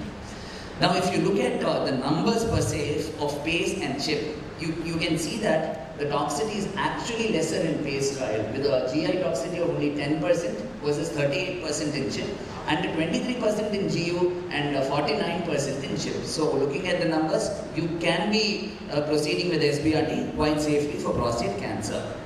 Okay, is it approved as part of guidelines? I think Prahlad showed that ASTRO and ASCO evidence has been projected. The evidence is slightly low for use of SBRT because This is published in 2018. This is a time when hypo-RTPC phase 3 data did not come. So if you are going to have a guidelines in near future, they would probably be making the guideline as moderate. And you must mind that when moderate hypofractionation chip protocol came, it took about 2 to 3 years for them to actually approve the regimen as part of guidelines. But thanks to NCCN has already approved. Prahlad actually hit this portion of on his slide.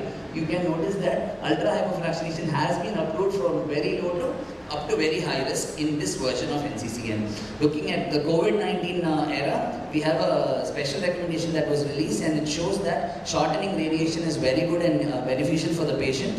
So it has actually mentioned that you should consider performing SBRT in unfavorable, very high risk if the department is already performing SBRT for other sites. So a 5 fraction is preferred over 20 fractions.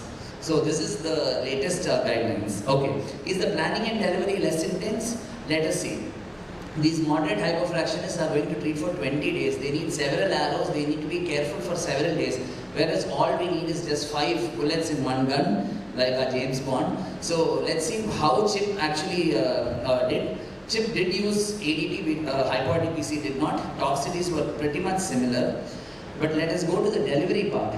If you see the third line, CHIP used 58% were only forward planning IMRT, which is as good as 3D CRT, whereas 80% were 3D CRT in hypo-RTPC. So somebody has a simple 3D CRT and a simple IMRT to deliver, that is good enough to use SBRT. All that they did was that and even in CHIP trial, IGRT was only about 30%, whereas in hypo-RTPC, there is only 5 or 7 fractions, all days were IGRT. You could probably be doing fiducials and then RT, or you could use CBCT for imaging. So looking at the constraints, reaching the constraints are pretty much same for both CHIP and for hypo-RTPC. It's not very different, so it's not going to put a stress on the planner also. Now coming on to this, people might say, sir, we come from a tier 3 city where MRI is not available for staging. You don't need MRI if you're going to give a margin of 5 mm. And did you notice that CHIP and hypo-RTPC did give a margin of more than 5 mm, 7 mm in hypo-RTPC. So you could comfortably give a safe margin and treat even if there is no MRI staging for a patient with localized prostate cancer. Okay, is the planning less intense? Yes, because you could probably be doing a forward planning on the IMRT also.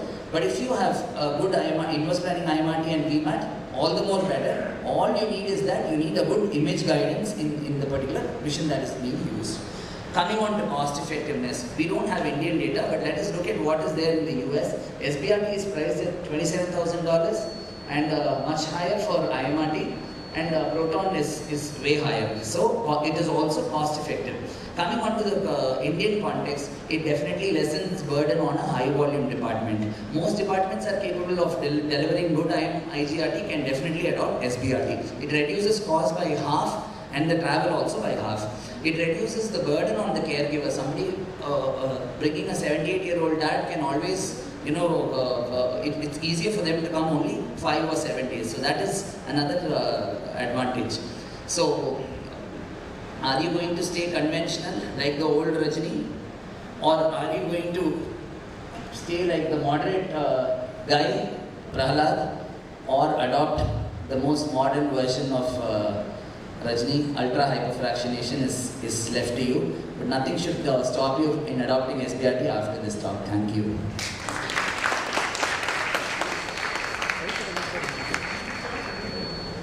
Prahlad, did you prove a magician? So I thank the organizers. Yesterday it was brothers debating and today it's friends debating. And at the same time it's complementing each other. It's really good to listen. And he has also highlighted all the great points. But I think it's a tough time for Balu to come to a conclusion. And now the ball is... 1 minute. Is there time still or no time? No time, then we can... Okay. So no. That means it's Balu's. Yeah, it has been very enthusiastic and both of you did a very good job. Prahlad actually told us about conventional radiation, how it evolved to moderate, which is currently the standard, and you have explained that very well. And Madhu, you took it to the next level. So I would just want a response from both of you on three things. What do you think of, so you both spoke about high-risk prostate cancer and how that scene is changing. Can SBRT replace surgery? That is one question to you. Whether radical prostatectomy should continue. What is the role of ADT? Because if we are going to do that, should we really give ADT and reduce the quality of life? And thirdly, the inclusion of lymph nodes, which you said, that also you may have to answer.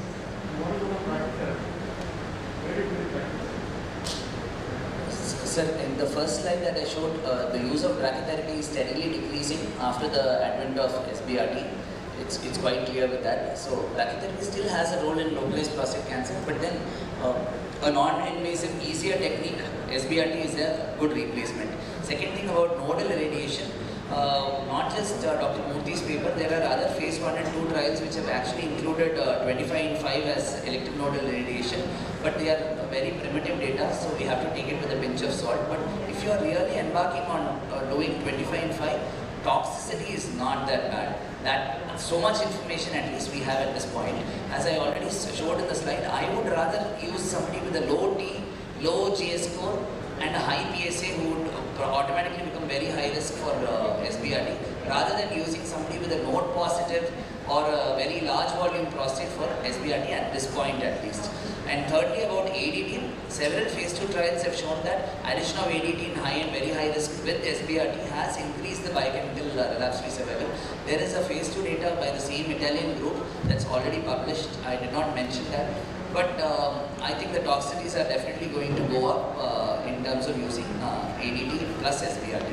But we at this point, we don't have data to use both together. Madhu, I have a question. Is there any randomized trial comparing permanent implant, prostate implant versus SBRT, or interstitial implant versus SBRT? Is there any trials or anything? Any data? No, sir. Head-to-head comparison? No, sir, we don't have, sir. Even the meta-analysis that has actually been performed only included conventional moderate hypofractionation. They did not include brachytherapy.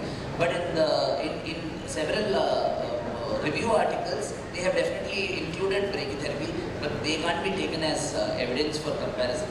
The only problem with the implant is technique, expertise. So if you have the facility and expertise, I think still it is one of the good options. So that is where SBRT scores. We are doing SBRT for several other sites, so it is easily adoptable. The learning curve is very short, and the techniques also, it does not require high funda machines all the time to deliver SBRT.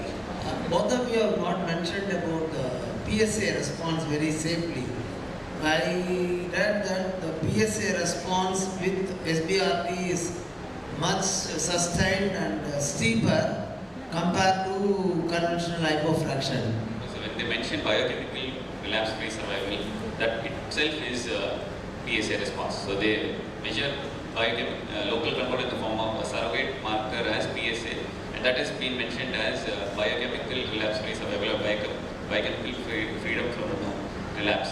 So it's the same thing as PSA. Probably due to there is a steep difference in the duration for fall in the PSA and also for the rise. There are at least about 20 publications on that, and these comparisons have shown SBRT is superior. So, but with caution, because these studies are only 5-6 years old, we don't know for a long-term prospect. But the current studies show that there is a scope to consider SBRT as a chance to give good PSA response. The word of caution, SBRT has been studied in all the screen-detected low and intermediate risk prostate cancer patients in Western countries. Indian data is on its way. Prime trial from DMH is a randomized controlled trial between hypofractionated versus SBRT with pelvic coverage.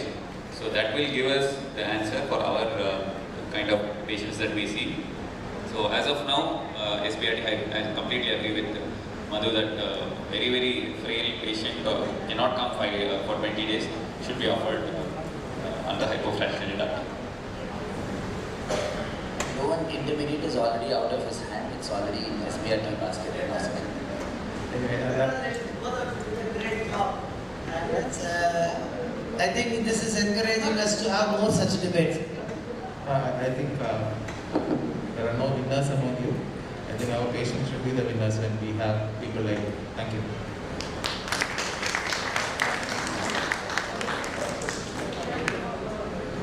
Thank you, chairpersons, judges, and debaters for such an illuminative section regarding RT for localized prostate cancer.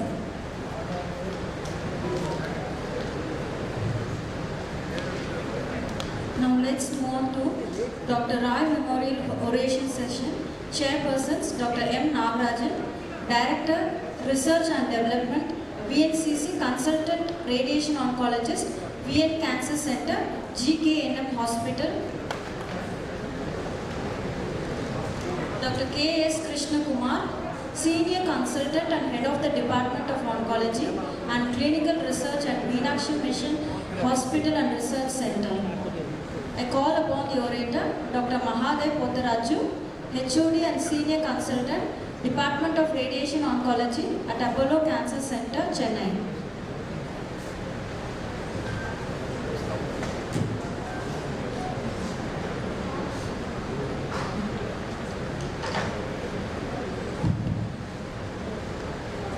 Good morning to all of you. Welcome to the second day's conference. So I have immense pleasure in welcoming Dr. Mahadev Potharaju, HOD and Senior Consultant, Department of Radiation Oncology, Apollo Cancer Center, Chennai. He's passed out at MBBS in 1988 in Ranchi University, Ranchi, DMRT in 1992, Dr. MGR University, Chennai, DNP Radiotherapy in 1996, Dr. MGR University, Chennai, MDRT in 1997, Dr. MGR University, Chennai, PhD in 2017 from Indian Institute of Technology, Chennai, Tutor in Cancer Institute, Adayar, Chennai, 1992 to 1996, Assistant Professor in Cancer Institute, Adayar, Chennai, 1997 to 2001, Associate Professor in Cancer Institute, Adayar, Chennai, 2001 to 2004, and is now the Senior Consultant and HOD Radiotherapy in Apollo Specialty Cancer Hospital, Chennai, 2004 to till date, and he has underwent a lot of training. 2000, he had UICC Scholarship in Melbourne, Australia, 2005, HDR Prostate Brachytherapy, Melbourne, Australia, 2010, Cyberknife Robotic Radiosurgery, Stanford University, USA. He has 23 publications to his credit. And if I'm not wrong, he's the only person was doing prostate precision brachytherapy. I welcome you, sir.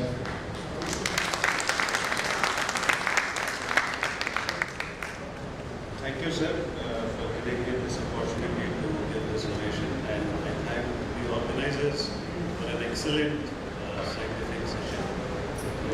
And it takes a lot of guts to actually hold an in-person, live meetings like this at this time. I will just carry from the last debate by Dr. Prahlad and Dr. Madhu, where I think excellent discussion. Only thing is, I would like to caution Dr. Madhu saying that it is very easy to deliver SPRT. You may end up with a lot of problems when you do that. One has to be extremely careful before you start an SPRT program at your center. I will just touch on a few topics which, in my opinion, are changing the way we are treating radiotherapy today, and what are some of the challenges that we are seeing. And there is no doubt, seeing the nature of the talks yesterday and today, I think what has really changed is hyperfractionation and more and more SPRT for different sites. We were already doing it for rectal cancers. We were doing already, I think, a lot of centers are doing hyperfractionation for breast. I think a lot of exciting data coming in from lung, prostate, pancreas, spine SPRT. And I think, like previously we used to think IMRT is something very unique, but you would see that, more or less everybody has adopted IMRT slowly. And I think that is what is the biggest change in the last decade, is more and more people, as the data evolves and the technology improves, specifically image guidance and adaptive radiotherapy, we are going to see more and more hypofractionation, more and more stereotactic body radiotherapy across the different sites in the body. So these are some of the others, flash radiotherapy, particle radiotherapy. I will not touch on protons because we already had 2 talks on that. And tumor treating fields, brachytherapy. I was surprised that Dr. Madhu did not, when we were talking about ultrafractionation, he didn't touch about brachytherapy. I think young dynamic radiation oncologists, if they do not practice brachytherapy is going to be a dying, technique. Nobody is talking about brachytherapy at all. That is one of the most conformal, most ultrafractionated radiotherapy that can be given. These are all some of the other things that are happening in our field. Artificial intelligence, machine learning again is going to play a huge role in the radiation oncology. Also, the practice of re-irradiation for more and more indications we are going to see, and the evolution of oligometastatic disease will be coming under the purview of at least a curative attempt, more and more. So first we'll start with tumor treating fields and basically go off into hyperfractionation and other things. Tumor treating fields, non-invasive technique, and it is a transcutaneous delivery of low intensity, intermediate frequency, alternating electric fields that exert biophysical force on charged and polarizable molecules known as dipoles.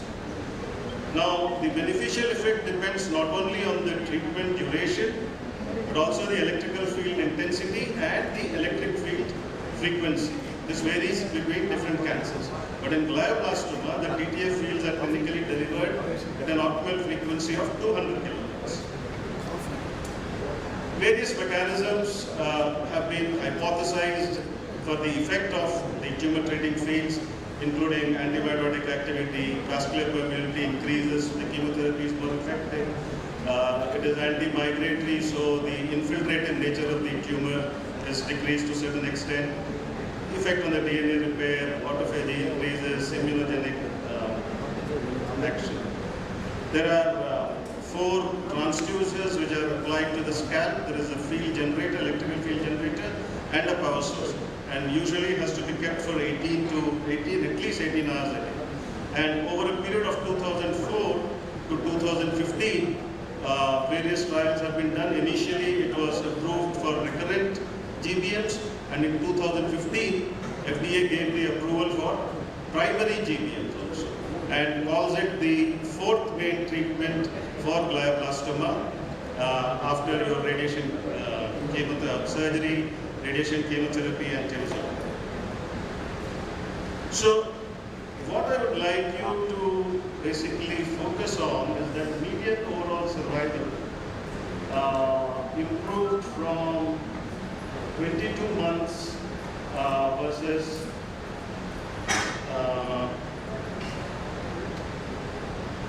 this is some mistake there. So this was the EF14 trial, which basically was the first time it showed some improvement in the treatment of glioblastoma after the discovery of temozolomide.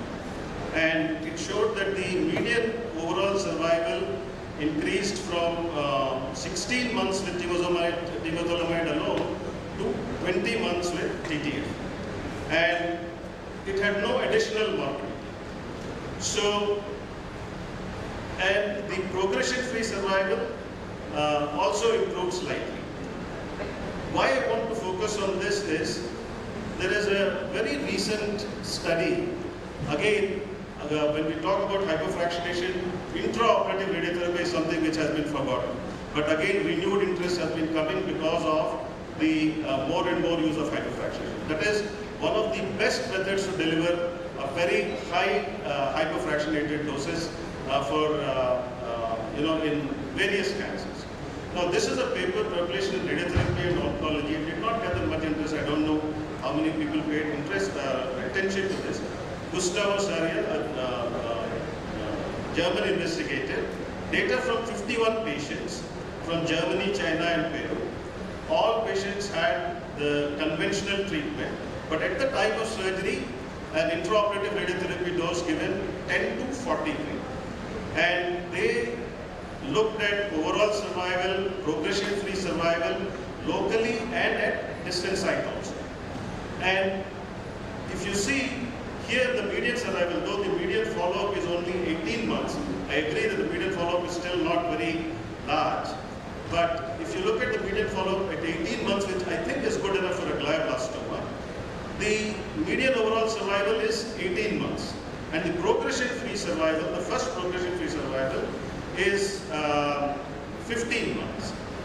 So if you remember the STUP trial, the median overall survival with the addition of temozolomide increased the survival by only 3 months over radiotherapy alone, and the progression-free survival also. So if you look at the tumor treating fields data at the progression-free survival and the progression-free survival with the use of intraoperative radiotherapy, it is actually better with almost the same median overall survival.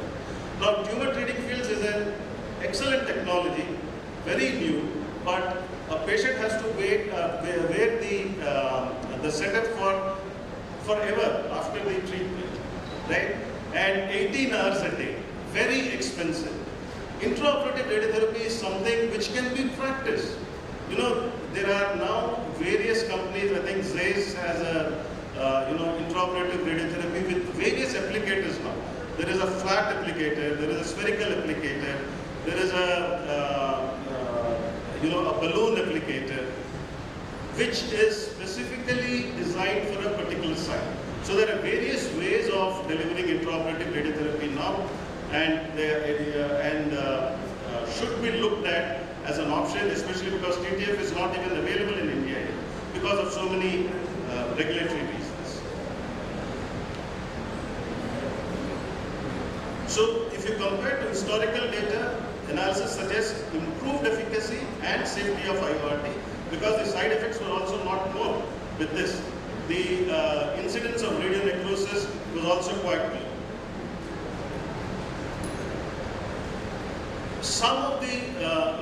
Some support to this data was our own retrospective analysis, which was recently published in the Acta Oncologica, where we showed we did a retrospective analysis of around 400 patients of our glioblastoma patients, all treated with the same protocol.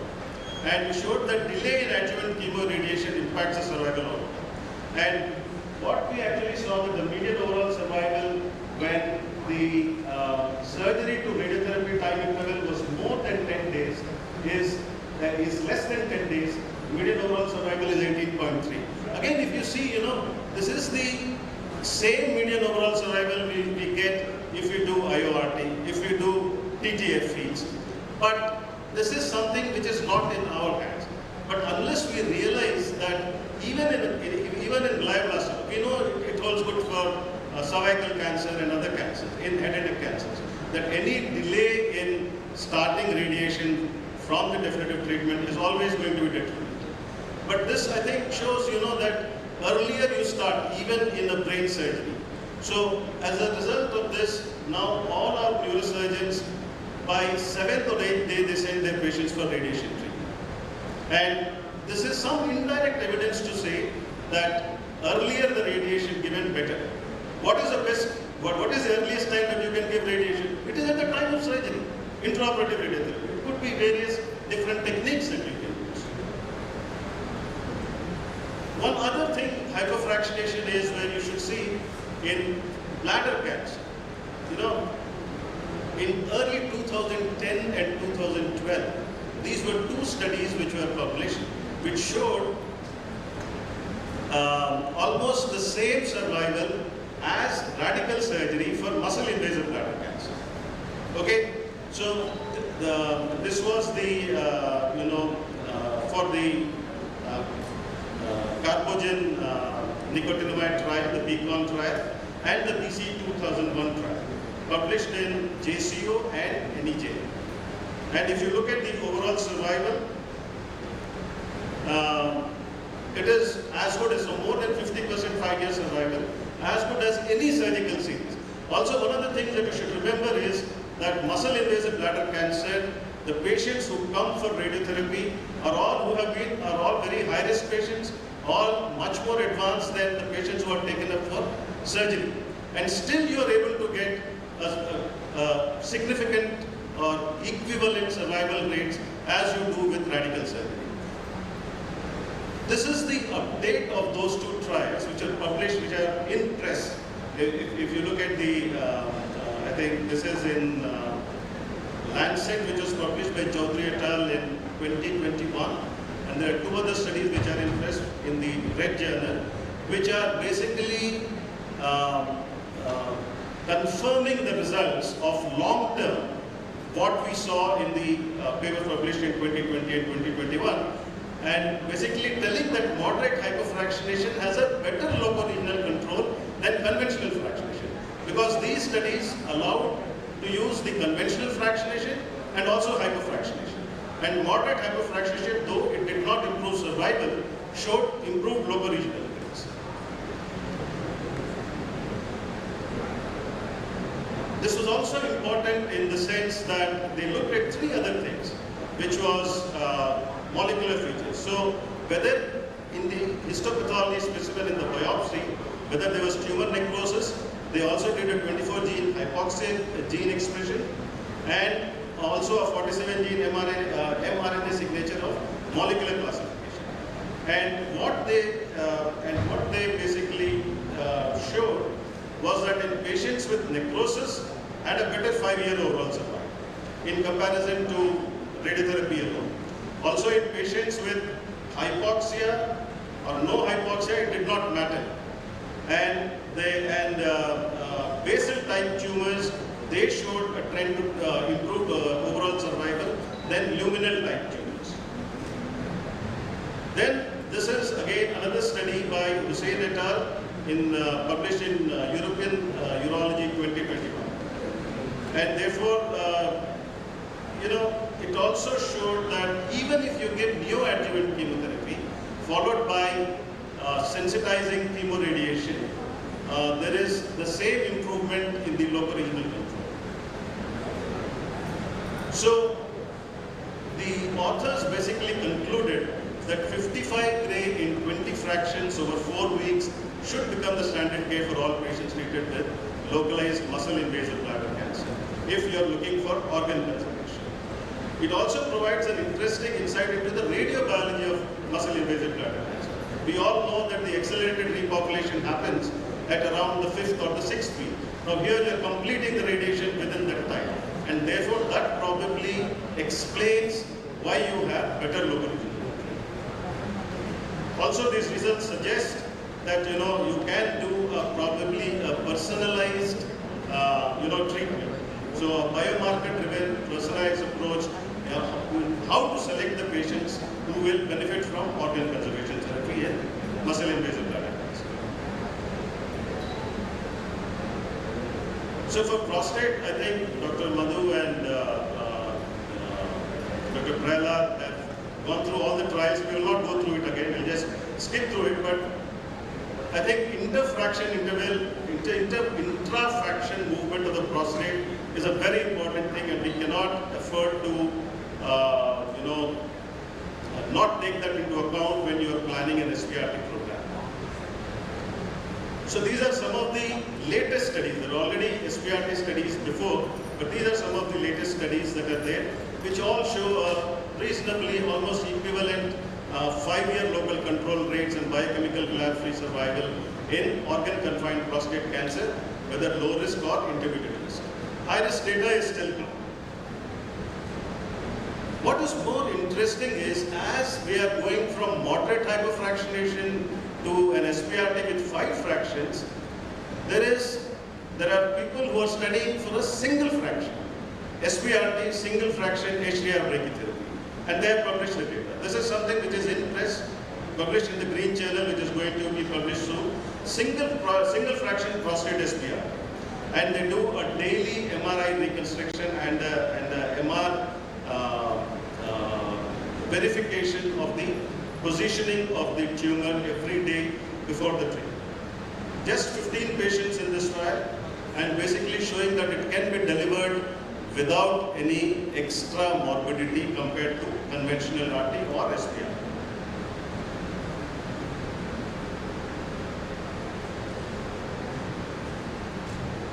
This is again another study, very interesting study I thought, which showed SPRT being given for whole pelvic radiation.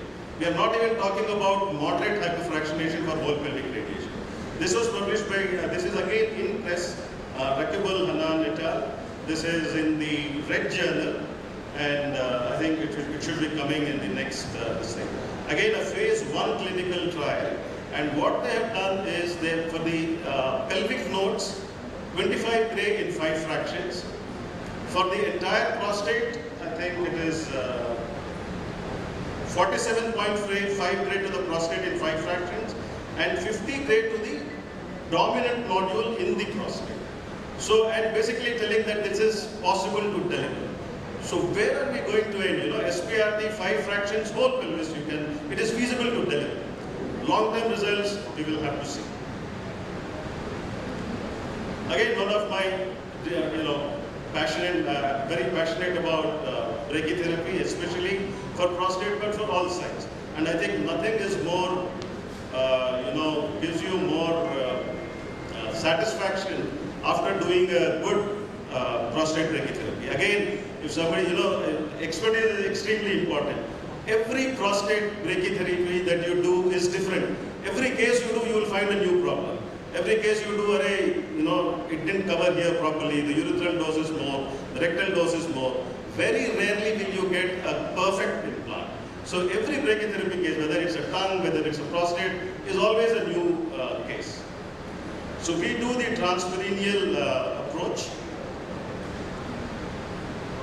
and we have done more than 100 patients, both HDR prostate brachytherapy and cyberknife.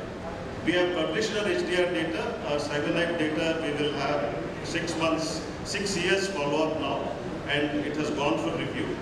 But basically, to say that there is mostly low and intermediate risk, a few high-risk patients without pelvic bones. We started for cyberknife 37.5 gray in 5 fractions. We nowadays, with the results and the less side effects that we see, we have moved over to 40 gray in 5 fractions. HDR, we started with 10.5 gray, 3 fractions, 6 hours apart. Now we give 13 gray in 2 fractions, 6 hours apart. So basically in one day the treatment is over. And as somebody was remarking, the biologically effective dose is much higher with brachytherapy or an SPRT with this fractionation. Our results are good, and somebody was also talking about the median PSA nadir. With the HDR, you get a lower PSA nadir compared to cyberknife. And if you have not given any androgen deprivation therapy, then with HDR, you actually, the PSA comes down by 50% by 4 weeks.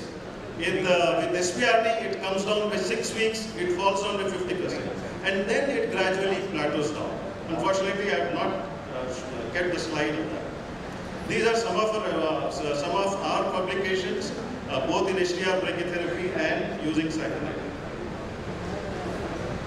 Another very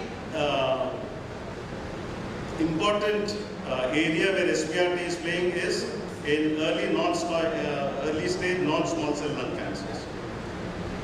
We all know that this is a problem. It is a moving target. In 3 dimensions, it is very difficult to know what is the exact and what is the quantification of movement in spite of doing a 4D CT for initial planning. So there are various methods to overcome this movement: abdominal compression, breath holding methods, respiratory gating, fiducial placement to do real-time tracking. One of the problems with fiducial placement is after you place the fiducials, sometimes there can be a bleed, and that can actually mask the area of tumor, and therefore you will not be able to draw your target. So it is always better to wait for at least 1 week to 10 days. Whether you do a prostate fiducial, whether you do a lung fiducial, whether you do a liver fiducial, you must wait for at least 1 week for fibrosis to set in so that the fiducial doesn't move before you go in for your SPRT. We do the real-time tracking with CyberKnife, and I find that that is so what basically real-time does. So what the real-time tracking basically does is we have 3 transponders on a sort of a jacket which the patient wears, which there is a camera which captures the movement of the chest and also the movement of the fiducials inside. Then it makes a correlation model between the movement of the chest and the movement of the tumor, which is on the fiducial base. So it creates a model whereby we know exactly where the tumor is with respect to the movement of the respiration. So within tracking error of 3 millimeters, if it is more than 3 millimeters, the treatment will stop. And wait till the tumor comes back to the same position again.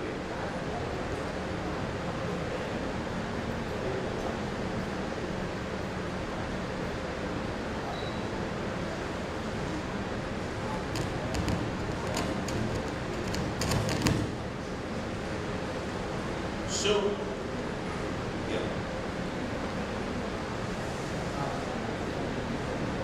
So one of the concepts for lung cancer SPRT was the no-fly zone, and this was the pioneering work done by the Indiana University in 2010-2012, and basically showing that if you give 60 gray in 3 fractions, for peripheral tumors they do very well, but central tumors, if you use the same dose, the percentage of morbidities is going to be at least 12 to 14% higher. And initially people were very reluctant to do SPRT for centrally localized tumors, but now with experience we know that if we change the fractionation, then it is possible to do SPRT even for centrally located tumors. The other thing that one should remember while doing SPRT for lung is pulmonary function tests change very minimally after SPRT for peripheral lesions. So a poor baseline pulmonary function test should not be a contraindication to do an SPRT, provided all the other parameters are okay for planning. The dose constraints are well established and one should follow this very meticulously, otherwise don't do it. These are some of the selected studies of SPRT for the early stage non-small cell lung cancer patients.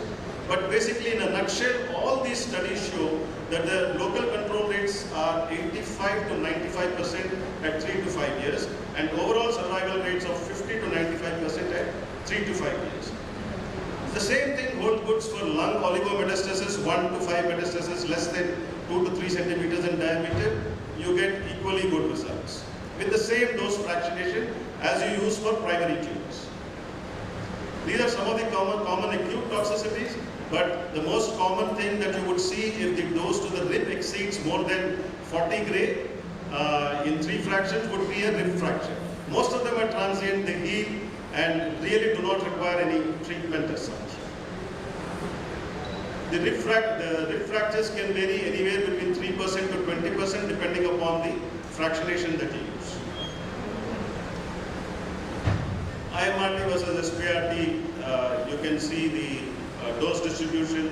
Obviously it will be the best with protons, but again protons, because of its very nature of dose distribution, the sudden stopping, the lung management or the organ movement plays an extremely important role, and that is probably the reason why in early studies, in the early randomized study in lung cancer with protons, it was actually showed an inferior results, mainly because we did not have good image movement modalities at that time. The goal is very simple. You should be able to deliver greater than 100 gray biologically effective dose, whatever the fractionation that you use. Otherwise, if you are scared and you are not going to use the full dose, your results will not be good. You have to accept certain toxicities, make sure the dose constraints for the OARs are okay, and then go ahead and get the full dose. Some of the common fractionations, usually single fraction, we don't do, but 18 to 20 gray, 3 fractions, so 60 gray, or 12 into 4, or 10 into 5. Central lung tumors 10x5 or 10x7. So you can do for both central tumors, ultracentral tumors, tumors up to 4 cm, 5 cm in size. Multiple tumors also sometimes we see. Synchronous tumors, they can also be treated by SPR. Re-irradiation, already been treated with external beam radiation before, can also be treated by SPR. These are some of our studies. This was a primary lung cancer. This was the centrally located lung cancer with nodal metastasis. This was a metastasis from a previously treated tonsillar cancer. Basically showing that, you know, if you give a sufficient dose, you get very good results. And post SPRT, this is the usual thing that you see. At about 18 months, you will see a fibrosis and a good healing at that point of time. Spine is again a very interesting area to do SPRT because all our conventional beliefs about the tolerance of spinal cord is actually tested here. But excellent result. There are a whole number of series of papers on SPRT. There are very clear-cut inclusion criteria, exclusion criteria when you should do SPRT. There was, I think, a discussion, a paper on this yesterday. Very interesting discussion, so we will not go in detail in this. Usually for target delineation, just the body if the other elements are not involved, but otherwise if the posterior arch or the transverse pedicles are involved, you have to basically target that also. PTV will be the CTV plus 2 to 3 millimeters and minus the PRV cord. PRV cord is the spinal cord as defined on the MRI with 1.5 to 3 millimeters. This is how it would look more or less. The dose fractionation, single fraction, 16 to 24 gray, 20 in 2 fractions, 27 in 3 fractions, 30 in 5 fractions. Various schedules are there based on what you are comfortable. Normal tissue tolerances, again standard, are there for reference. Even for re-radiation with conventional fractionation already given, you can still do SPRT, but at a lower dose. And there again, you have already, there is a constraint for the spinal cord, even for re-irradiation of the spinal. These are some of the potential toxicities. Next comes the flash radiotherapy. Everything given in a single go. And there's been a lot of interest, I think, in the radiation oncology community about the flash radiotherapy. Involves the ultra-fast delivery of radiotherapy at dose rates several thousand times higher than the ones we normally use nowadays. So for flash radiotherapy effect, there has to be 1 to 10 pulses of 1.8 to 2 microseconds in an overall time of less than 200 microseconds and a dose rate within each pulse above 1.8 into 10 to the power of 5 gray per second. So basically what it showed was that the side effects are very, very less, and the mechanism, they say, is because there is a rapid consumption of local oxygen. It elicits a transient hypoxia in the normal tissues, which is resistant to the effects of the radiation, and therefore we do not see much of side effects with the flash effect. However, producing the same amount of anti-tumor effect within the tumor. Most of these studies were done in pigs, mouse, rats. So therefore, what is the justification for clinical translation? They say that it is a consistency of the preclinical data across 4 animal species. They found the same flash effect. So also they found that when you give 25 gray with conventional radiation and you give 25 gray with flash and 35 gray with conventional radiation, you found the same amount of toxicity, that is less toxicity. So the dose modifying factor for flash radiotherapy is 1.36 than when you do it with conventional dose rate. So basically you're looking at the very little side effects because of the flash effect. Most of these studies were all done with very, very small field sizes. There is one group now which has done for even an 8 and 8 by centimeter field, and investigators believe that it is possible to treat large fields with flash radiotherapy also. All of you are aware that one patient with I think mycosis fungoides has been treated with the flash radiotherapy. Some of the challenges are obviously the equipment isn't going to be very expensive. I think for low energy electrons, it is the same linear accelerator can be used. But for if you are going to do X-rays, then the power of the accelerator should be at least 100 times the one that used to produce flash electrons. And for proton beams, even though it is possible to increase the dose rate to a large extent, to deliver the SPRT dose, it takes more time than what you deliver with the 300 millisecond or 200 millisecond. It usually takes more than that. So people are working on that, because otherwise if it is more than 300 seconds, milliseconds, even if the dose rate is very high, the flash effect is not seen. So single fraction or combination. Most of the studies for flash have been done with single fraction, very high. So if you look at the radiobiology, probably all the tumors are hypoxic to begin with. So maybe it makes sense to start with flash and then go with conventional radiation. The other thing which I think will be a huge change which we will be seeing in probably the next decade will be the adaptive radiotherapy. And adaptive radiotherapy is no longer just doing a follow-up CT at 4th week or 5th week of radiation, tumor shrinks, then change your plan. Adaptive radiotherapy is going to be every day, the movement, the calculation of the dose on every single day, whether that has been delivered or not, and it is going to be huge. It has already shown benefit in clinical sites including head, neck, lung and cervix. The tools needed for adaptive radiotherapy is basically auto-segmentation, deformable registration, automatic planning, advances in workflows, including your offline, online, also functional and anatomical. Now, there was a talk about MR-Linac yesterday, and I think that is going to be very, very useful for adaptive radiotherapy. There are groups which are already trying to get a PET inside the room at the time of radiation treatment. So, not only anatomical imaging, but functional imaging every day with the help of even cone beam CT scans. Data have shown that cone beam CT scans can be calibrated to enable those calculations directly on the image. So every day you have an image, just a cone beam CT, you need not even have an MR-Linac. And you can actually calculate the dose and actually see whether the dose that is planned is actually what is delivered.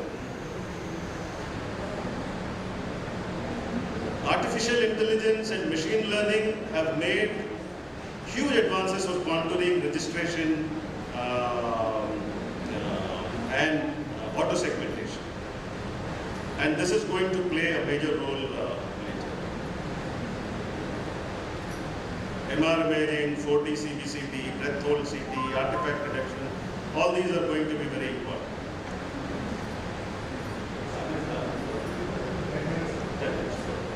So the other thing is what people are talking about is genomically directed radiosensitization. All radiobiology we have talked about, hypoxic tumors, radioresistant, so many drugs have been tried, tirabazamine, various ways of hypoxic, this oxygen chambers, and really, to be very frank, nothing has really worked. And there are these two scientists from the Yale University who have done some amazing work, and these are all very young doctors, who have just, I think, 3 years post their MD radiotherapy training. And it shows, the research interest has to start from the juniors at a very young age. Otherwise, the The basic research is going to be lacking. We are always going to follow what the others are going to do. So, this is Susan and Ranjit from the Yale University, and they have done some work on something called oncometabolites. Now, oncometabolites are small intermediates of metabolism which are overproduced in certain cancers. And they have emerged as a new mechanism of DNA damage repair modulation through their effects on multiple DNA repair pathways. There is more and more evidence, both preclinical and clinical, which suggests that oncometabolite-induced DDR defects may offer the opportunity for tumor-selective chemo and radiosensitization. Not just radiosensitization in general, but whether we can be specific for a particular tumor. The three oncometabolites that have been discovered are basically fumarate, succinate, and 2-hydroxybutyrate. And they alter a wide range of cellular processes ranging from metabolic reprogramming to epigenetic remodeling to several DNA repair pathways, primarily via direct inhibition of alpha-ketoglutarate dependent dioxygenases. So these are the oncometabolites. These are the enzymes which control the production of these oncometabolites, and everything is basically being controlled by the alpha-ketoglutarate dependent dioxygenase. So what does it do? So the alpha-ketoglutarate dependent dioxygenases, through either homologous conjugation or NHEJ or MGMT, they are affecting the DNA double-strand repair and DNA direct reversal repair, which can have an effect on PARP inhibitor sensitivity, radiosensitization, combination of immunotherapy and radiotherapy and immunotherapy. So fumarate, succinate and 2-hydroxybutyrate actually block the action of the alpha-ketoglutarate dependent dioxygenases. There is already a lot of study on 2-hydroxybutyrate and is probably considered to be the mediator of how the IDH1 mutant tumors work. And what has been shown is that IDH mutant chondrosarcoma cells as well as IDH mutant AML cells, they have increased sensitivity to ionizing radiation. And the radiosensitization was associated with increased reactive oxygen species in the setting of reduced levels of NADPH, whereas in AML cells, that was not the mechanism. Their group also reported an increase, that is Susan and the other gentleman. They also reported an increase in DNA damage post-irradiation in mutant IDH1-2 cells, which correspond to reduced chromogenic survival. So in one study, actually, the IDH mutant tumors showed 100% favorable radiographic response to standard chemoradiotherapy compared to less than 50% in IDH wild-type tumors. The same group, they have also investigated the effects of succinate and fumarate on radiosensitivity. So depletion of these enzymes which produce these oncometabolites, that is FH and SDH, has also generally been shown to reduce clonogenic survival upon radiotherapy exposure, correlating with reduced double-strand break repair capacity. So inhibition of ATM4B by fumarate, succinate or 2-hydroxybutyrate would be predicted to lead to ionizing radiation sensitivity. Now PARP inhibitors lead to the conversion of ionizing radiation-induced single-strand double breaks into double-strand breaks due to replication collapse during the stalled single-strand break repair, which is particularly toxic in the absence of homologous HR. So recent data suggests that this therapeutic strategy may be effective in oncometabolite producing tumors only. So in a series of this preclinical experiment, Chan et al. Have demonstrated robust synergistic activity between radiation and PARP inhibitors in IDH1 mutant astrocytoma and cholangiocarcinoma cells. So all these results basically support the combination of PARP inhibitors and radiotherapy in IDH mutant tumors and potentially other oncometabolic forms. So basically, oncometabolites appear to radiosensitize tumor cells. Although it is unlikely that the magnitude effect will be enough to do it as a monotherapy. So as in any other cancer treatment, it has to be a combined modality. One of the other things that is catching interest is lymphocyte sparing radiotherapy. And there is extensive clinical evidence now across multiple cancer sites and treatment modalities that lymphopenia correlates strongly with decreased overall survival, especially when you are combining with immunotherapy. So I will just go through this because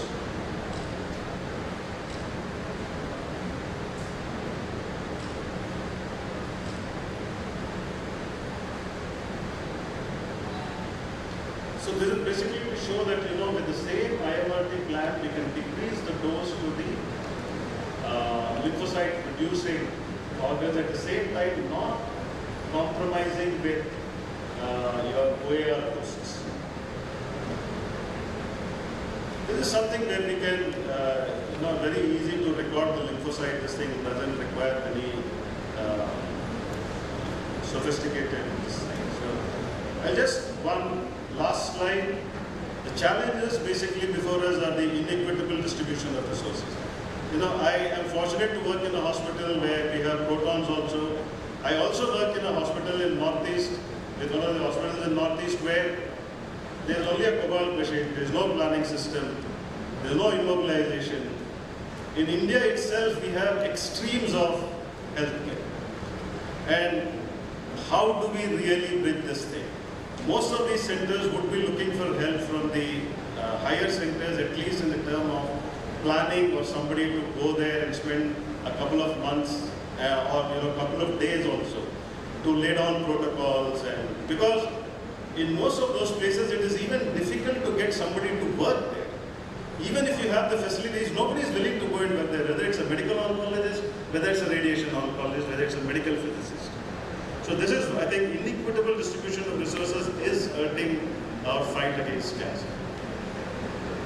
The other thing which I was thinking, multi-institutional trials, the volumes that India has, volumes that you have here, but we really don't come together and try to do multi-institutional trials.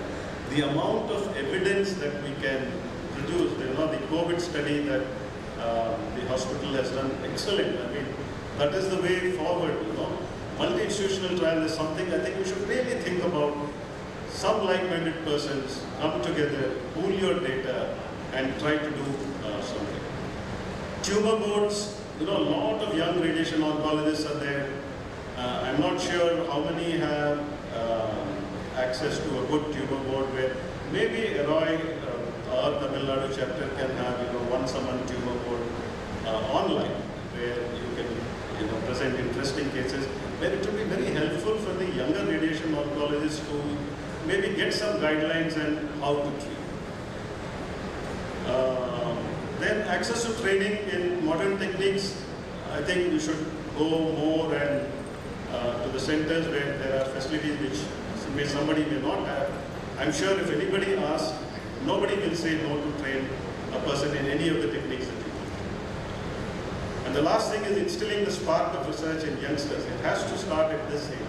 A lot of papers published, but the research has to be much more basic, much more lab. What I have seen is there are institutions like IITs which have flushed with funds, but they do not have a clue as to what the medical researchers need, what we need in the clinic. We are in the clinic, we know what we want, but we are not willing to go and meet the people who have the funds and who can make the research work for you.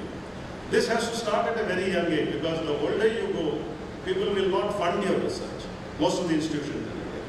But younger you have, you go to the institutions where there is a lot of funding, you can do amazing work. Thank you.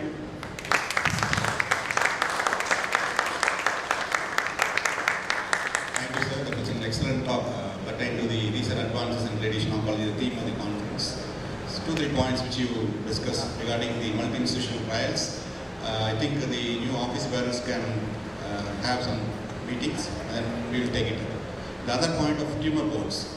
The National Cancer Grid, you are aware of. I think all the cancer centers which is not part of the National Cancer Grid can enroll themselves with the National Cancer Grid. It's in the website, TMH Mumbai website. And Dr. Ramesh, the director of TMH Mumbai, is the coordinator for that. Please use that facility. You have various opportunities there. There is a virtual tumor board facility available. Once you become a member, you can get into the virtual tumor board. All critical cases, complicated cases where you want the help, there is an expert panel sitting there giving you the guidance. With these few words, I thank you, sir. Thank you, sir. I request on behalf of AROI DNP chapter, we request you to accept our sheet.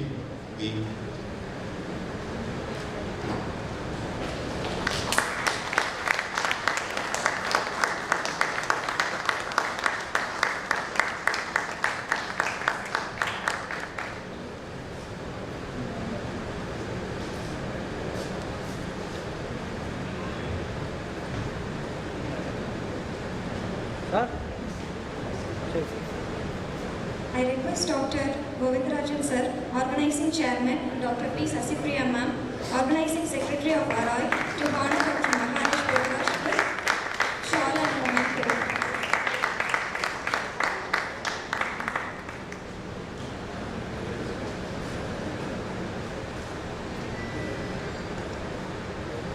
On behalf of the association, President, Secretary and members of the Association of Radiation Oncologists of India, Tamil Nadu and Puducherry chapter and the chairman, organizing secretary, members of the organizing committee of the 36th annual State Conference of AROI are honored to award the citation on this day, the 5th of December 2021, for having delivered with all right for information to Dr. Maharaja.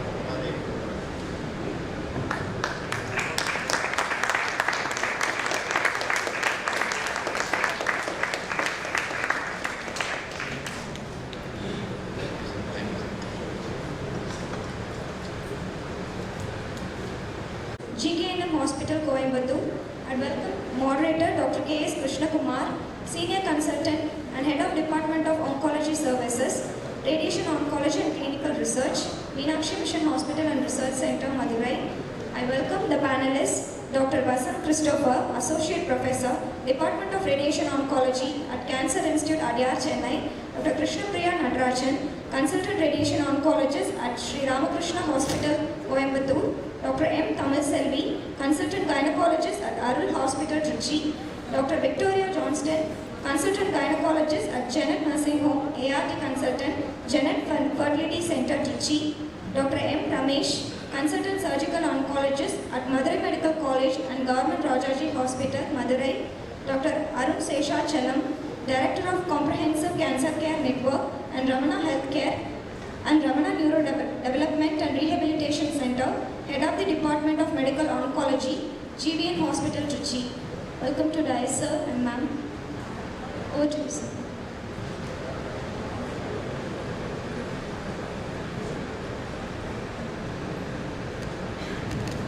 So we have, good morning everyone. I think we have come to the last part of the day, almost the panel, and then we have only the important papers to proceed. I bring greetings from Meenakshi Mission Hospital. Most of them I know, except the work psychologist, Dr. Victoria and Dr. Tamil Selvi.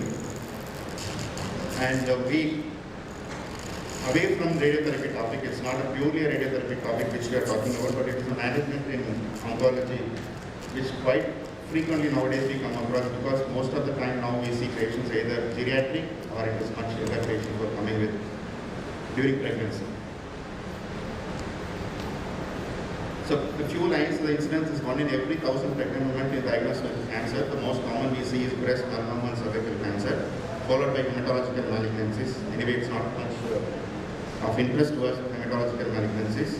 But management is generally with a multidisciplinary tumor board, which includes the oncologist, gynecologist and the neonatologist. Decision making is always very difficult, and it is, we need to take the help of the patient and the partner. But invariably, otherwise in other situations also, we take the patient into consideration. So I just have 3 cases to present here. The first case is a 26-year-old female, primary, CT1N0, with no comorbids, first trimester. It's a breast patient. What is the biopsy? What are the investigations you would like? I will ask Dr. Ramesh to answer on this, and subsequently the others can go down to it.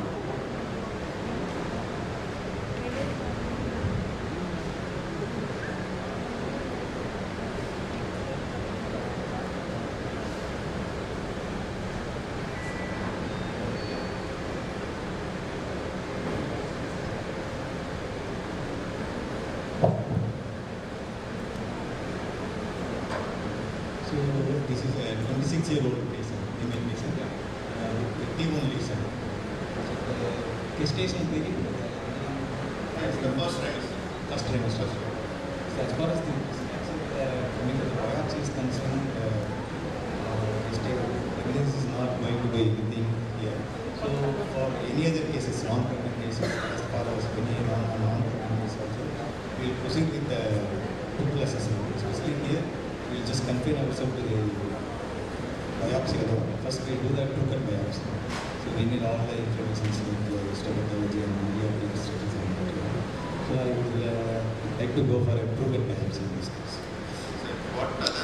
Coming to the radiological assessment, radiological assessment for the local assessment, I just stopped with ultrasonogram.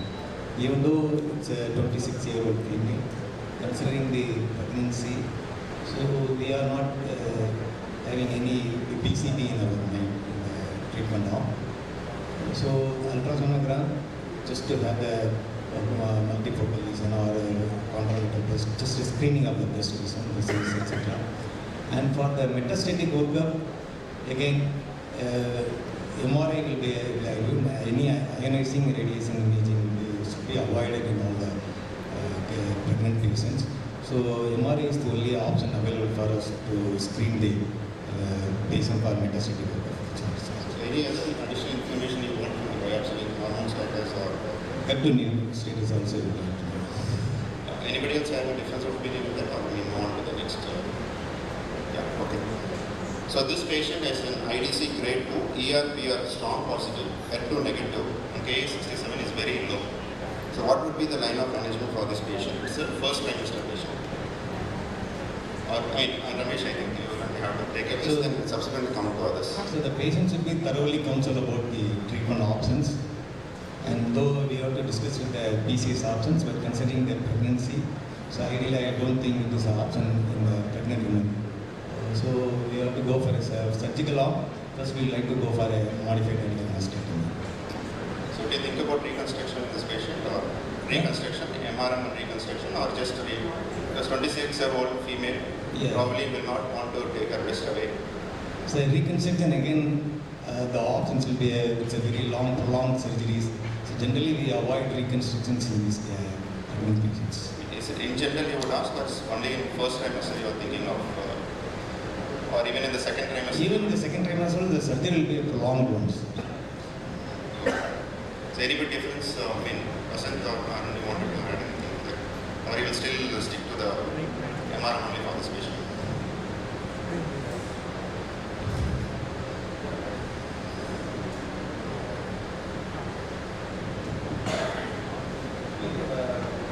The decision should be done in the board. Both the options can be discussed. The problem with the sentinel node biopsy is the colloid, radioactive colloid, which will be so without that, what is the sensitivity and specificity of sentinel node biopsy should be discussed. We can even do BCS with sentinel node biopsy using only isosurgeon without radioactive colloid. But probably the sensitivity is less. But my preference will be going for MRM because in case node positive comes, then all other options should be explored. And if it's a node negative, radiation can be avoided if it's a MRM. So options will be MRM, but all other options will be discussed in the board. Yeah, even I feel the same because we know that no dose is safe in pregnancy. And being a BCS, then we'll have to irradiate the patient, and she being in the first trimester, it is highly risky, and even I would prefer MRM. As Arun and others said, it's mostly because if we think it is going to be an N0 disease, we are going to definitely add radiation to this patient. But if it is N1, probably he will give chemo, we'll have some time to give radiation, that is not a problem. But if it is going to be N0 and ERP is strong positive, and in that case we'll just get away only with the radiation. So that is the only hitch here. But supposing second mode for the radioactive material also it's very difficult. You have to choose a low dose technetium only. Then isoscel control or they not to produce any anaphylaxis reaction, which is very detrimental to the pregnant patients. So it's better to avoid SLNB. Yes, as Ramesh said, it is preferred option is only technetium 99, but they follow a one-door protocol. And blue dye is generally avoided to avoid any allergic reactions or to avoid any anaphylactic maternal reactions. But supposing the patient wants only PCs, just put a hitch here because young lady, 26-year-old, she wants only PCS. Is there any other option? Like you have done a frozen becomes negative, and you have to give radiation to this patient. Is there a possibility, or there should be anything? Then the question goes to the if our radiation oncologist is convinced and they have any options or any ornamental in their hand to seal the fetus and they are going ahead with radiotherapy, then we will also go ahead with PCS. Now the ball is in your hand. We have two radiation oncologists as chairperson also, they can also contribute to. Vasanthi can say. Yeah, I am working in the Guinea Center where we give an option of getting a BCS along with an accelerated resection, surgical accelerated resection, and if it is going to be negative. Go ahead with the RT. No, nothing wrong with it. All because it's invasion, we have to get an oral sampling done minimum, for which this SLNB is not possible. So go ahead with an accelerated resection for once. When you are doing a PCS, side by side you will take it, level 1 and 2. PCS with acceleration is another option. It can be to be not always, but facilities are also not available. All the centers do an SLNB also. So what about radiation? In the first trimester, can we give radiation or not? Yes, definitely. Yeah, yes, definitely can do. Vasanthi can. Shielding the abdomen is being done. Vasanthi can add. First trimester in general, radiation is contraindicated. Like whatever scatter radiation can be detrimental to the fetus. Theoretically and even practically, many instances with shielding, radiation has been delivered in a scenarios in which radiation need to be done. I think in this scenario, radiation can be avoided as a better option also. And probably when you are going to explain to the patient regarding the sample fitness, I think no patient will opt for PCS with API in pregnancy. I think. This is a very typical situation because patient most probably, as you said, they will take an MRM. But in case patient wants, do we have an option or not? No. We all know that both cancer and pregnancy are very sensitive issues, and it has to be a group decision, combined decision with the patient, her husband and her family. So I think it's better to convince the patient and her family to avoid RT in the first trimester, because we know even doses as low as 0.05 gray will cause malformations and all other retardations. So it's always better to convince the patient to avoid RT, especially in the first trimester. I will definitely avoid RT. One thing I would like to add practically, by the time BCS surgery and accelerated resection surgery, we give minimum 3 to 4 weeks for a convalescence. By the time the patient enters into the second trimester. So that's what other trials I went through all the literatures. They all say that it is radiation safe compared to the chemotherapy. Krishna Kumar, 1 minute. Krishna Kumar, sorry friend. We have 2 eminent obstetricians. So how would they counsel their patient to go through all this? Because the mother is more important. Yeah, I think their opinion. Yes, counseling is very difficult sir, in such a situation, particularly a young mother. She wants to continue the pregnancy, and there's a risk of infertility also later because of all this radiation and chemotherapy. So I think it's a multidisciplinary approach where you talk to the patient about the possibility of continuing the pregnancy and the lactation period. Everything will be a problem. In spite of that, if she wants BCS, I don't think we can say no to her. And probably with a good axillary node clearance And we don't want any reconstructive surgery definitely because of the prolonged anesthesia and the risk of preterm labor. Why I brought up this question is, so I'll just come in a couple of slides. There's an absolute risk of local recurrence in 1% per month of delay of starting RT, and this is out of this one. But when there is an embryonic exposure resulting from breast radiotherapy with a dose of 0.1 gray, that is 100 milligrays, in the first trimester during organogenesis, the increased risk of malformation can cause mental retardation.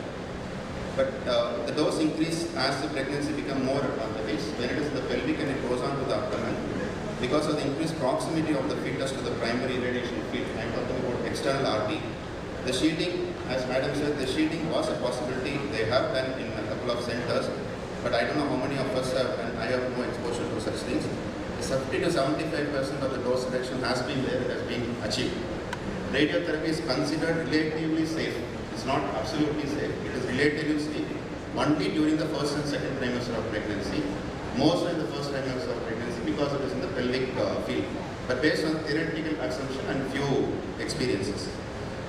APBI is an option. Electrons and IORT is an option. It's not the primary scatter we are worried about. It is the secondary scatter we are worried about.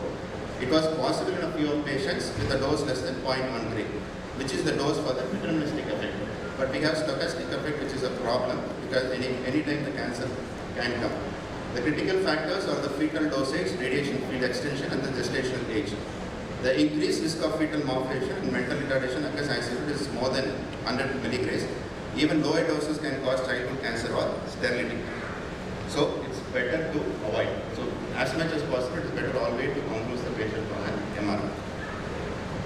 Now this is the same thing. And now coming to Arun, it's ERP a strong positive. MRM has been done. What hormones and when to use?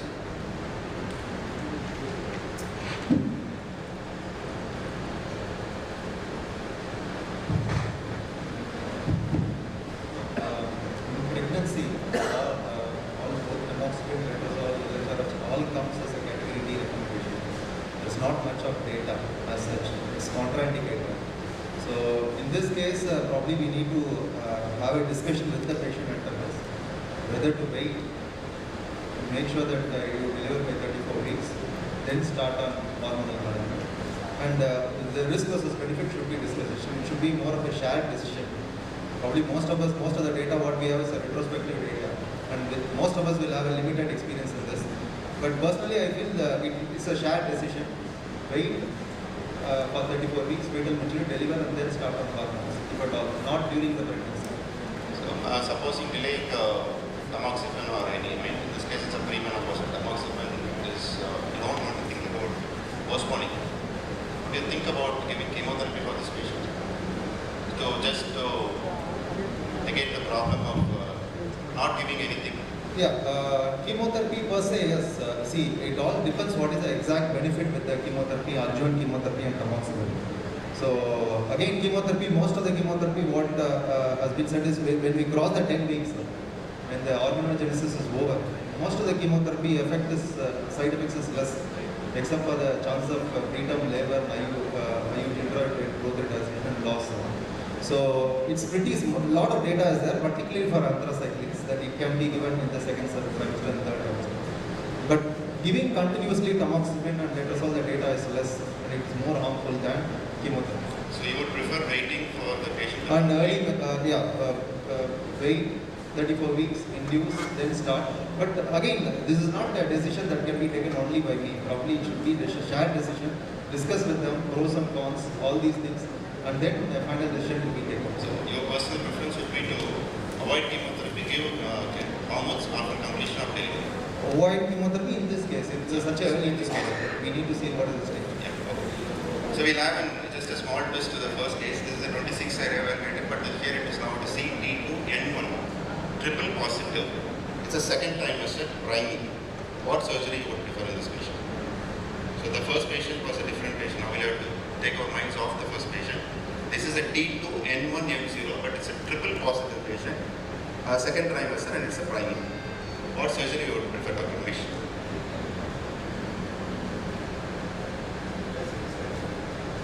Unless it's a third trimester, we won't think of PCS.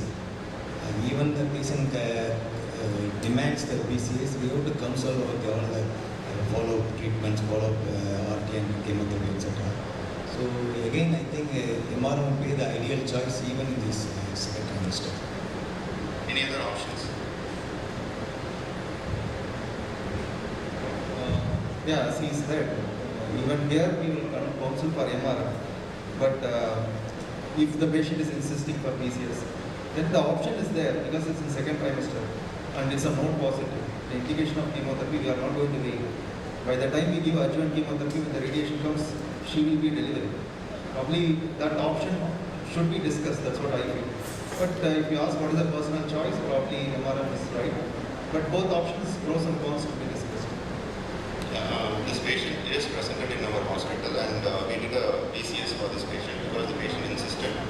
And PCS can be done safely in the second trimester because, as you said, rightly said, the adjuvant chemo will take care of the time duration for delivery and the delivery can proceed for RT.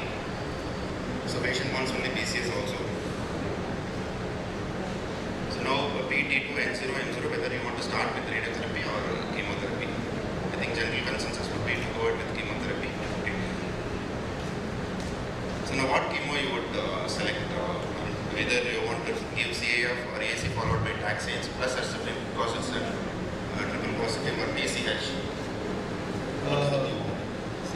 Here what I would like to avoid is during pregnancy herceptin because a lot of data is there when compared to anthracyclines and taxanes. The best data is with anthracyclines. I think most of us would have had data with anthracyclines. But we know that trastuzumab, if we use the chance of oligohydramnios is there, and because of that skeletal dysplasia and a lot of other problems is there. So it's better to go for AAC, complete it by the time go for section or reduce the labor, complete the labor, get the child out, then think of herceptin. So probably I would like to go for anthracyclines before delivery. Once the delivery is done, then I would like to consider herceptin, adding herceptin and taxanes. And as you said, herceptin is to be avoided in AC. But one point he raised that, he will give 4 cycles of AC and then wait. So which means probably it will come around 28 weeks or so. What is the best time? I just said exactly when I would like to stop the C. It's all because I just posed the question to the please. Yeah, so what is the right time for delivery? You would look at viability or wait for the longer duration or how is it? And we have to counsel the patient regarding this because the patient wants only PCS. So we have to counsel the patient that you have to undergo this chemo and there are some side effects of the chemo, and after that we go for the definite treatment. First counseling is very, very important, and we counsel with the neonatologist that this pregnancy can be carried out up to at least 30 to 32 weeks. The survival of the neonate is better in our center. Even we are saving the babies of 28 weeks gestation age here, but 32 to 34 is the good time to deliver. At least 32.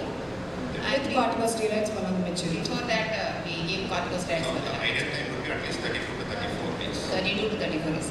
I think just a small change in what you said. Even if it is BCS or MRM, this patient is invariably going to receive chemo because it has got an N1 disease. Okay. So surgically, patient would take the choice there. It's not starting.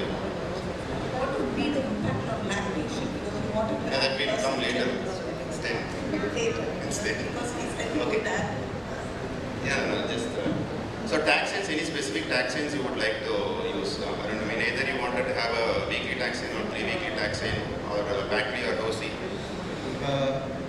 My personal is I'm comfortable with Bactri taxa, and I generally go for weekly taxa.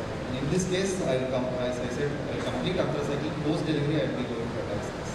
No, but in case there is still time, as she said, she wanted 34 weeks, there may be still time. So would you still continue with taxanes or there will be delay in starting taxanes? No, although the data is strong with anthracycline, there is good data for taxanes too. In personal experience also we have not much of problems with taxanes, so I don't mind going. Except for the timing of the last cycle, I'll be planning such a way that it falls 2 to 3 weeks before the delivery, so that they don't have immunosuppression due to chemotherapy. So I'm more interested in the timing of the last cycle. That's the most important, I think, the immunosuppression, what he's talking about. So anthracycline is safe in more than the first trimester, and as well as cyclophosphamide is in case you're looking at CAF, and even antimetabolites are safe. Taxanes are safe. Paclitaxel is more safer than docetaxel. And in second and third trimester, fetal malformation due to chemo is reduced to 3%, which is as much as the general population. So it is safer, that's what I'm trying to tell. And can GCSF be given in case the patient develops neutropenia during that time? It can be given. So it did not, so it is slightly safe to give because it did not show any difference in fetal death or congenital anomalies. So dose dense chemo also can be practiced with GCSF in case needed. Now head to whether you wanted to give for these patients. And already you said that you wanted to avoid yourself in any kind of acceptance. So we'll wait for the pregnancy to delivery to happen and then proceed. So the transplant and placental transport does not occur until after the first trimester, and it is very clearly said no MAPS during pregnancy. So ideal time of delivery, as they said, it is 32 to 34 weeks. And what happens, madam, in case Aruna has given chemotherapy and you end up with thrombocytopenia? I mean, GCSF he may cover up and he may end up with thrombocytopenia. Usually, I think they time the delivery 2 to 3 weeks after the last cycle of That's usual. chemotherapy. This is an urgency or emergency. You have to deliver the baby at some counts. I mean, it is In spite 40 or 30. in spite of giving GCSF, if she's having thrombocytopenia, then we have to give her platelet transfusions. If the count is less than 20,000. What literature says is ideal time for delivery is 37 weeks. As early as 34 weeks also we can do it. But though the gestational age is around 24 weeks for viability, a fetus is considered severe preterm until 28 weeks. So always wait till 37 weeks if possible. Why I raise the point of 3 weeks versus 1 week, weekly, is because 3 weeks you tend to have thrombocytopenia and weekly you can manage much better as well. So ideal choice would be a weekly taxanes rather than a 3 weekly taxanes, just to avoid these side effects. And now the baby is delivered. So how would, when we want to start RT or when you want to start RT, I mean, they have finished chemotherapy entirely, they is followed by Pacli.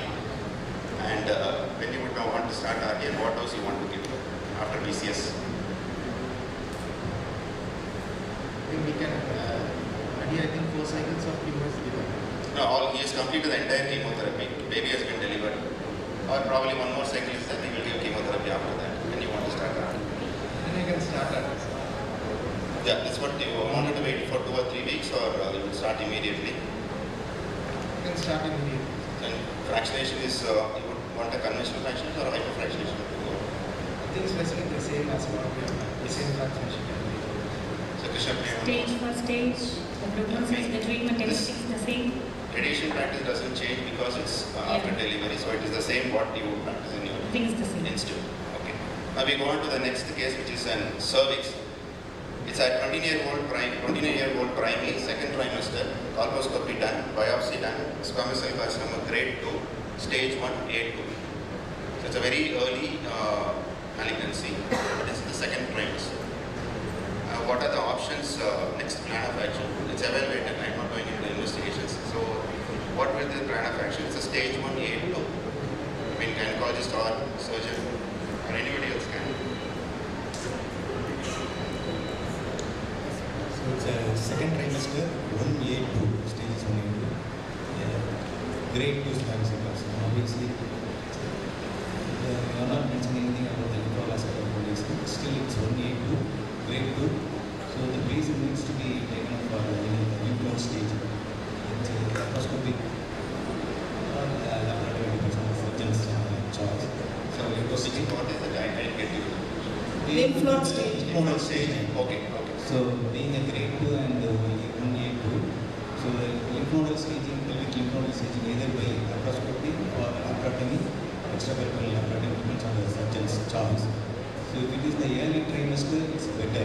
Suppose within the late trimester, uterine size may not permit us for the comfortable lymph node staging. So in that case, we would obviously do the local section procedure, probably one excision of trachelectomy, because trachelectomy will be enough, and followed by lost the medical oncology for the cancer chemotherapy. The notes are positive. So as we when do the staging, default request the medical oncologist for chemo. If the staging is successfully done, notes turned out to be negative, then you can always wait for. So as he rightly said, that trachelectomy would be sufficient for this patient, and a lymph node dissection is a must for all these cases. Either a laparoscopic lymph node dissections or or open laparotomy dissection. But generally laparoscopic dissection is. But MRI type, and still they are advised to do a nodal dissection because the positive rate are 10 to 15%. That's what they say. And for problems we can expect during delivery after the surgery, or what are, in other words, what trachelectomy would cause during the delivery or during the process of pregnancy if a trachelectomy is done. One. Second thing is the trachelectomy you want to do a radical trachelectomy, or you would just modify it a little bit, or can you just elaborate what is radical trachelectomy, or slight difference in this patient would look at different options. We can go ahead with the radical trachelectomy. There is not much difference between the just the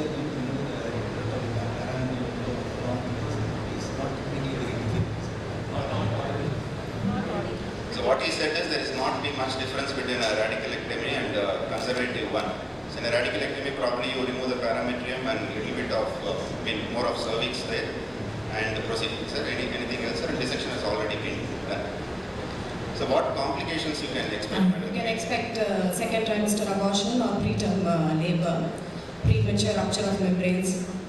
So would you avoid that? Would you want to do anything else more? You can put a cervical encirclage at the time of... So that's the complication. We should remember that cerclage is a must for all these patients. But generally a complete radical trachelectomy is avoided. They just do a 1 centimeter margin excision for the entire tumor. It's something a little bit more like a conization. It's not a conization, not a radical trachelectomy also. So it's not it's a cervical cancer in pregnancy generally presents as stage 1 disease at diagnosis because more often we examine. And pregnant women are 3 times more likely to have stage 1 disease than non-pregnant women with cervical cancer. And pre-invasive, you can CA 1, 2, 3, you can always observe till some time. And immediately, when do you want to do an immediate treatment for these patients? Supposing you are done a trachelectomy. Supposing you are done a trachelectomy. Supposing a trachelectomy is done and the patient has been just observed, but you wanted to get into some other form of treatment. What other indications? I've already used. What other indications you would want to say to proceed with the chemotherapy or any other management? Trachelectomy is done, but there is some observation, progression there in the patient. Lymph node positivity, we need chemotherapy, margins are positive. So, they say we do a biopsy at the margin, and if it turns out to be positive, she may need a hysterectomy also. Hysterectomy also. I mean, it's positive if it is advanced stage. Okay. So there's a documented lymph node metastasis we need to give, and any kind of progression of symptoms, like any new node appearing, any progression is there, we need to act that fast. Just trachelectomy and dissection alone would not be sufficient. So as I said, in the stage 1 disease, conization between 12 and 20 weeks of pregnancy, prophylactic cerclage, as already they have said, is an option in the prevention of premature labor. And 1A to B1, conization or a simple trachelectomy. Paranectomy excision is seen less than 1% of them, and so we can conveniently avoid. It is necessary to assess the lymph node status by laparoscopic pelvic lymph node before conservative surgery. In the event of node positive disease, the woman should be told the immediate treatment is recommended, and laparoscopic lymphoidectomy is the best preferred choice. But generally, a laparoscopic lymphoidectomy is not always beyond 22 weeks. It is maybe because of the approximation of the uterus. Now, this is the same patient with the third trimester. The patient is 30 weeks of gestation. Squamous cell carcinoma, MRI abdomen is proved to be stage 2B. There is no pelvic lymph nodes. Surgery is not possible. Trachelectomy, any kind of surgery will not be possible. Normally, in this patient, we would go ahead with radiation, but in this patient, we would not go ahead with radiation. What other options we have? Wait for the delivery of the baby and then proceed, or wait for some more time in the plan for the patient? Because it's third trimester, I think we can give steroids and try delivery, sir. So you wait for the 32 weeks probably, 32 to 34 weeks. She's 30 weeks Say it's now. a very early third trimester, madam. Say it is just 24 weeks or something. You want the pregnancy to go on 32 to 34 weeks or 37 weeks. You have to give the option to the patient. Is there any other option where you can come in and yes, sir, you can just here probably postpone the traffic will be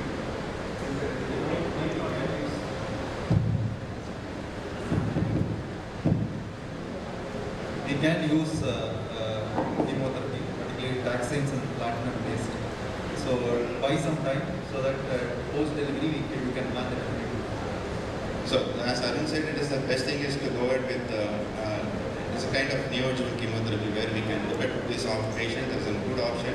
We can buy some time for some time till we patient baby, the baby is delivered, and then we can go ahead with the proper treatment for cervix.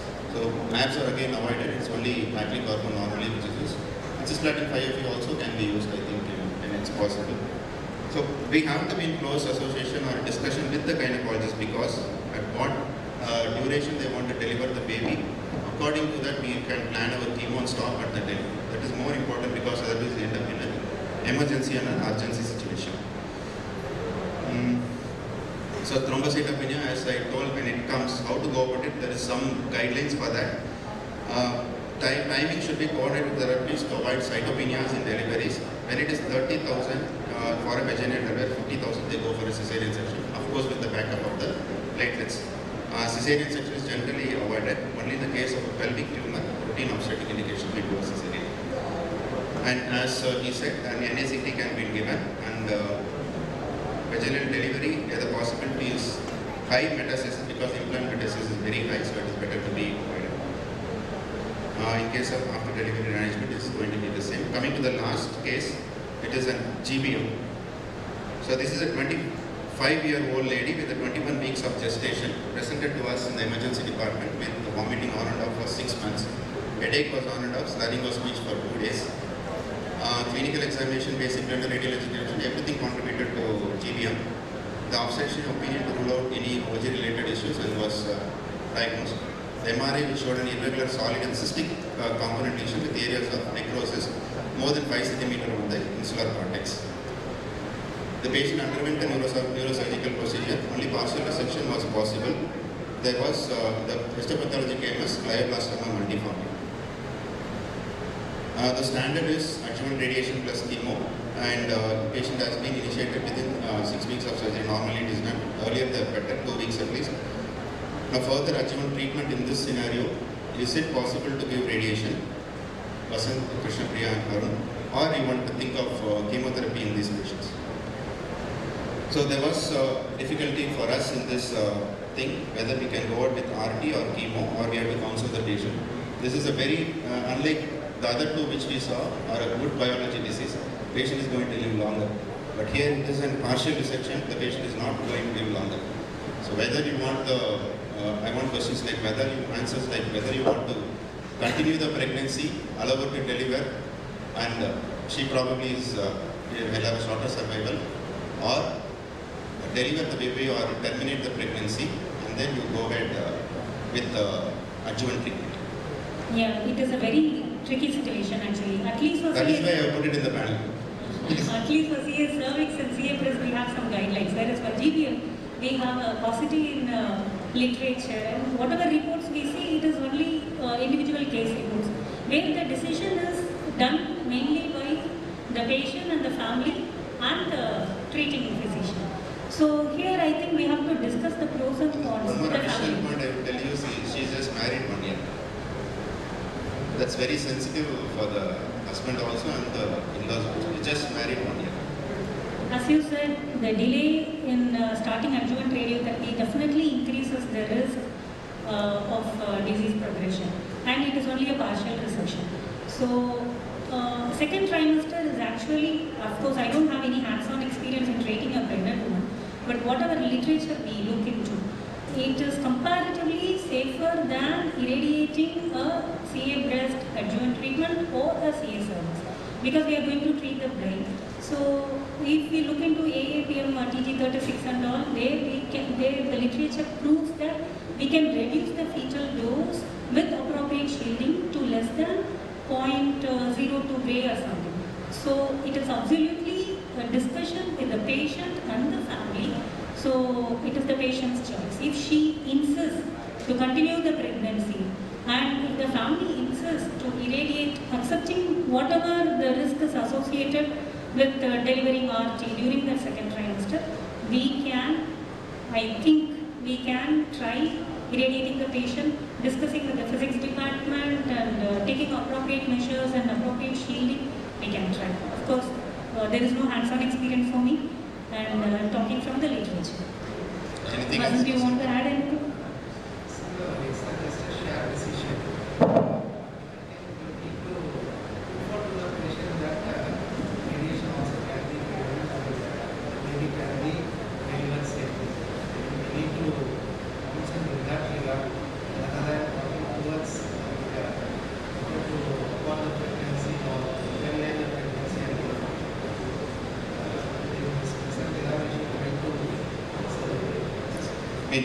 Is there, Arun, whether we can give temozolomide and wait for some time till radiation we can add, or you won't want to give temozolomide?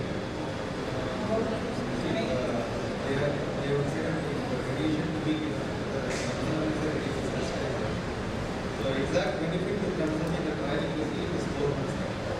Less than 4 months. So again it's a shared decision. But when they are going for radiation, probably they will be take that extra risk with temozolomide because alkylating agents is there. It is going to cause much more damage along with the radiation. One thing I would like to, one extra detail I would like to take is whether MGMT methylation is there. The patient is having methylation, the benefit of temozolomide is almost double. So instead of 4 months, the benefit is going to be 12 months. So that decision probably will help me to convince or convince myself that probably when radiation is given, temozolomide also can be with an extra fetal risk. But if the patient is having an IDH mutant and non-methylated MGMT, the benefit of temozolomide is very, very less, although it's a retrospective analysis. Probably in that setting, I will tell that proceed with radiation, complete the delivery, then we can continue temozolomide probably for a year. That is. But in this patient, unlike the other two patients you have, the patient is going to have a good survival. It's much more easier to convince the patient. But here in this patient, you know the patient probably is going to survive for 6 months or 9 months. Is it worth delivering the baby and giving the baby to somebody else? Is the family has to decide. One. The second thing is, supposing they want to terminate the pregnancy, then how is it going to be for the husband?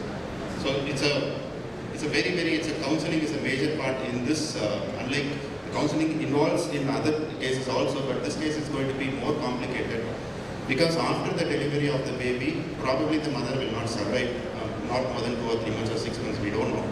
But then who is going to handle the baby? It's a very tricky situation, but in this case, we have explained both the options. We have explained the patient, finally the parents decided to terminate the pregnancy in this patient. Unfortunately, when she came for termination, she was COVID positive also.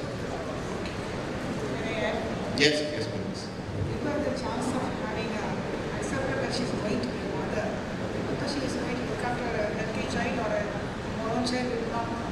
But basically on the inverse side, we can always make her undergo a radiation immediately. There's nothing wrong in it. Because she will have the will to live, to see the child and carry on. So this patient has to be given RT immediately. The routine conventional, and then wait and watch. You can wait and watch for the temozolomide or follow schedules are. You are the child, having been a mother, that is more than sufficient for her to go to the rest of her life. Coming to the, as Madam said, during a discussion, the decision was taken by the parents, you said. Probably if the decision was taken by the patient herself, continuing the pregnancy would have been a probably the way, they have communicated to her because without telling me that it's not possible to terminate, but they had communicated to us. So we'll come to the next part on cancer survivors is another one big problem because nowadays we see good survivors after lymphoma, testicular cancer, breast cancer, and craniopharyngiomas. So how is this, I think more often Arun sees these patients in a much younger age group, and how are we going to handle fertility in these patients? So is there any fertility preserving strategies gynecologists they would on? In case of breast cancer survivors, when we diagnose and treat the treatment phase itself, we have to discuss with the in a young patient, we have to discuss with the patient about the fertility preserving strategies. So in that case, we have to give a modified stimulation protocols in the ovary, and we remove the oocytes and you make an embryo and cryopreservation of the embryos, because cryopreservation of the embryos has got a very definite good results than the cryopreservation of the oocytes. It is a very delicate thing, and the results are very much guarded. The one more thing is whether we give GnRH agonist in a case of breast cancer, we suppress the ovary for 2 years, and after the treatment is over, and once again the ovary ovulates and preserves is one more aspect. And ovarian cortex preservation and ovary preservation is also coming up nowadays.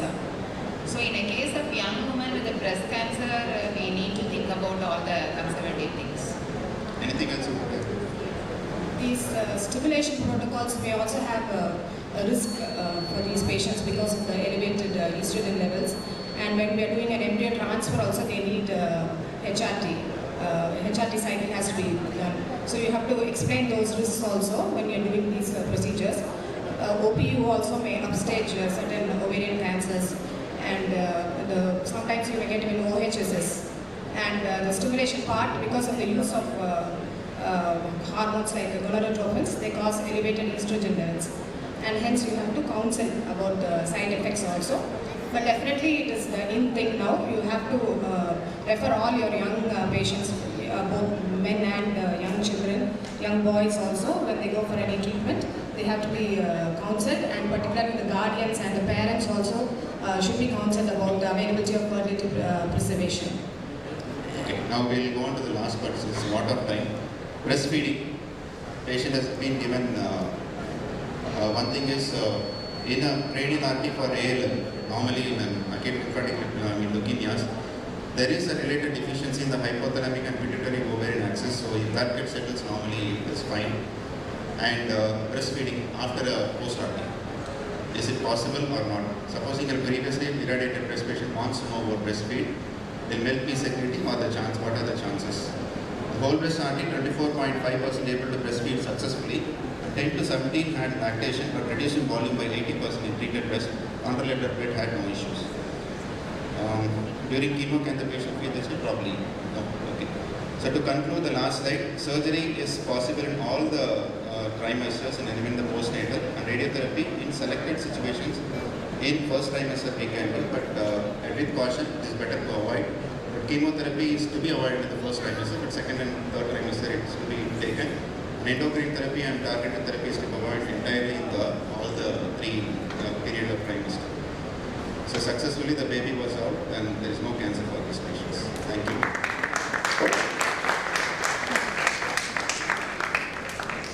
Any questions?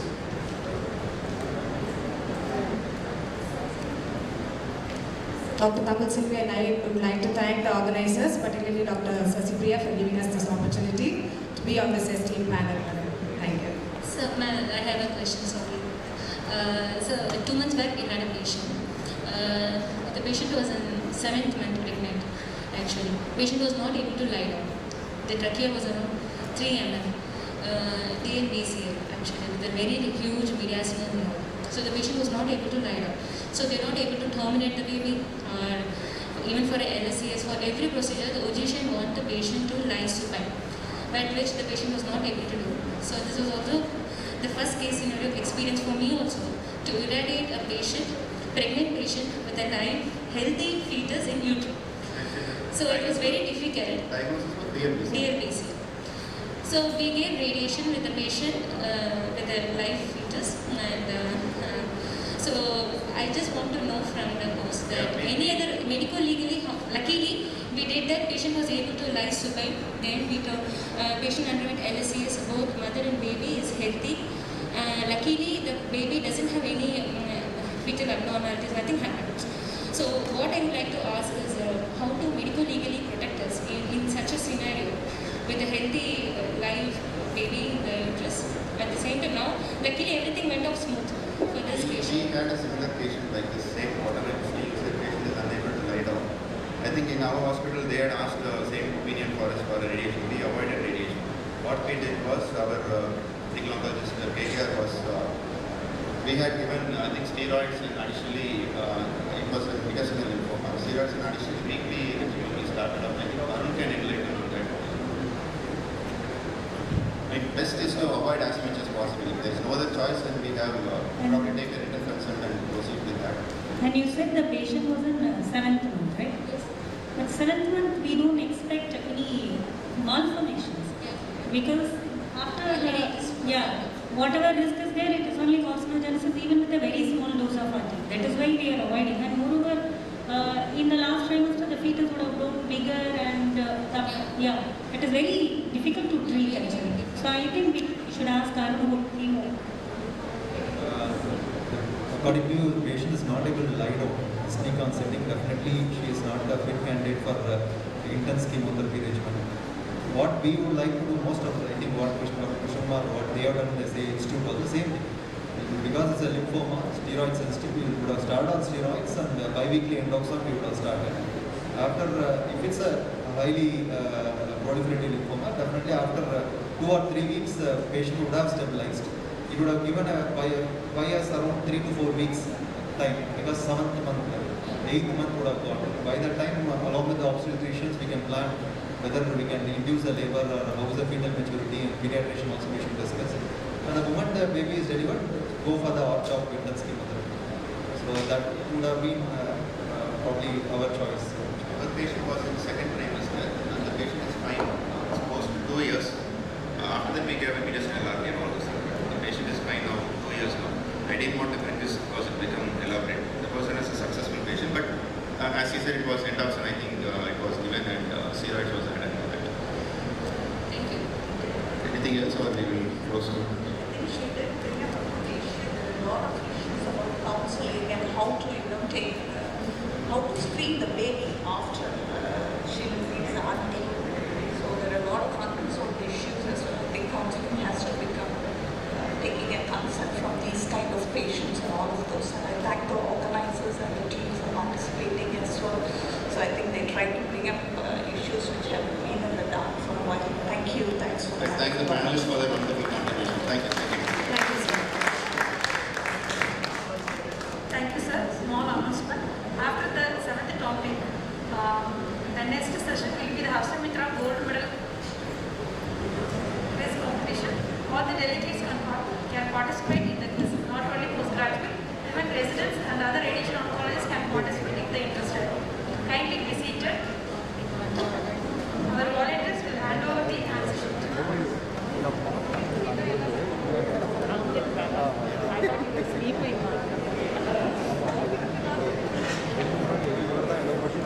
The 7th topic, presentation of published papers in high-impact journals.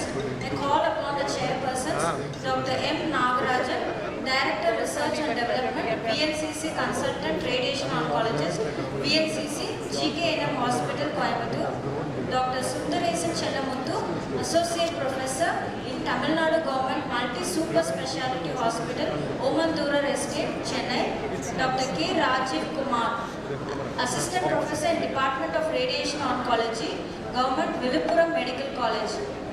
The speakers, Dr. Ramya Rangarajan, Associate Professor of Department of Radiation Oncology, Government Royapeta Hospital, Chennai, Dr. R. Vanu, Junior Consultant, Department of Radiation Oncology, VNCC GKNM Coimbatore, Dr. Anindita Das, Senior Resident, Department of Radiation Oncology, Apollo Proton Cancer Center, Chennai, Dr. M. Praveen Kumar, Consultant Radiation Oncologist at Harsha Mitra Super Speciality Cancer Center and Research Institute, Trichy. Ramya is there. Dr. Ramya Rangarajan is there. This session, I think, is the first we have started in this AROI chapter. Specifically, we want to... Dr. Ramya, over to you.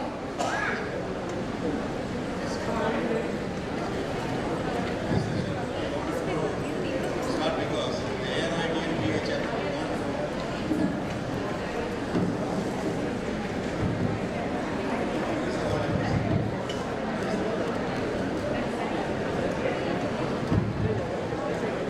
So, can you have a little silence, please?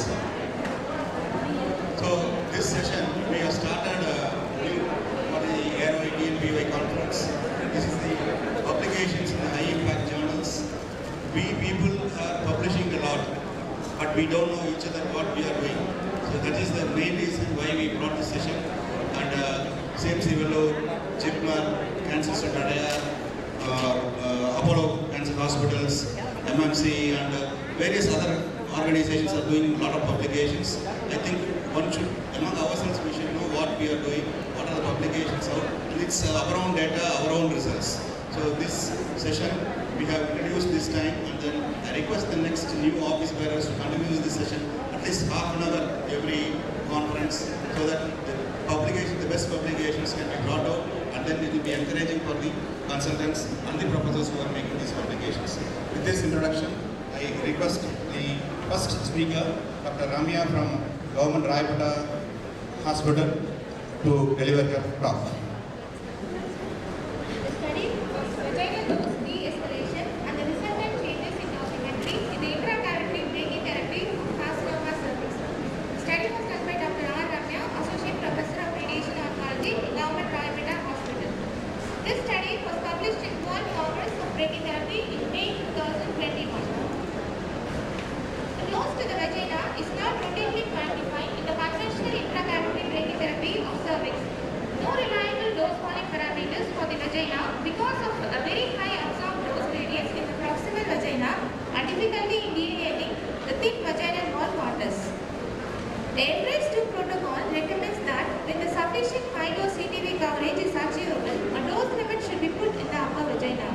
The dose at the posterior inferior border of the supine cystoid and 2 points at distance of 2 cm in cranial and caudal direction along the vaginal axis can be regarded as a dose indicators at the mid and lower vagina as proposed by the ICRU 89. In the upper vagina, the 8 points in the paratransversal plane in the 3, 6, 9 and 12 o'clock direction and at 5 mm depth are defined. According to EMBRACE 2 recommendation, the upper limit for the vaginal lethal dose point at 5 mm depth in EP2 is 85 gray, while in the case of non-affected vagina, the dose at depths 2 cm points should be less than 5 gray. The aim of the study is to analyze the changes in dosimetry to CTV, OAR and the vagina by changing the ovoid loading pattern in the image-guided HDR intracavitary brachytherapy of cervix. The methodology: the 45 CT-based intracavitary brachytherapy plans of 15 patients were analyzed. The 3 sets of plans were generated for the 45 applications, namely, the arm A is based on the standard loading plan, that is both tandem and ovoid loading, and arm B, the reduced ovoid loading plan. The 12 weights are reduced to 33% in arm B. And arm C, the tandem only loading plan, that is tandem is only loaded. The DVH were generated and the dose volume parameters, namely 390 CTV, D2cc bladder, rectum, sigmoid and vaginal dose points were recorded for the 3 sets of plans. I conclude, the D90 to CTV was not significantly different between the 3 sets of plan. The average D90 for plan A, B, C were 8.15, 8.16 and 7.4 gray respectively. There is no significant difference in the D2cc bladder, and the average D2cc bladder was 6.7, 6.5 and 5.9 gray for the plans A, B, C. The D2cc sigmoid does not show any difference in the plans.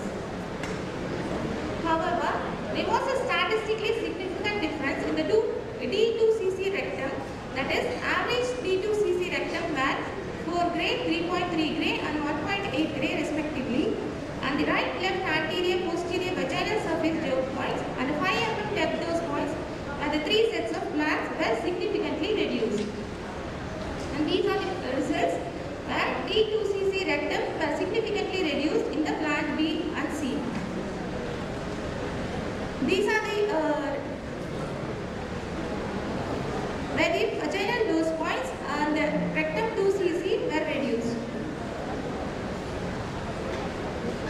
I conclude, manipulating the ovine loading pattern significantly reduced the dose to the vaginal dose points and the rectum without compromising the dose to the CBD.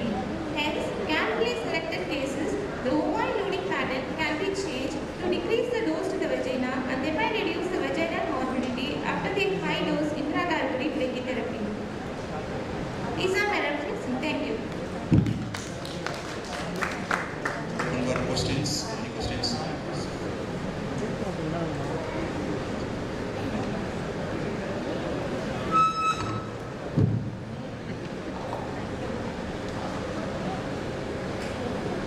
Was the EBRD dose analyzed retrospectively to see the cumulative dose at PBS -2? Yes, sir.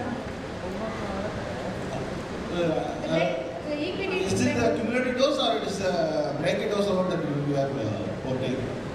Only brachy dose is That's all considered, but you have gone through the retrospective plan and you have checked the dose at all three levels.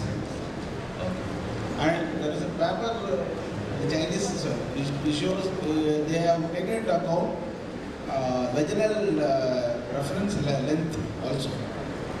Their contention is that the paper's contention is that if the VRL is more than 4.5, there is no issue. When it is less than 4.5, mostly Chinese people, it was found to be less than 4.5. In that case, there was statistically increased dose at PBS -2, PBS -2. That can also be incorporated in this study. You can check it in. Okay, thank you, Doctor. One question. Can I ask? One question. Click.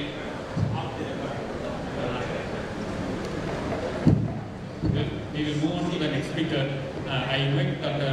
R. Banu, consulting radiation oncologist from GKN.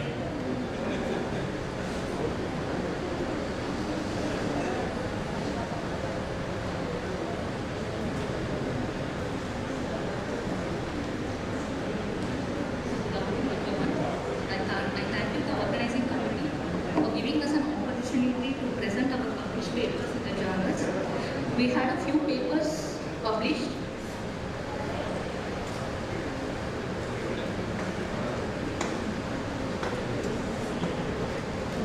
So there were few papers published in 2019 and 2020.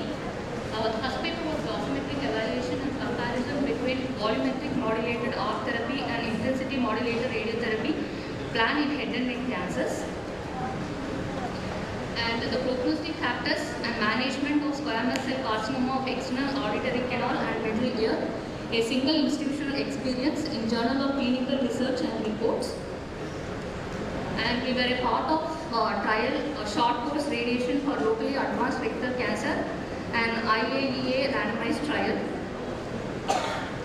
And we had published 2 case series. One was a retrospective analysis of double malignancy in tertiary care hospital, which was a case series. Another one was complexity in the management of brainstem gliomas. We had 2 case reports.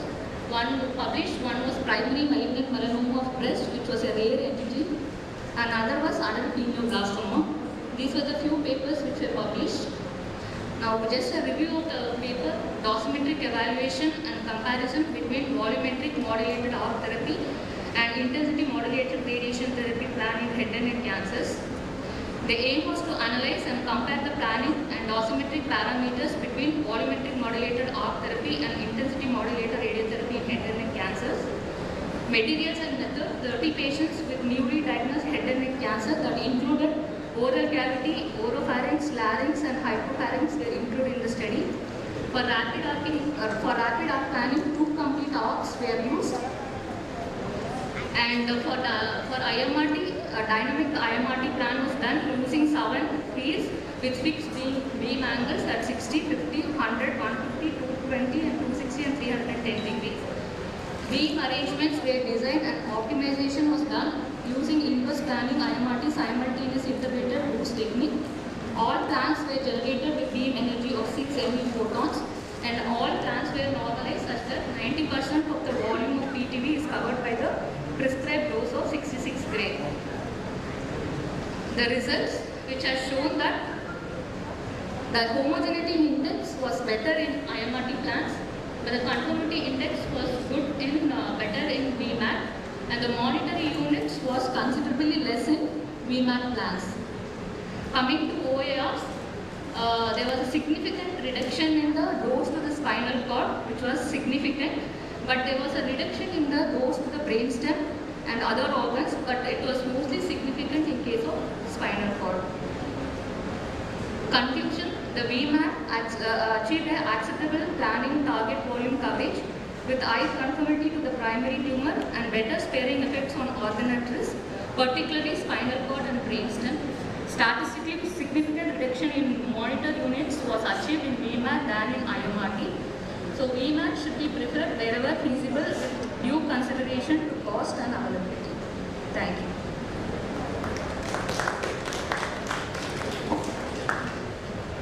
For the sake of residents in a single line, which is best?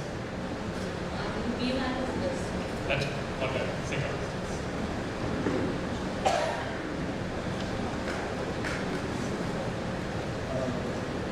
Calling on Dr. Govindaraj from CMC for the next one.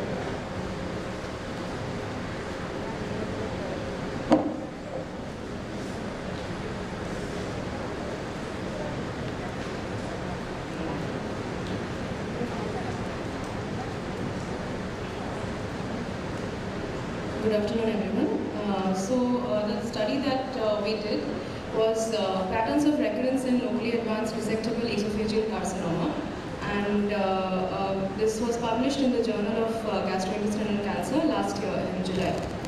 So, coming to the outline, I'll just go through briefly about this paper. So, our overall aim was to analyze the patterns of earliest failure following the first-line treatment for locally advanced carcinoma esophagus, and our specific point of interest was to analyze the nodal recurrence patterns following RT. And basically what we were trying to answer was if we should move towards selective nodal irradiation over involved field irradiation in case of locally advanced CA esophagus. So just a brief background as to why we felt the need for this study. In our outpatient clinic, we noticed some follow-up patients with nodal recurrences, and all of these were noticed in regional nodes. Now, since as an institutional practice we follow involved field radiation, these nodes which were not involved at baseline had not been electively irradiated. So the question that came was whether prophylactic radiation or elective radiation could have benefited them. So then we looked into literature. It showed us that this is a globally open debate even now. And even though it has been established that prior to surgery in terms of neoadjuvant treatment, neoadjuvant chemo-RT is definitely better than RT alone or chemo alone. And more or less the dose of RT also has been standardized since the long-term results of cross study were published. But ENI versus IFI continues to be an open debate, because on one hand it is predicted that ENI can help in reducing recurrences, but at the same time the toxicities are expected to be more. So more or less it continues to be an institutional and oncologist preference-based practice, and with retrospective studies arriving at very conflicting results and no head-to-head RCTs that are available. So these are a couple of major studies that we found. On one hand, early IQ was showing like ENI showed definite benefits. On the other hand, Yamashita was showing IFRT having even survival advantage because chemotherapy could be delivered to all the doses as opposed to ENI, where toxicities were significantly more. And there were even studies that showed that there was a possibility of differential benefits, with squamous cell carcinomas benefiting with IFI and adenocarcinomas benefiting more with ENI. So with this in mind, we took on this study, and it was a single institute retrospective study where it was conducted in the time period between 2014 to 18, where we went through our upper GI MDT list between this 5-year period, and we found out all the patients who had presented with recurrence after treatment of CA esophagus, locally advanced CA esophagus in this time. So I'll just quickly go on to the results. So a total of 31 patients had actually come with recurrence in this period, out of whom we excluded 10 because they had only undergone surgery, so this was not, upfront surgery. So this was not our interest. So we took the 21 patients who had received neoadjuvant treatment in some form followed by surgery, and plus or minus adjuvant therapy. So the baseline demographics were actually comparable to the global as well as Indian literature that was available at that time, with the male preponderance of the disease. More numbers of squamous cell carcinoma, as has been repeatedly shown in the Indian setting by various studies. More predilection for lower esophagus and GE junction primaries, and more number of node-positive disease at initial presentation itself. So amongst 21 patients, 13 patients had received only neoadjuvant chemo to begin with, without receiving any neoadjuvant therapy. Mostly the reason for this was that in low and middle income setting like ours, a lot of patients present with very advanced, locally advanced disease where it is not possible to encompass the entire area of disease in a single RT field without unacceptable toxicities. That's the data set that received only NSCT. 8 patients had received neoadjuvant chemo RT, and in which one of them had received induction chemo prior to the chemo RT as well. Now, amongst the patients who received neoadjuvant chemo RT, 5 were treated in the cross era, so they had received 41.4 gray and 23 fractions. 3 patients had been treated prior to the cross publication, and they had received the then established dose of 45 and 25 fractions, and contours had been given as per established guidelines. Like I mentioned, that what we found that majority of the patients who had come with recurrence had actually not received neoadjuvant radiation in any form, so which again sort of reasserted the therapeutic superiority that chemo RT should be given in the neoadjuvant period as opposed to chemo alone. Now, coming to the details of surgery, it was residual disease in only 6 patients, and path complete response was noted in 5 patients. So when we went to adjuvant treatment, these 5 patients had not received any further adjuvant therapy because they had pathological complete response. The others had received either radiation or chemo, or depending on the general condition, 3 patients were not suitable for any further radical treatment. The patterns of recurrence that we noticed was a mean time to recurrence of 4 to 46 months. And of all the recurrences, more amount of locoregional failure was noted in squamous cell carcinomas, whereas adenocarcinomas tended to have more of distal failure, which is again the same trend that is noticed. Specifically amongst the patients, the 14 patients who had received radiation therapy in some form, 8 of whom had received neoadjuvant treatment and 6 had received adjuvant treatment.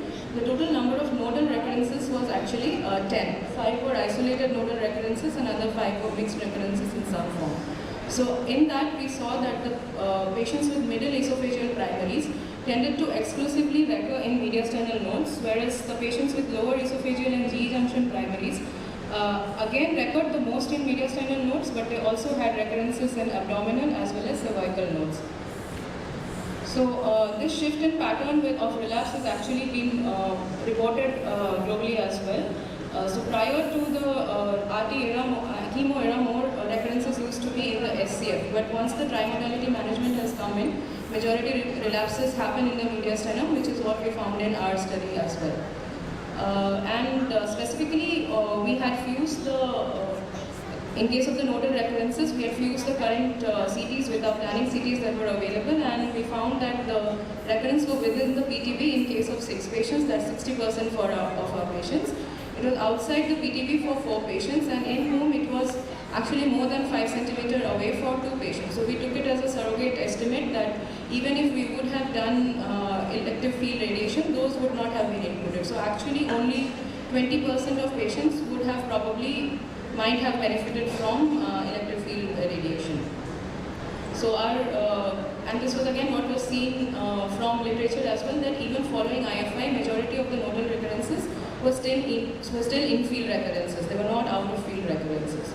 So our conclusions were that maximum recurrences were locoregional, as is expected when most of the cases of squamous cell cancers. More than half of the patients had not received RT in the pre-op period, so which again reasserts the superiority of NACT-RT. And there was no predilection for recurrence in the draining nodal region in this study, at least to favor EFI over INI. But considering that over half the patients had out-of-field recurrences, we do need large-scale prospective RCTs to arrive at optimal guidelines regarding the adequate nodal coverage in NACT-RT settings. So my references, thank you.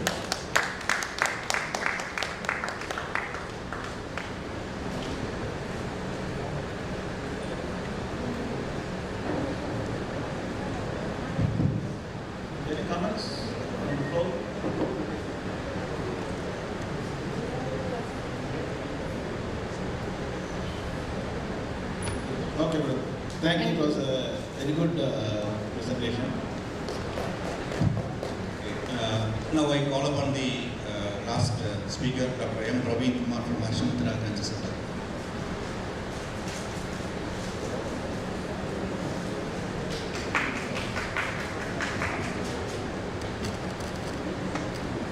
Good afternoon, I'm Dr. Praveen. I'm here to present the internal results of WIN-COVID-19 trial. So WIN-COVID is an acronym for Whole-Lung Irradiation as novel treatment for COVID-19. This was the first prospective phase 2 trial done in the entire nation, and it was done in Ashmitra Cancer Center. The trial began in November 2020, having got approval from the Institutional Ethics Committee as well as registering in the Clinical Trial Registry of India.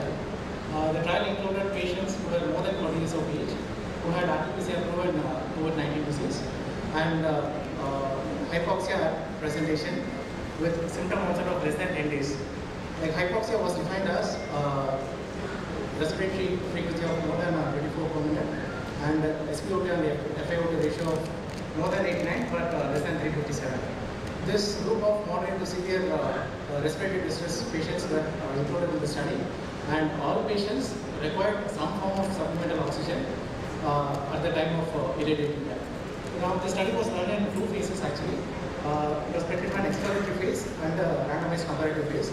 This exploratory phase comprised of only 10 patients. The predefined criteria was set like only if the oxygenation improved in these 10 patients. As an oxygenation was defined as an improvement in oxygenation was defined as an improvement in SF ratio of at least 20% by 48 hours after irradiation. So only if this criteria was satisfied, the study was allowed to proceed to the next phase, that is randomized phase. We achieved this improvement in PF ratio in 50% of the patients treated, the first group of 10 patients. And then we proceeded to the randomized comparative phase, in which there was a 2:1 allocation. 34 patients in the treatment arm as in standard pharmacological therapy with LDRT versus standard pharmacological treatment alone.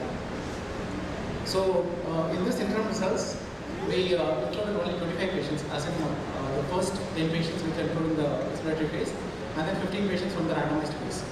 We did not actually pre-plan to publish the interim results. We decided to do so because of the results which I will be telling you. This was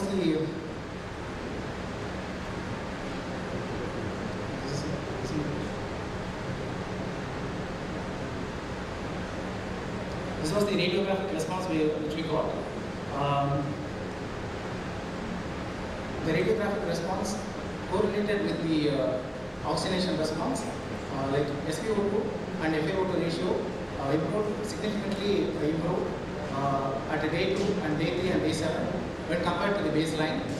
And this SpO2 FiO2 ratio improvement was backed by this radiographic response. This radiographs were taken at 3 points, which were day 3, baseline, day 3 and day 7. And as you can see, there was significant resolution of thrombolytic residues when compared to the baseline. And this was evident in CT as well. So we did a conventional radiation therapy by APPA fields, and the whole lung field, whether it was covered or not, was verified with the help of PRRs.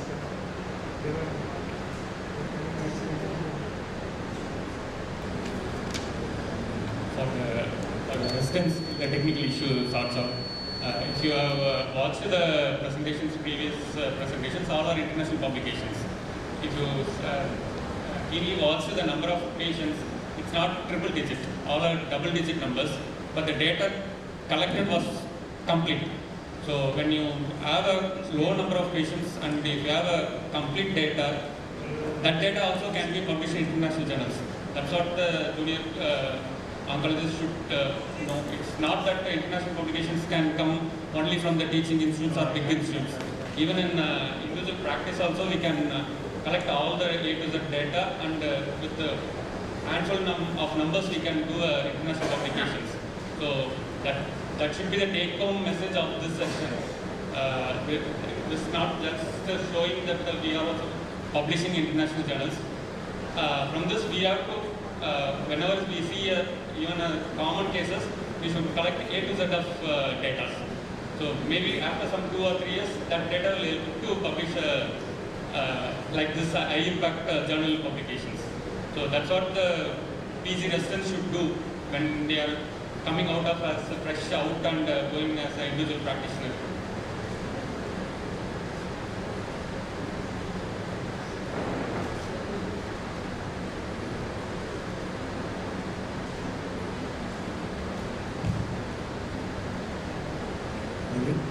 Praveen? Sir, is it ready? Yes, sir.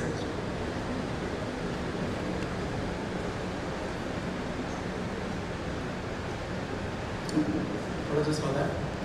So the primary endpoint for the study was improvement in oxidation, like I said. That was, SF ratio improvement, like I described. The pre-RT and the day 2 and the day 3 were compared, and there were statistically significant values, as you can see, and it is depicted using a box plot as well. So probably the most dramatic finding in this paper was the reduction in supplemental oxygen requirement. If you can see the pre-RT value, the median oxygen requirement was only 6 liters of oxygen before irradiating the patients, and by 48 hours it reduced to 2. So that is like a 2/3 reduction in supplemental oxygen demand. So this was the when I said we did not pre-plan publish this interim results, this was the actual finding that made us to consider publishing this interim results. So acute toxicities, there was no significant lymphopenias, and radiological and radiographic response I have already discussed. In conclusion, LAIT is suitable for hypoxic patients who are requiring oxygen supplementation in their early disease course. We have observed a 2/3 reduction in supplemental oxygen demand, and 88% of the patients treated improved, had a good early clinical recovery as well as earlier hospital discharge. And when used in select patients of moderate to severe COVID-19, LDIT will prevent these patients from deteriorating to critical stages. The final results of this study is under review by the Green Journal, and it will be published in another 1 month. So, what would it answer? Now, the main question here is, what of all this response, the oxidation response, whatever I said, radiological response, was because of the corticosteroids or not because of LDIT? That is the main question that comes to mind, right? So, this randomized trial, the findings of the randomized trial will answer these questions. And apart from that, the mortality data, inflammatory response, radiological response, clinical recovery, more data on safety profile will be more clear when the randomized trials results get published. This is our research team. And to conclude, this paper goes on to say that radiation oncologists are not mere spectators in this COVID-19 pandemic. We have our own unique way of treating COVID-19, and we have done it before, and we'll do it again if the need arises. Thank you.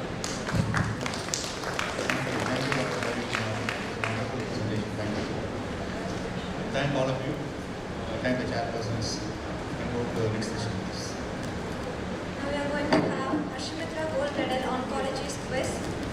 I request Dr. Ashwin Chandran, Consultant Radiation Oncologist in Ashmitra Oncology Private Limited, Trichy, Dr. Santosh Kumar, Assistant Professor, Radiation Oncologist at Tanjore Medical College, Tanjore, over to the dais for quiz conduction, sir. Thank you, sir. Welcome to the Ashmitra Gold Medal quiz. All the participants for staying back late. I was getting late. So we have a little bit of a time constraint right now. All thanks to Variant.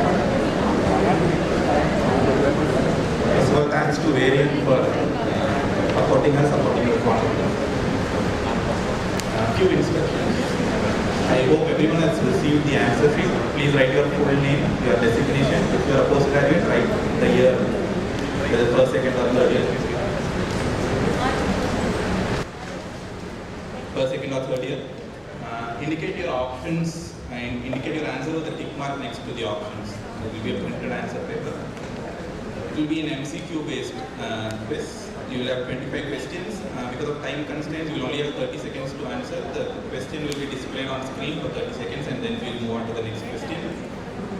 We may not have a rerun of the questions. If possible, we will have a 5-second rerun at the end, if there is time.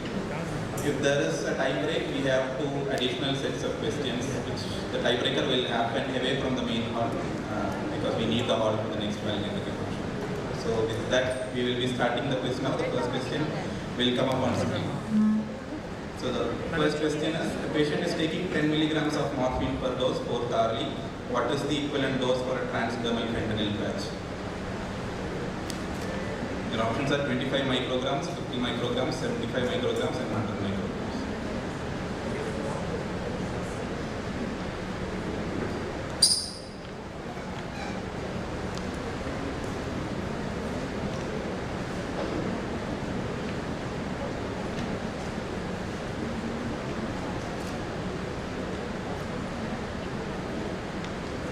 Second question, what is the level of serum testosterone to achieve castration?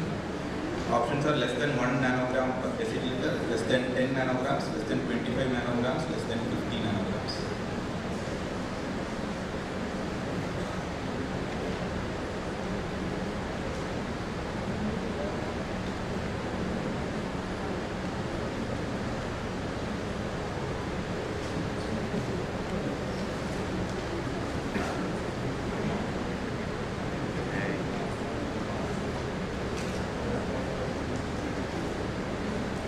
Third question, which of the following CDK or cyclin is paired with the correct phase transition?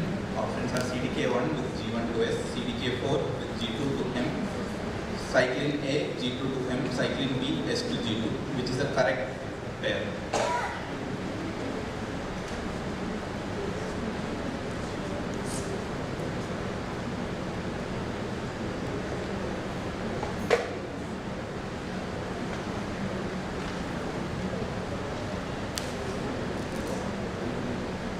Next question, which of these dose fractionations was used in the UK fast forward trial? 25 in 5, 26 in 5, 30 in 5, 32 in 5.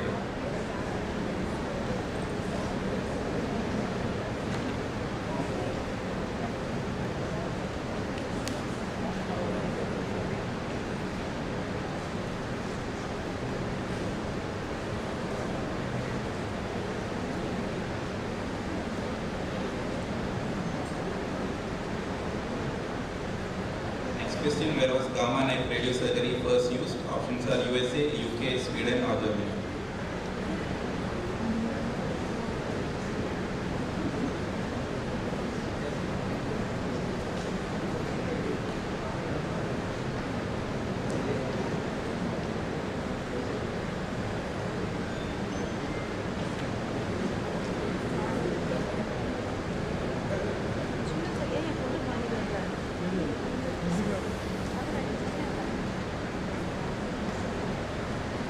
Next question, what cancer is represented by a gold colored ribbon? Options are hepatocellular carcinoma, urinary bladder carcinoma, pediatric malignancies, Hodgkin's lymphoma.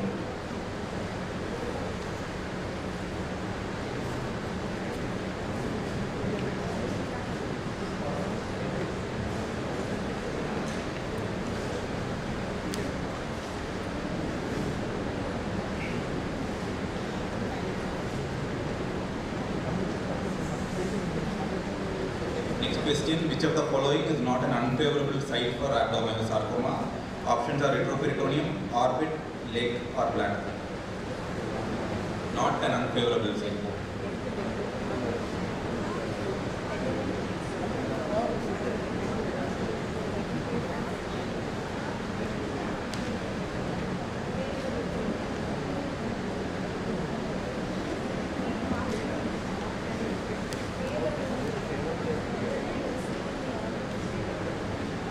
Next question, which ICRU report deals with prescribing, recording and reporting electron beam therapy? Options are 71, 78, 60 and 63.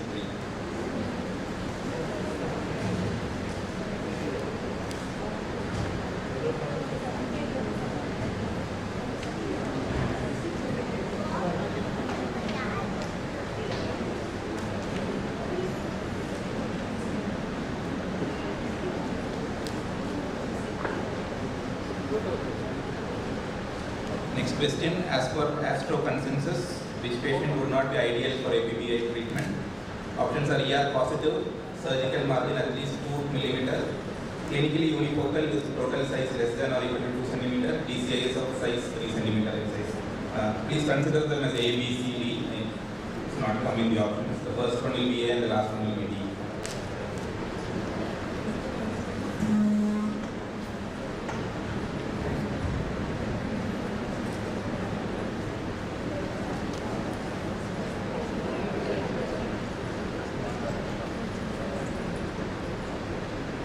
Next question, what is the effective dose limit per year for the normal population with continuous or frequent exposure? Options are 0.5 millisievert, 1 millisievert, 2 or 5.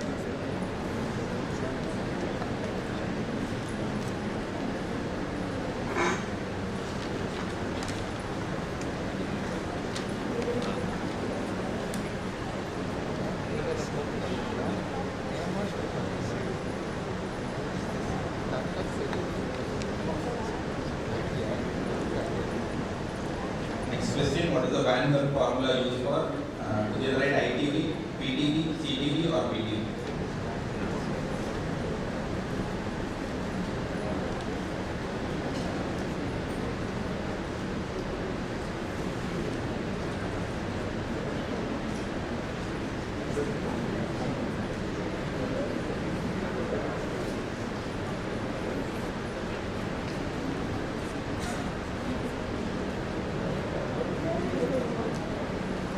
Question, in mountain pressure classification of mediastinal nodes, what does level 5 correspond to? Options are lower paratracheal, subaortic, para-aortic or subcranial.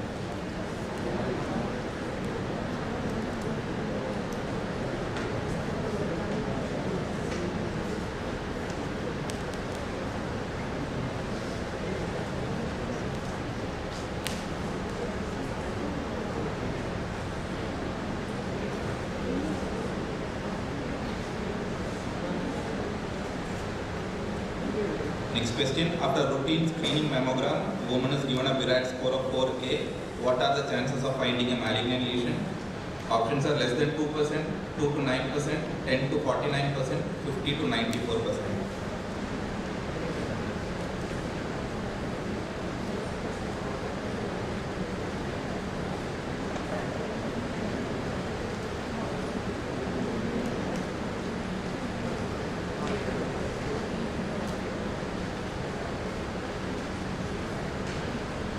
Next question, which of the following is not staged using AJCC staging? Options are Merkel cell carcinoma, neuroendocrine tumors, uveal melanoma or medulloblastoma.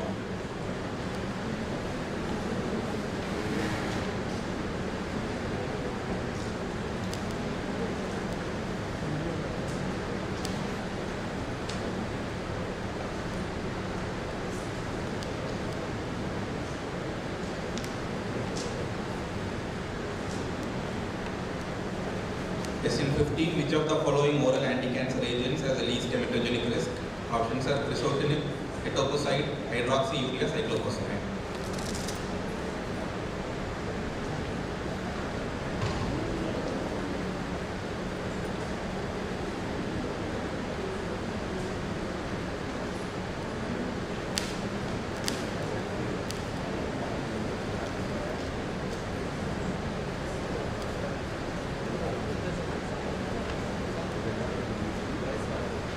Question 16.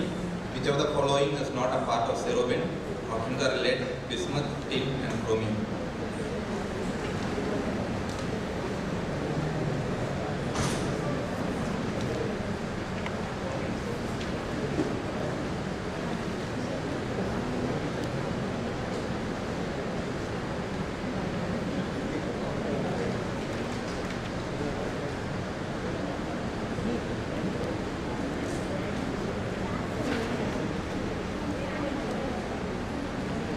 Which among the following isotopes has the longest half-life?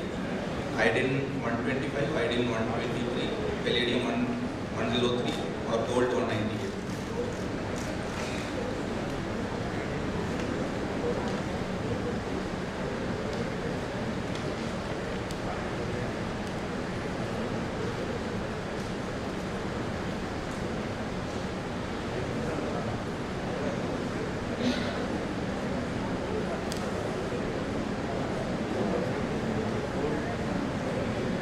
Identify this brachytherapy applicator. Options Options are Fletcher suit, Vienna, Henschke, Venetia.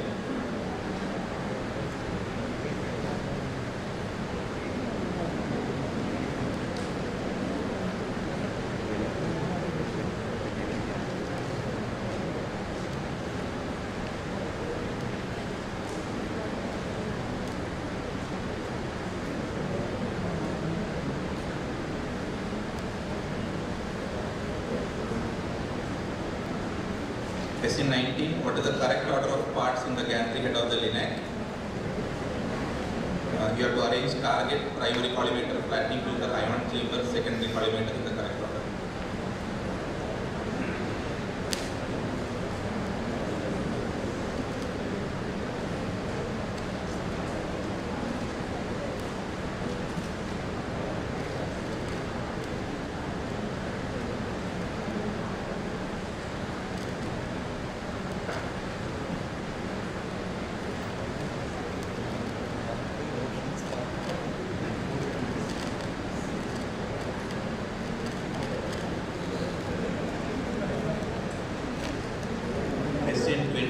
What is the whole lung RP dose for Wilms tumor with favorable histology or intermediate risk disease?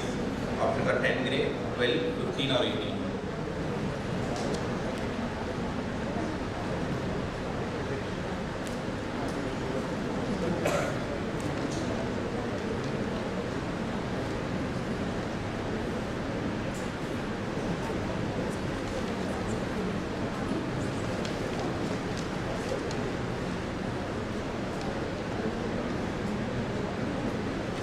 Question 21. At what dose limit of total body exposure does usually the gastrointestinal syndrome start? Options are 2.5 gray, 5 gray, 10 gray or 50 gray.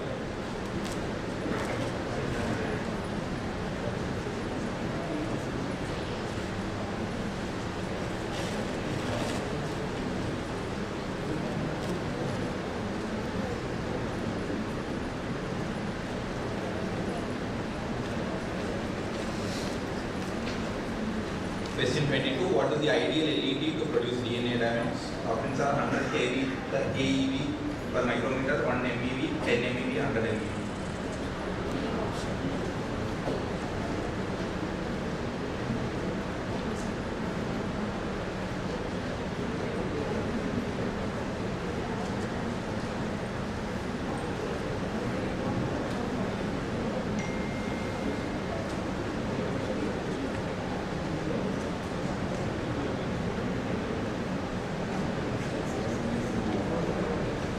Question 23. Which of these physical specifications can be found on the cyber knife?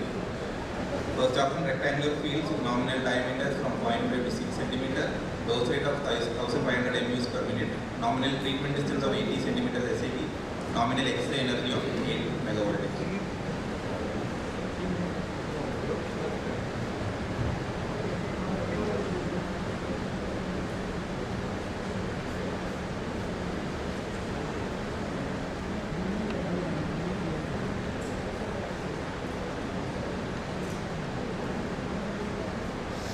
Question 24.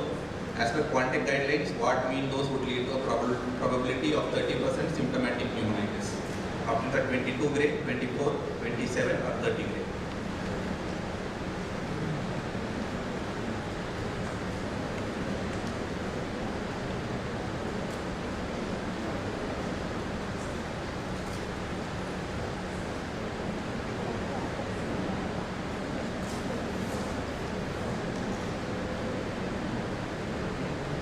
To the last question. Identify the wrong statement with respect to SBRT in lung cancer. Options are motion management can include real-time tumor tracking, thresholding, gating and abdominal compression. Astro definition of SBRT is the use of very large doses of radiation defined as more than 6 gray per fraction given over 5 or fewer fractions.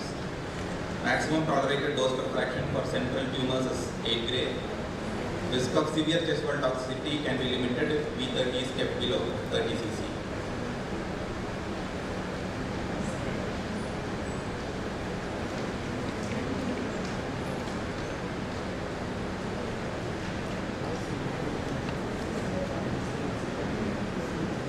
Come to the end of the quiz. Does anyone want a rerun of the question? Just raise your hand if anyone wants a rerun of the questions. I can't find anyone, so we have come to the end of the quiz. Once again, thanks to Varian for supporting the conference and the quiz. The volunteers will be collecting the answer papers from the participants now. Please hand over your answer papers to the volunteers. Please collect your participation certificate when you hand over the papers.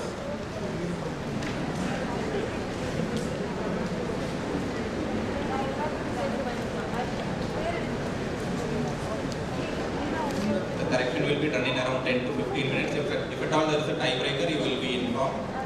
And the tiebreaker questions are separate as informed earlier. Answers will be discussed. I hand over to Dr. Santosh. He will be discussing the answers.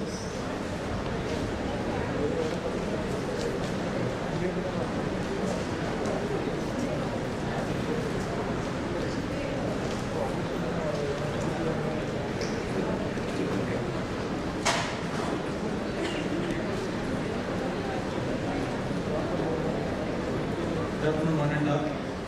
First of all, I would like to thank AROI 2021 committee and Dr. Govindaraj sir and Dr. Saskia madam for giving me this wonderful opportunity.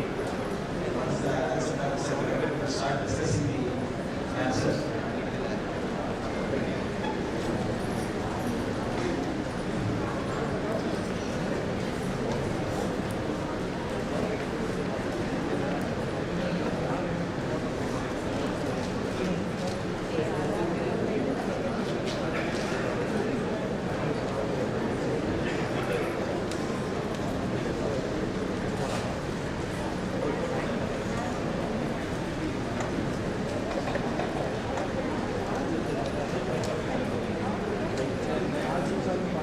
All the papers selected? Yes.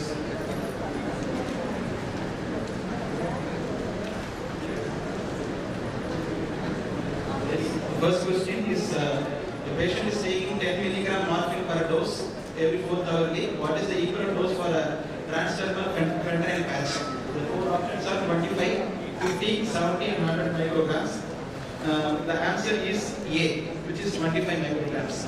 So 10 mg of morphine dose, which equals 60 mg morphine for the whole day, and which is approximately equal to 25 micrograms of transdermal fentanyl patch.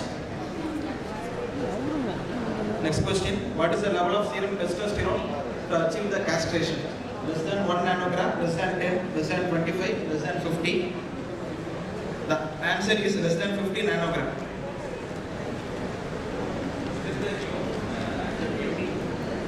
But sir,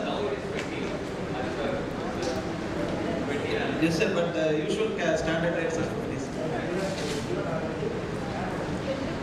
Which of the following cyclin or CDK is paired with the correct phase of transition cell cycle?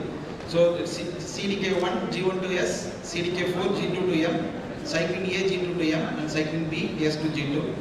The correct answer, as you see in the picture, it is cyclin B, which from S to G2.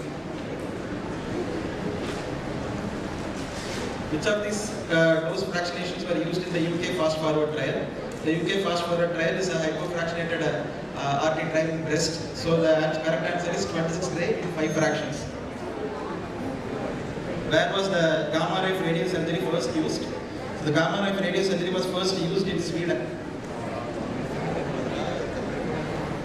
Which cancer is represented by a gold colored ribbon? So the correct answer is pediatric malignancies are represented by gold colored ribbon. And the liver is represented by emerald green, and for Hodgkin lymphoma it is violet, and for bladder it is blue, yellow and purple. Which of the following is not an unfavorable site for rhabdomyosarcoma? Just short with the favorable site for rhabdomyosarcoma, and the answer is orbit. All the other sites mentioned in the question, retroperitoneum, bladder, prostate, are unfavorable sites. Which ICRU deals with the prescription recording and reporting of electron beam therapy? And the correct answer is answer A, which is 71. The ICRU 60 deals with the fundamental quantities and units of ionizing radiation, and ICRU 63 deals with nuclear data for neutron and proton radiotherapy, and ICRU 78 deals with prescription recording and reporting in proton beam therapy. As per ASTRO consensus guidelines, patient not ideal for ABPA treatment is 4 choices are ER positive, surgical margin of at least 2 mm, and clinically unifocal lesion with less than 2 cm, and DCAS of size 3 cm. The correct answer is DCAS of size 3 cm, because this we use only DCAS with tumor size less than 2.5 cm. If it is greater than 2.5 cm, they are not indicated in ABPA. What is the effective dose limit per year for the normal population with continuous or frequent exposure? The correct answer is 1 millisievert. What is Van Herk formula used for? The Van Herk formula is used for calculating PTV margins. The mountain risk classification of mediation notes, what does level 5 corresponds to? So the correct answer is B, which is subaortic notes. So as we can see in the question, the other options are lower paratracheal. Lower paratracheal is level 4 and para-aortic is level 6. After a routine screening mammogram, the woman is given a Birat's score of 4A. What are the chances of finding a malignant lesion? The correct answer is 2 to 9%, which is option B. Which of the following is not staged using AJCC staging? Merkel cell carcinoma, neuroendocrine tumors, uveal melanoma, or medulloblastoma? The correct answer is medulloblastoma. For medulloblastoma, we use Chan staging. Which of the following oral anti-cancer agents has the least hematogenic risk? Options are crizotinib, etoposide, hydroxyurea, and cyclophosphamide. The correct answer is hydroxyurea. All the other drugs are moderate to highly hematogenic. Which of the following is not a part of cerebent? Lead, bismuth, tin, or chromium? The correct answer is chromium. All the other are part of cerebent. Which among the following isotopes has the longest half-life? Iodine 125, iodine 123, palladium 103, or gold 198. The answer is iodine 125, which has the highest half-life of 59 days. Identify this brachytherapy applicator in the picture. The options are Fletcher suit, Vienna, Henschke, or Venetia applicator. The correct answer is Venetia applicator. It is used in locally advanced cervix carcinomas with the bilateral perineal plates that can be used to extend the dose for the vaginal extensions. Which of the following is the correct order of parts in the gantry head of Linac? The correct order is option A, which is target followed by primary collimator, followed by flattening filter, followed by ion chamber, and followed by secondary collimator. What is the mode length dose, RD dose for Wilms tumor with favorable histology or intermediate risk disease? The option is, the answer is 12 gray, option B. So you can see in this picture for lung, the intermediate risk, the dose is 12 gray with 1.5 gray per fraction. At what dose limit of total body exposure does usually the gastrointestinal syndrome starts? So the correct answer is 10 gray. So at 2.5 to 5 gray we have hematopoietic syndrome. Usually after 10 gray we observe gastrointestinal syndrome. And cerebrovascular syndrome is usually observed after 100 gray. What is the ideal LET to produce the DNA damage? 100 kilo electron volt per millimeter, 1 mega electron volt, 10 mega electron volt, or 100. The correct answer is 100 kilo electron volt per millimeter. Which of these physical specifications can be found in the cyberknife? Rectangular fields with the nominal diameters of 0.5 to 6 centimeter, dose rate of 1500 mU per minute, nominal treatment distance of 80 centimeter, and nominal X-ray energy of 8 megawatts. So the correct answer is C, which is normal treatment distance of 80 centimeter. So usually cyberknife has circular field openings, and the nominal X-ray energy used in the cyberknife is 6 megawatts. As per the contact guidelines, what mean dose would lead to probability of 30% symptomatic pneumonitis? So options are 22, 24, 27, and 30 gray. The correct answer is 24 gray. Usually in 27 gray we have 40% symptomatic pneumonitis, and 24 gray will lead to 30% symptomatic pneumonitis. Identify the wrong statement with respect to SBRT in lung cancer. 4 options are: motion management can include real-time tumor tracking, breath holding, gating, and abdominal compression. Astro defined SBRT as the usage of very large doses of radiation, defined as more than 6 gray per fraction given over few fractions. Maximum tolerated dose per fraction for central tumors is 8 gray. The risk of severe chest wall toxicity can be limited if B30 is kept below 30 cc for 3 fraction treatment. And the correct answer is answer 3, because the maximum tolerated dose for central tumors is more than about 10 to 12 gray. All the other options given in this list are correct. Thank you.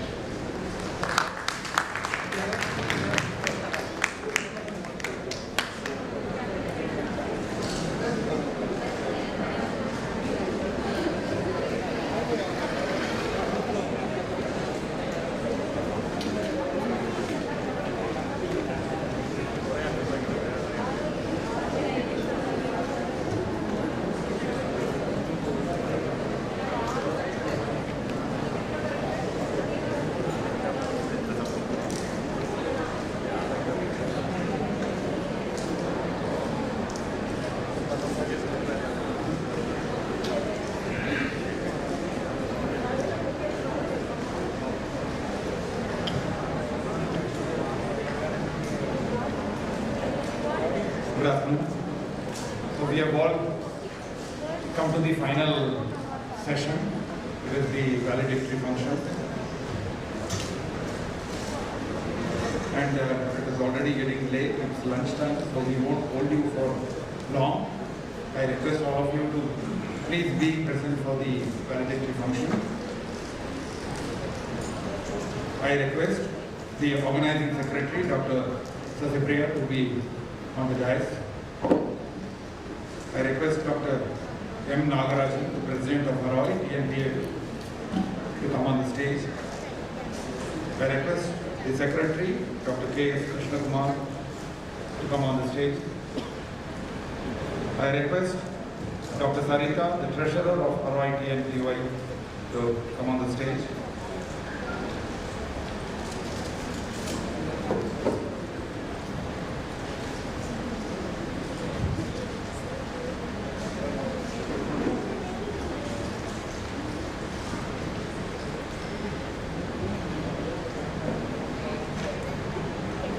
I now request the organizing secretary of the 36th conference, Dr. Sasipriya, to say a few words.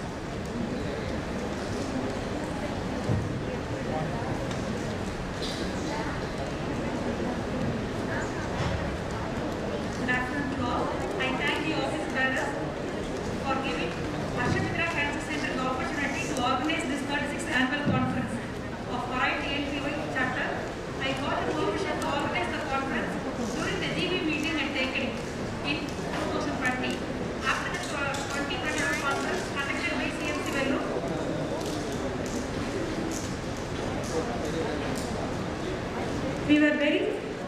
we were not very sure about how this year conference is going to be, whether physical or virtual. Only in mid-October, we got the approval from AROI office bearers for making this as a physical meeting. We just had 1.5 months to plan. With the fear of changing COVID situation in mind, we had cautiously to plan the conference, being simultaneously prepared for facing any last-minute government restrictions based on COVID incidents. During this planning, we had a multiple Zoom meet sessions with Dr. Nagarajan sir, Dr. Krishna Kumar sir, and Dr. Sarita madam, who guided us throughout the planning. We planned the conference as a team, and we are here today finally. Initially, when we were given the responsibility of organizing this conference, we were told that the number of participants would be around 150 to 200. But today we have reached 387 participants.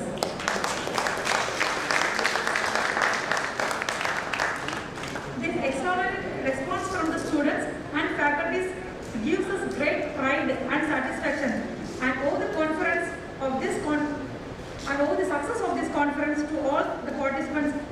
enthusiastically participated and shared their knowledge and experience. In total, we had 2 orations, 5 panel discussions, 7 topics and 2 debates. We had 3 sessions with international speakers joining us virtually. The excellent lectures and discussions by the faculties would have certainly benefited the young edition oncologists and postgraduates. We had 27 oral presentations and 91 poster presentation from our enthusiastic and energetic postgraduates who give us the confidence and satisfaction that our field of radiation oncology is in the right hands for a lot of research and development, and that can bring the AROI TNPY great pride and recognition in the world. A total of 118 abstracts is an enormous academic success of this conference. Lots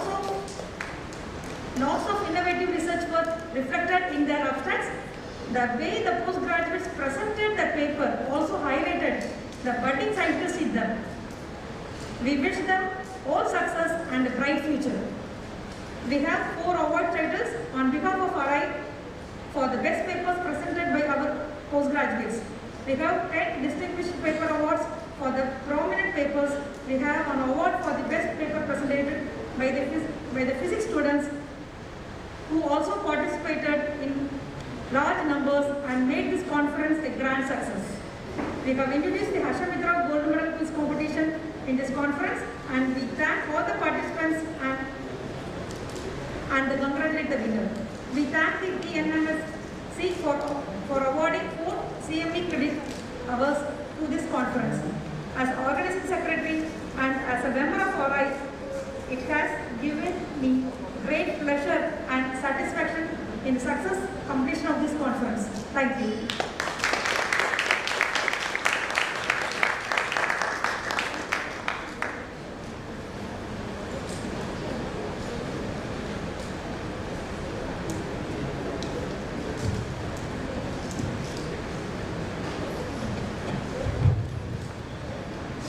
Good afternoon to all of you. So, after almost 2 days of excellent scientific academic feast, we have come to the end of the 36th annual AROI TNPY chapter conference. At this outset, I would like to thank Dr. Govindaraj, the organizing chairman, Dr. Sasipriya, the organizing secretary, the whole Harshamitra team for the excellent arrangements and the way the conference was conducted. So, give a big applause.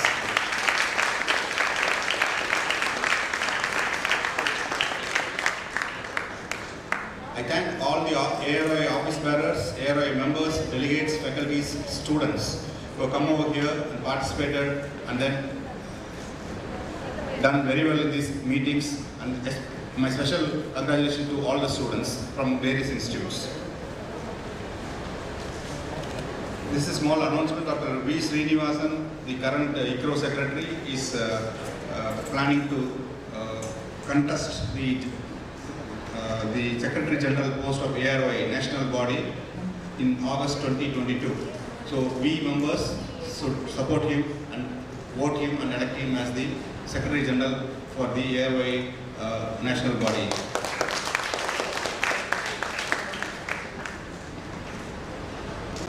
I now have the pleasure of welcoming the new office bearers, the President of the AROI TNPY chapter, Dr. Alex, please come to the stage. Dr. Sarida, the current treasurer, is selected as the secretary of the AROI TNPY chapter. Dr. Prahlad, the treasurer of the AROI TNPY chapter, please come to the stage. Last evening, the GBM, we also decided the venue for the next AROI TNPY meeting. It has been decided. It will be organized by Kamakshi Memorial Hospital under the leadership of Dr. Surendran. Finally, I thank you all for your participation and giving excellent support. Thank you all.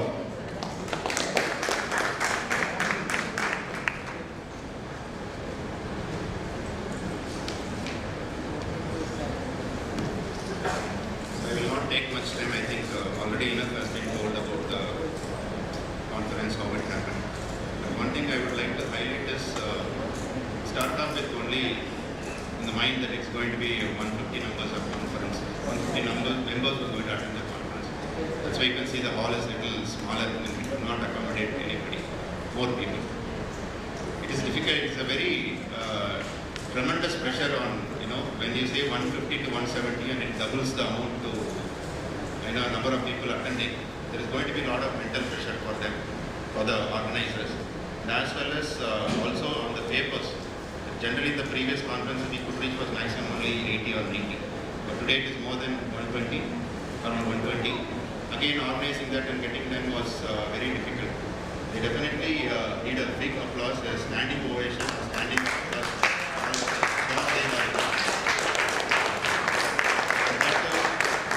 That's on a very, very short notice.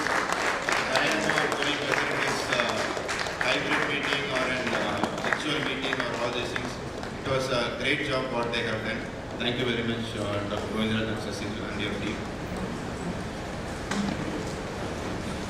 So I think my tenure of secretaryship also is over, and I wish the new team under Alex and Sarita and Prahalad all the best.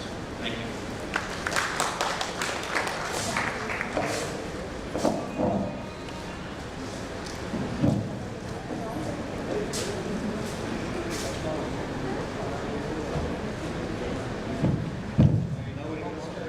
Dr. Alex to say.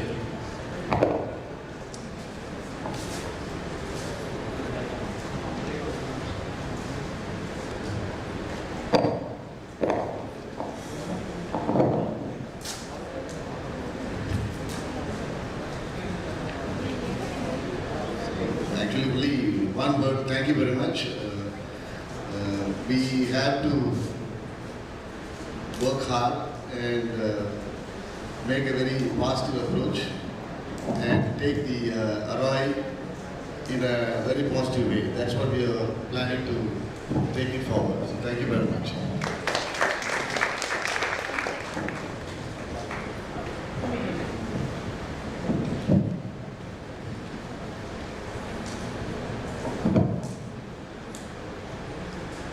Now it is time for the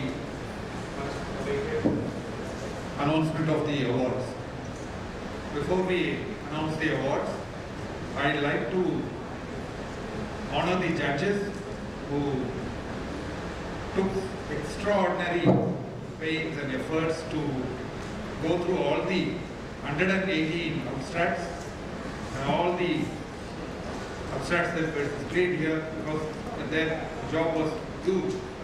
When we received 118 abstracts in short notice, they had to finalize, they had to go through everything, and throughout the entire conference we could not honor them because we had to keep them confidential. And now is the time to reveal our judges. I call upon our judges to please come on the stage and accept our token of appreciation.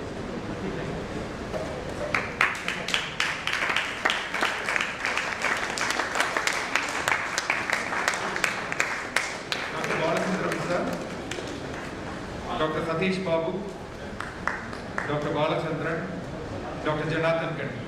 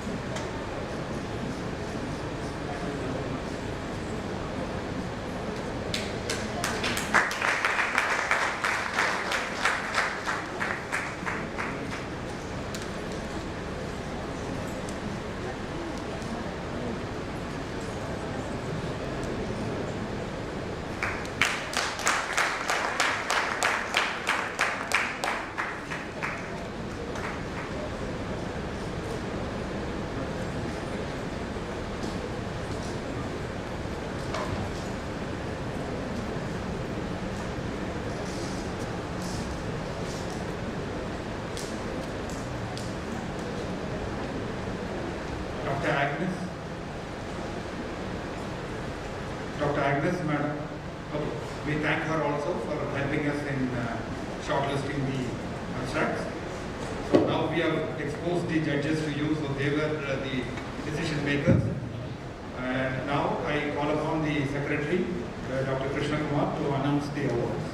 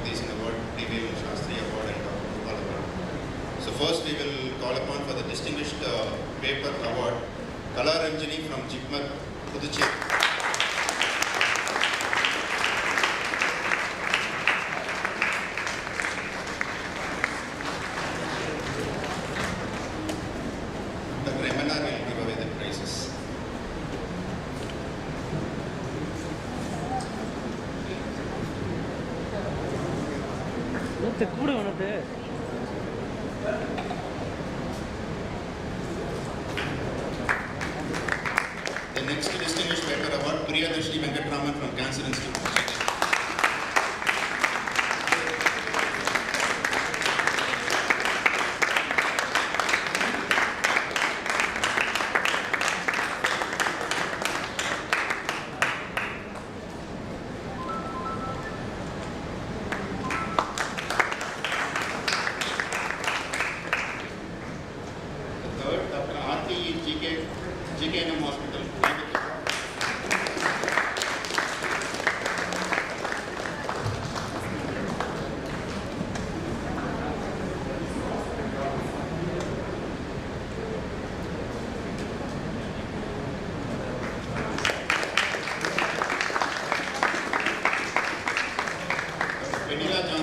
CMC Velo.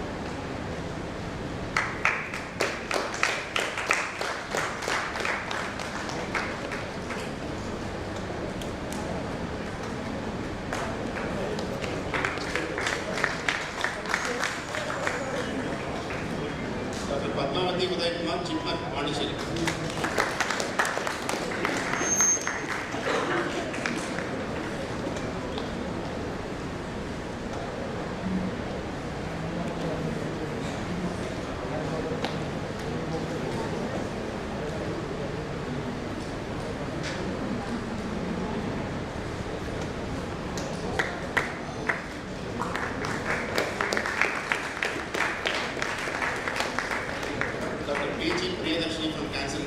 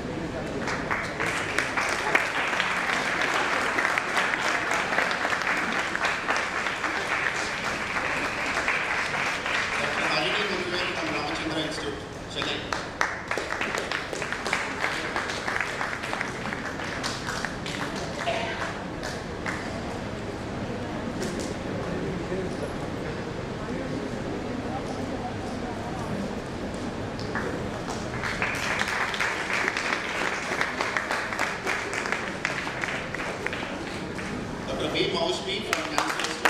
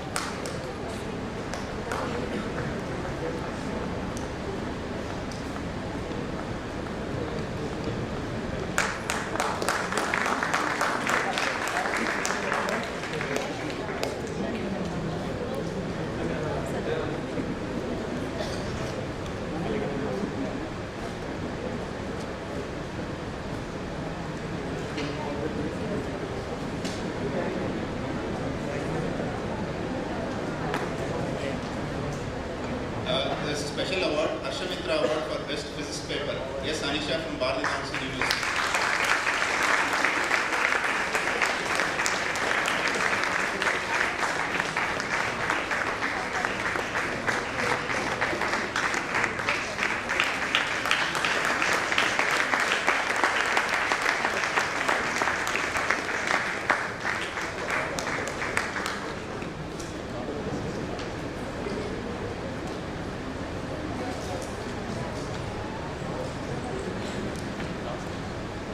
We come to the main awards. Dr. Gopal Award, Pranit Raj Pativarta from CMC Vellore.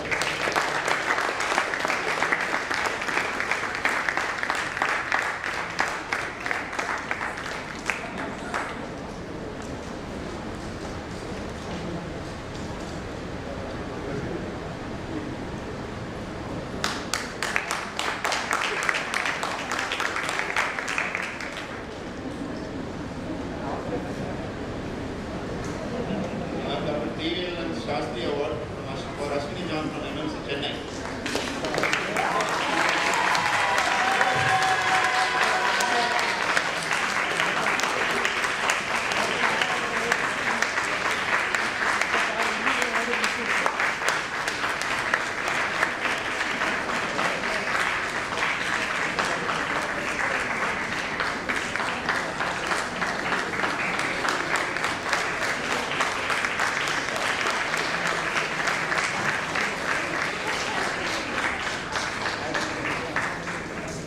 Jagdishan Award, S. Suma from Government Rayapeta Hospital, Chennai.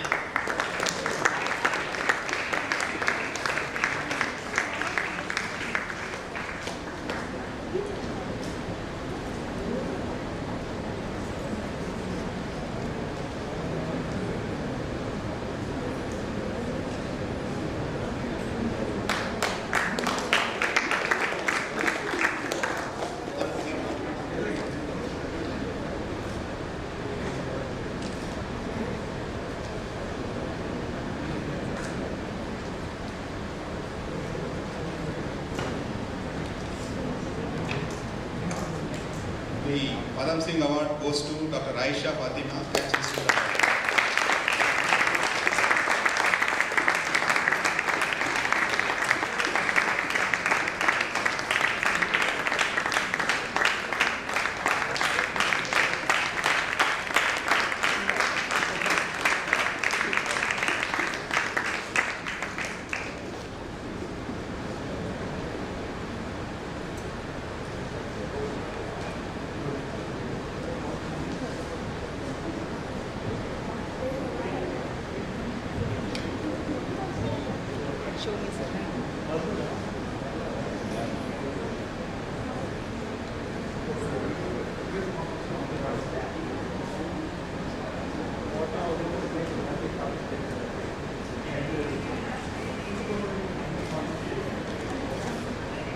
So we had the Harshamitra gold medal winner.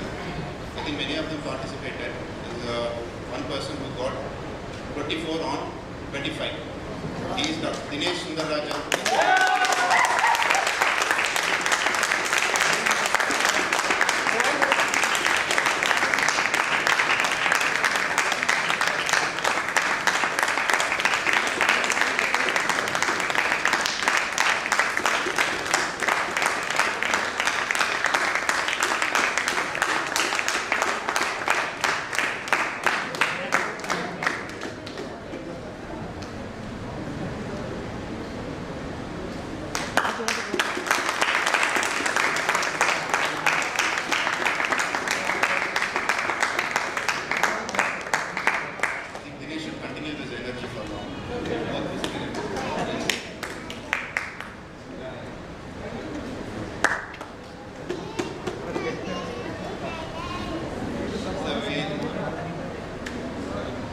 we have come to the last part of the award, which is Kalavati Award, which usually goes to the organizing secretary.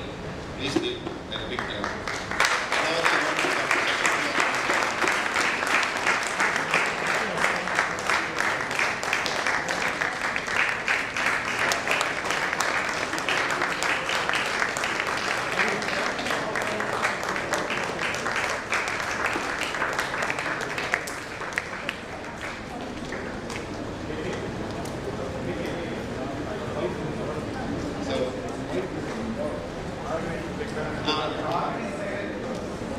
by default, the organizer of this, every conference goes to the vice president. So she becomes the vice president of the next meeting. And before going for lunch, we'll ask Dr. Govindaraj to give the vote of thanks.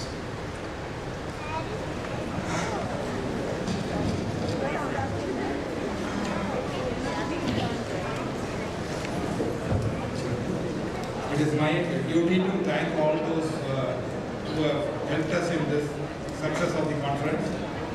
So it is indeed a success because measuring by the amount of academic activity and the participation. It was really a success. So I once again thank on behalf of the organizing committee, the AROI office bearers, all the executives of the executive committee members of the AROI for giving us this opportunity. So now it is my turn to say thanks to those who were actually behind us. So the moment we started planning, we actually divided the job between me and my wife. So she was in charge of mobilizing the delegates, faculties and deciding the scientific sessions, and I was in charge of the other arrangements and the financial aspect. So that way this division helped us to plan better, and it gave us time, adequate time. So that is how we could do it. So if this success is attributed to the number of participants and the academic sessions, then I will attribute that to my wife.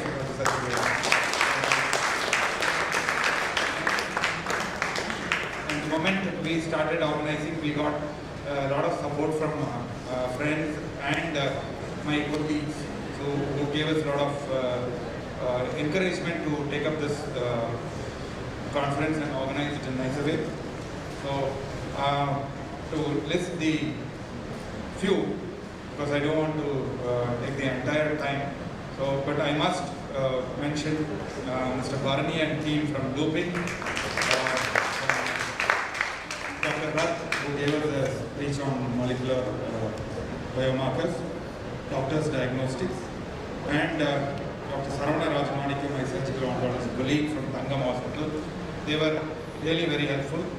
And apart from that, I thank our supporters, Biocom, Variant, J Specialities, Intas, Ceylon Labs, Superman, VTW, Subramanian Builders, Nesbio, Electa, Cipla Oncology, Dr. Reddy's, Team Best, Apollo Proton, SGS Electricals, Fortel Life Sciences.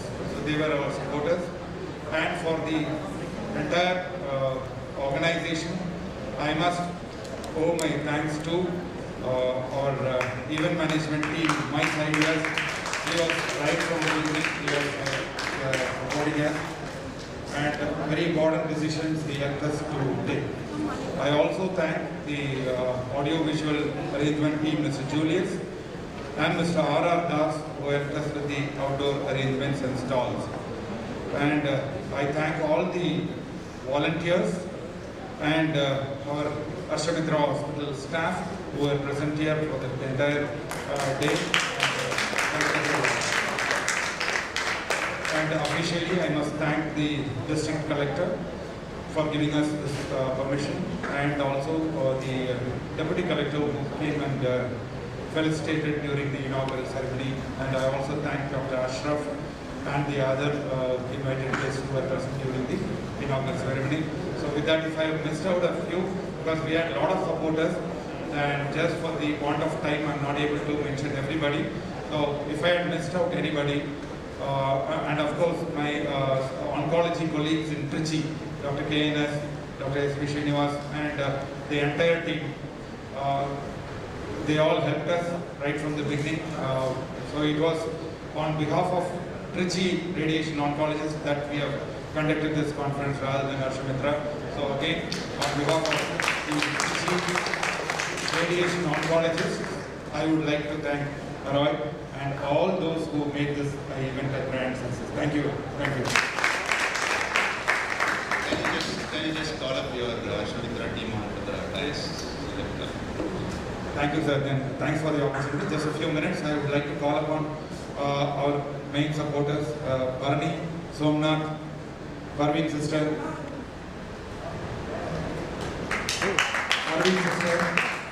Alex, Dr. Venkat Raman, Reddy Selva, Virendra Babu, Jayashri. The MC team, the entire MC team is our doctors. Dr. Anita, Dr. Salai Sundari, Sarika, many of the names you may not be knowing. All the Arshamitra staff, please come on the stage. Those who are standing there, Dr. Venkat. Okay, so these are the people behind us for this conference.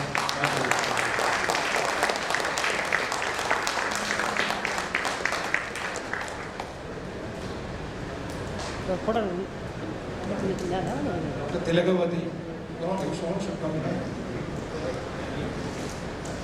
If anybody from Arshamitra team is there, please come on the stage because I'm not able to see anybody.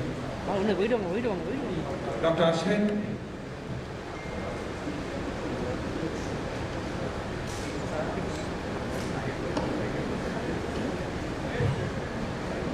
Dr. Praveen is there? Praveen?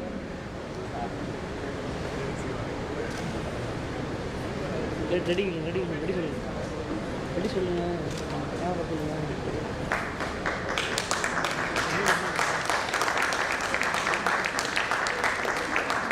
ready camera ready wait பண்ணுங்க போட்டு போடுங்க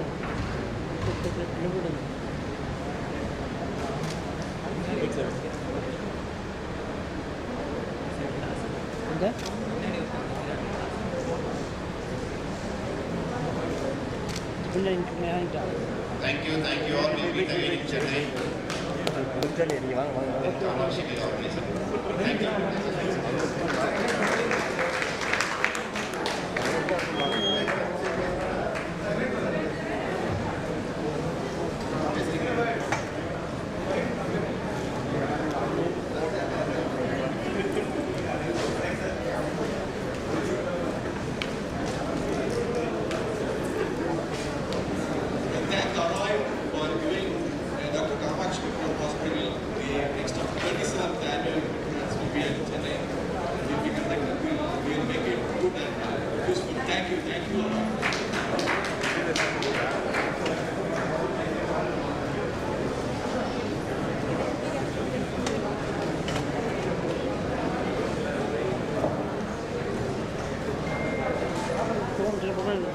Table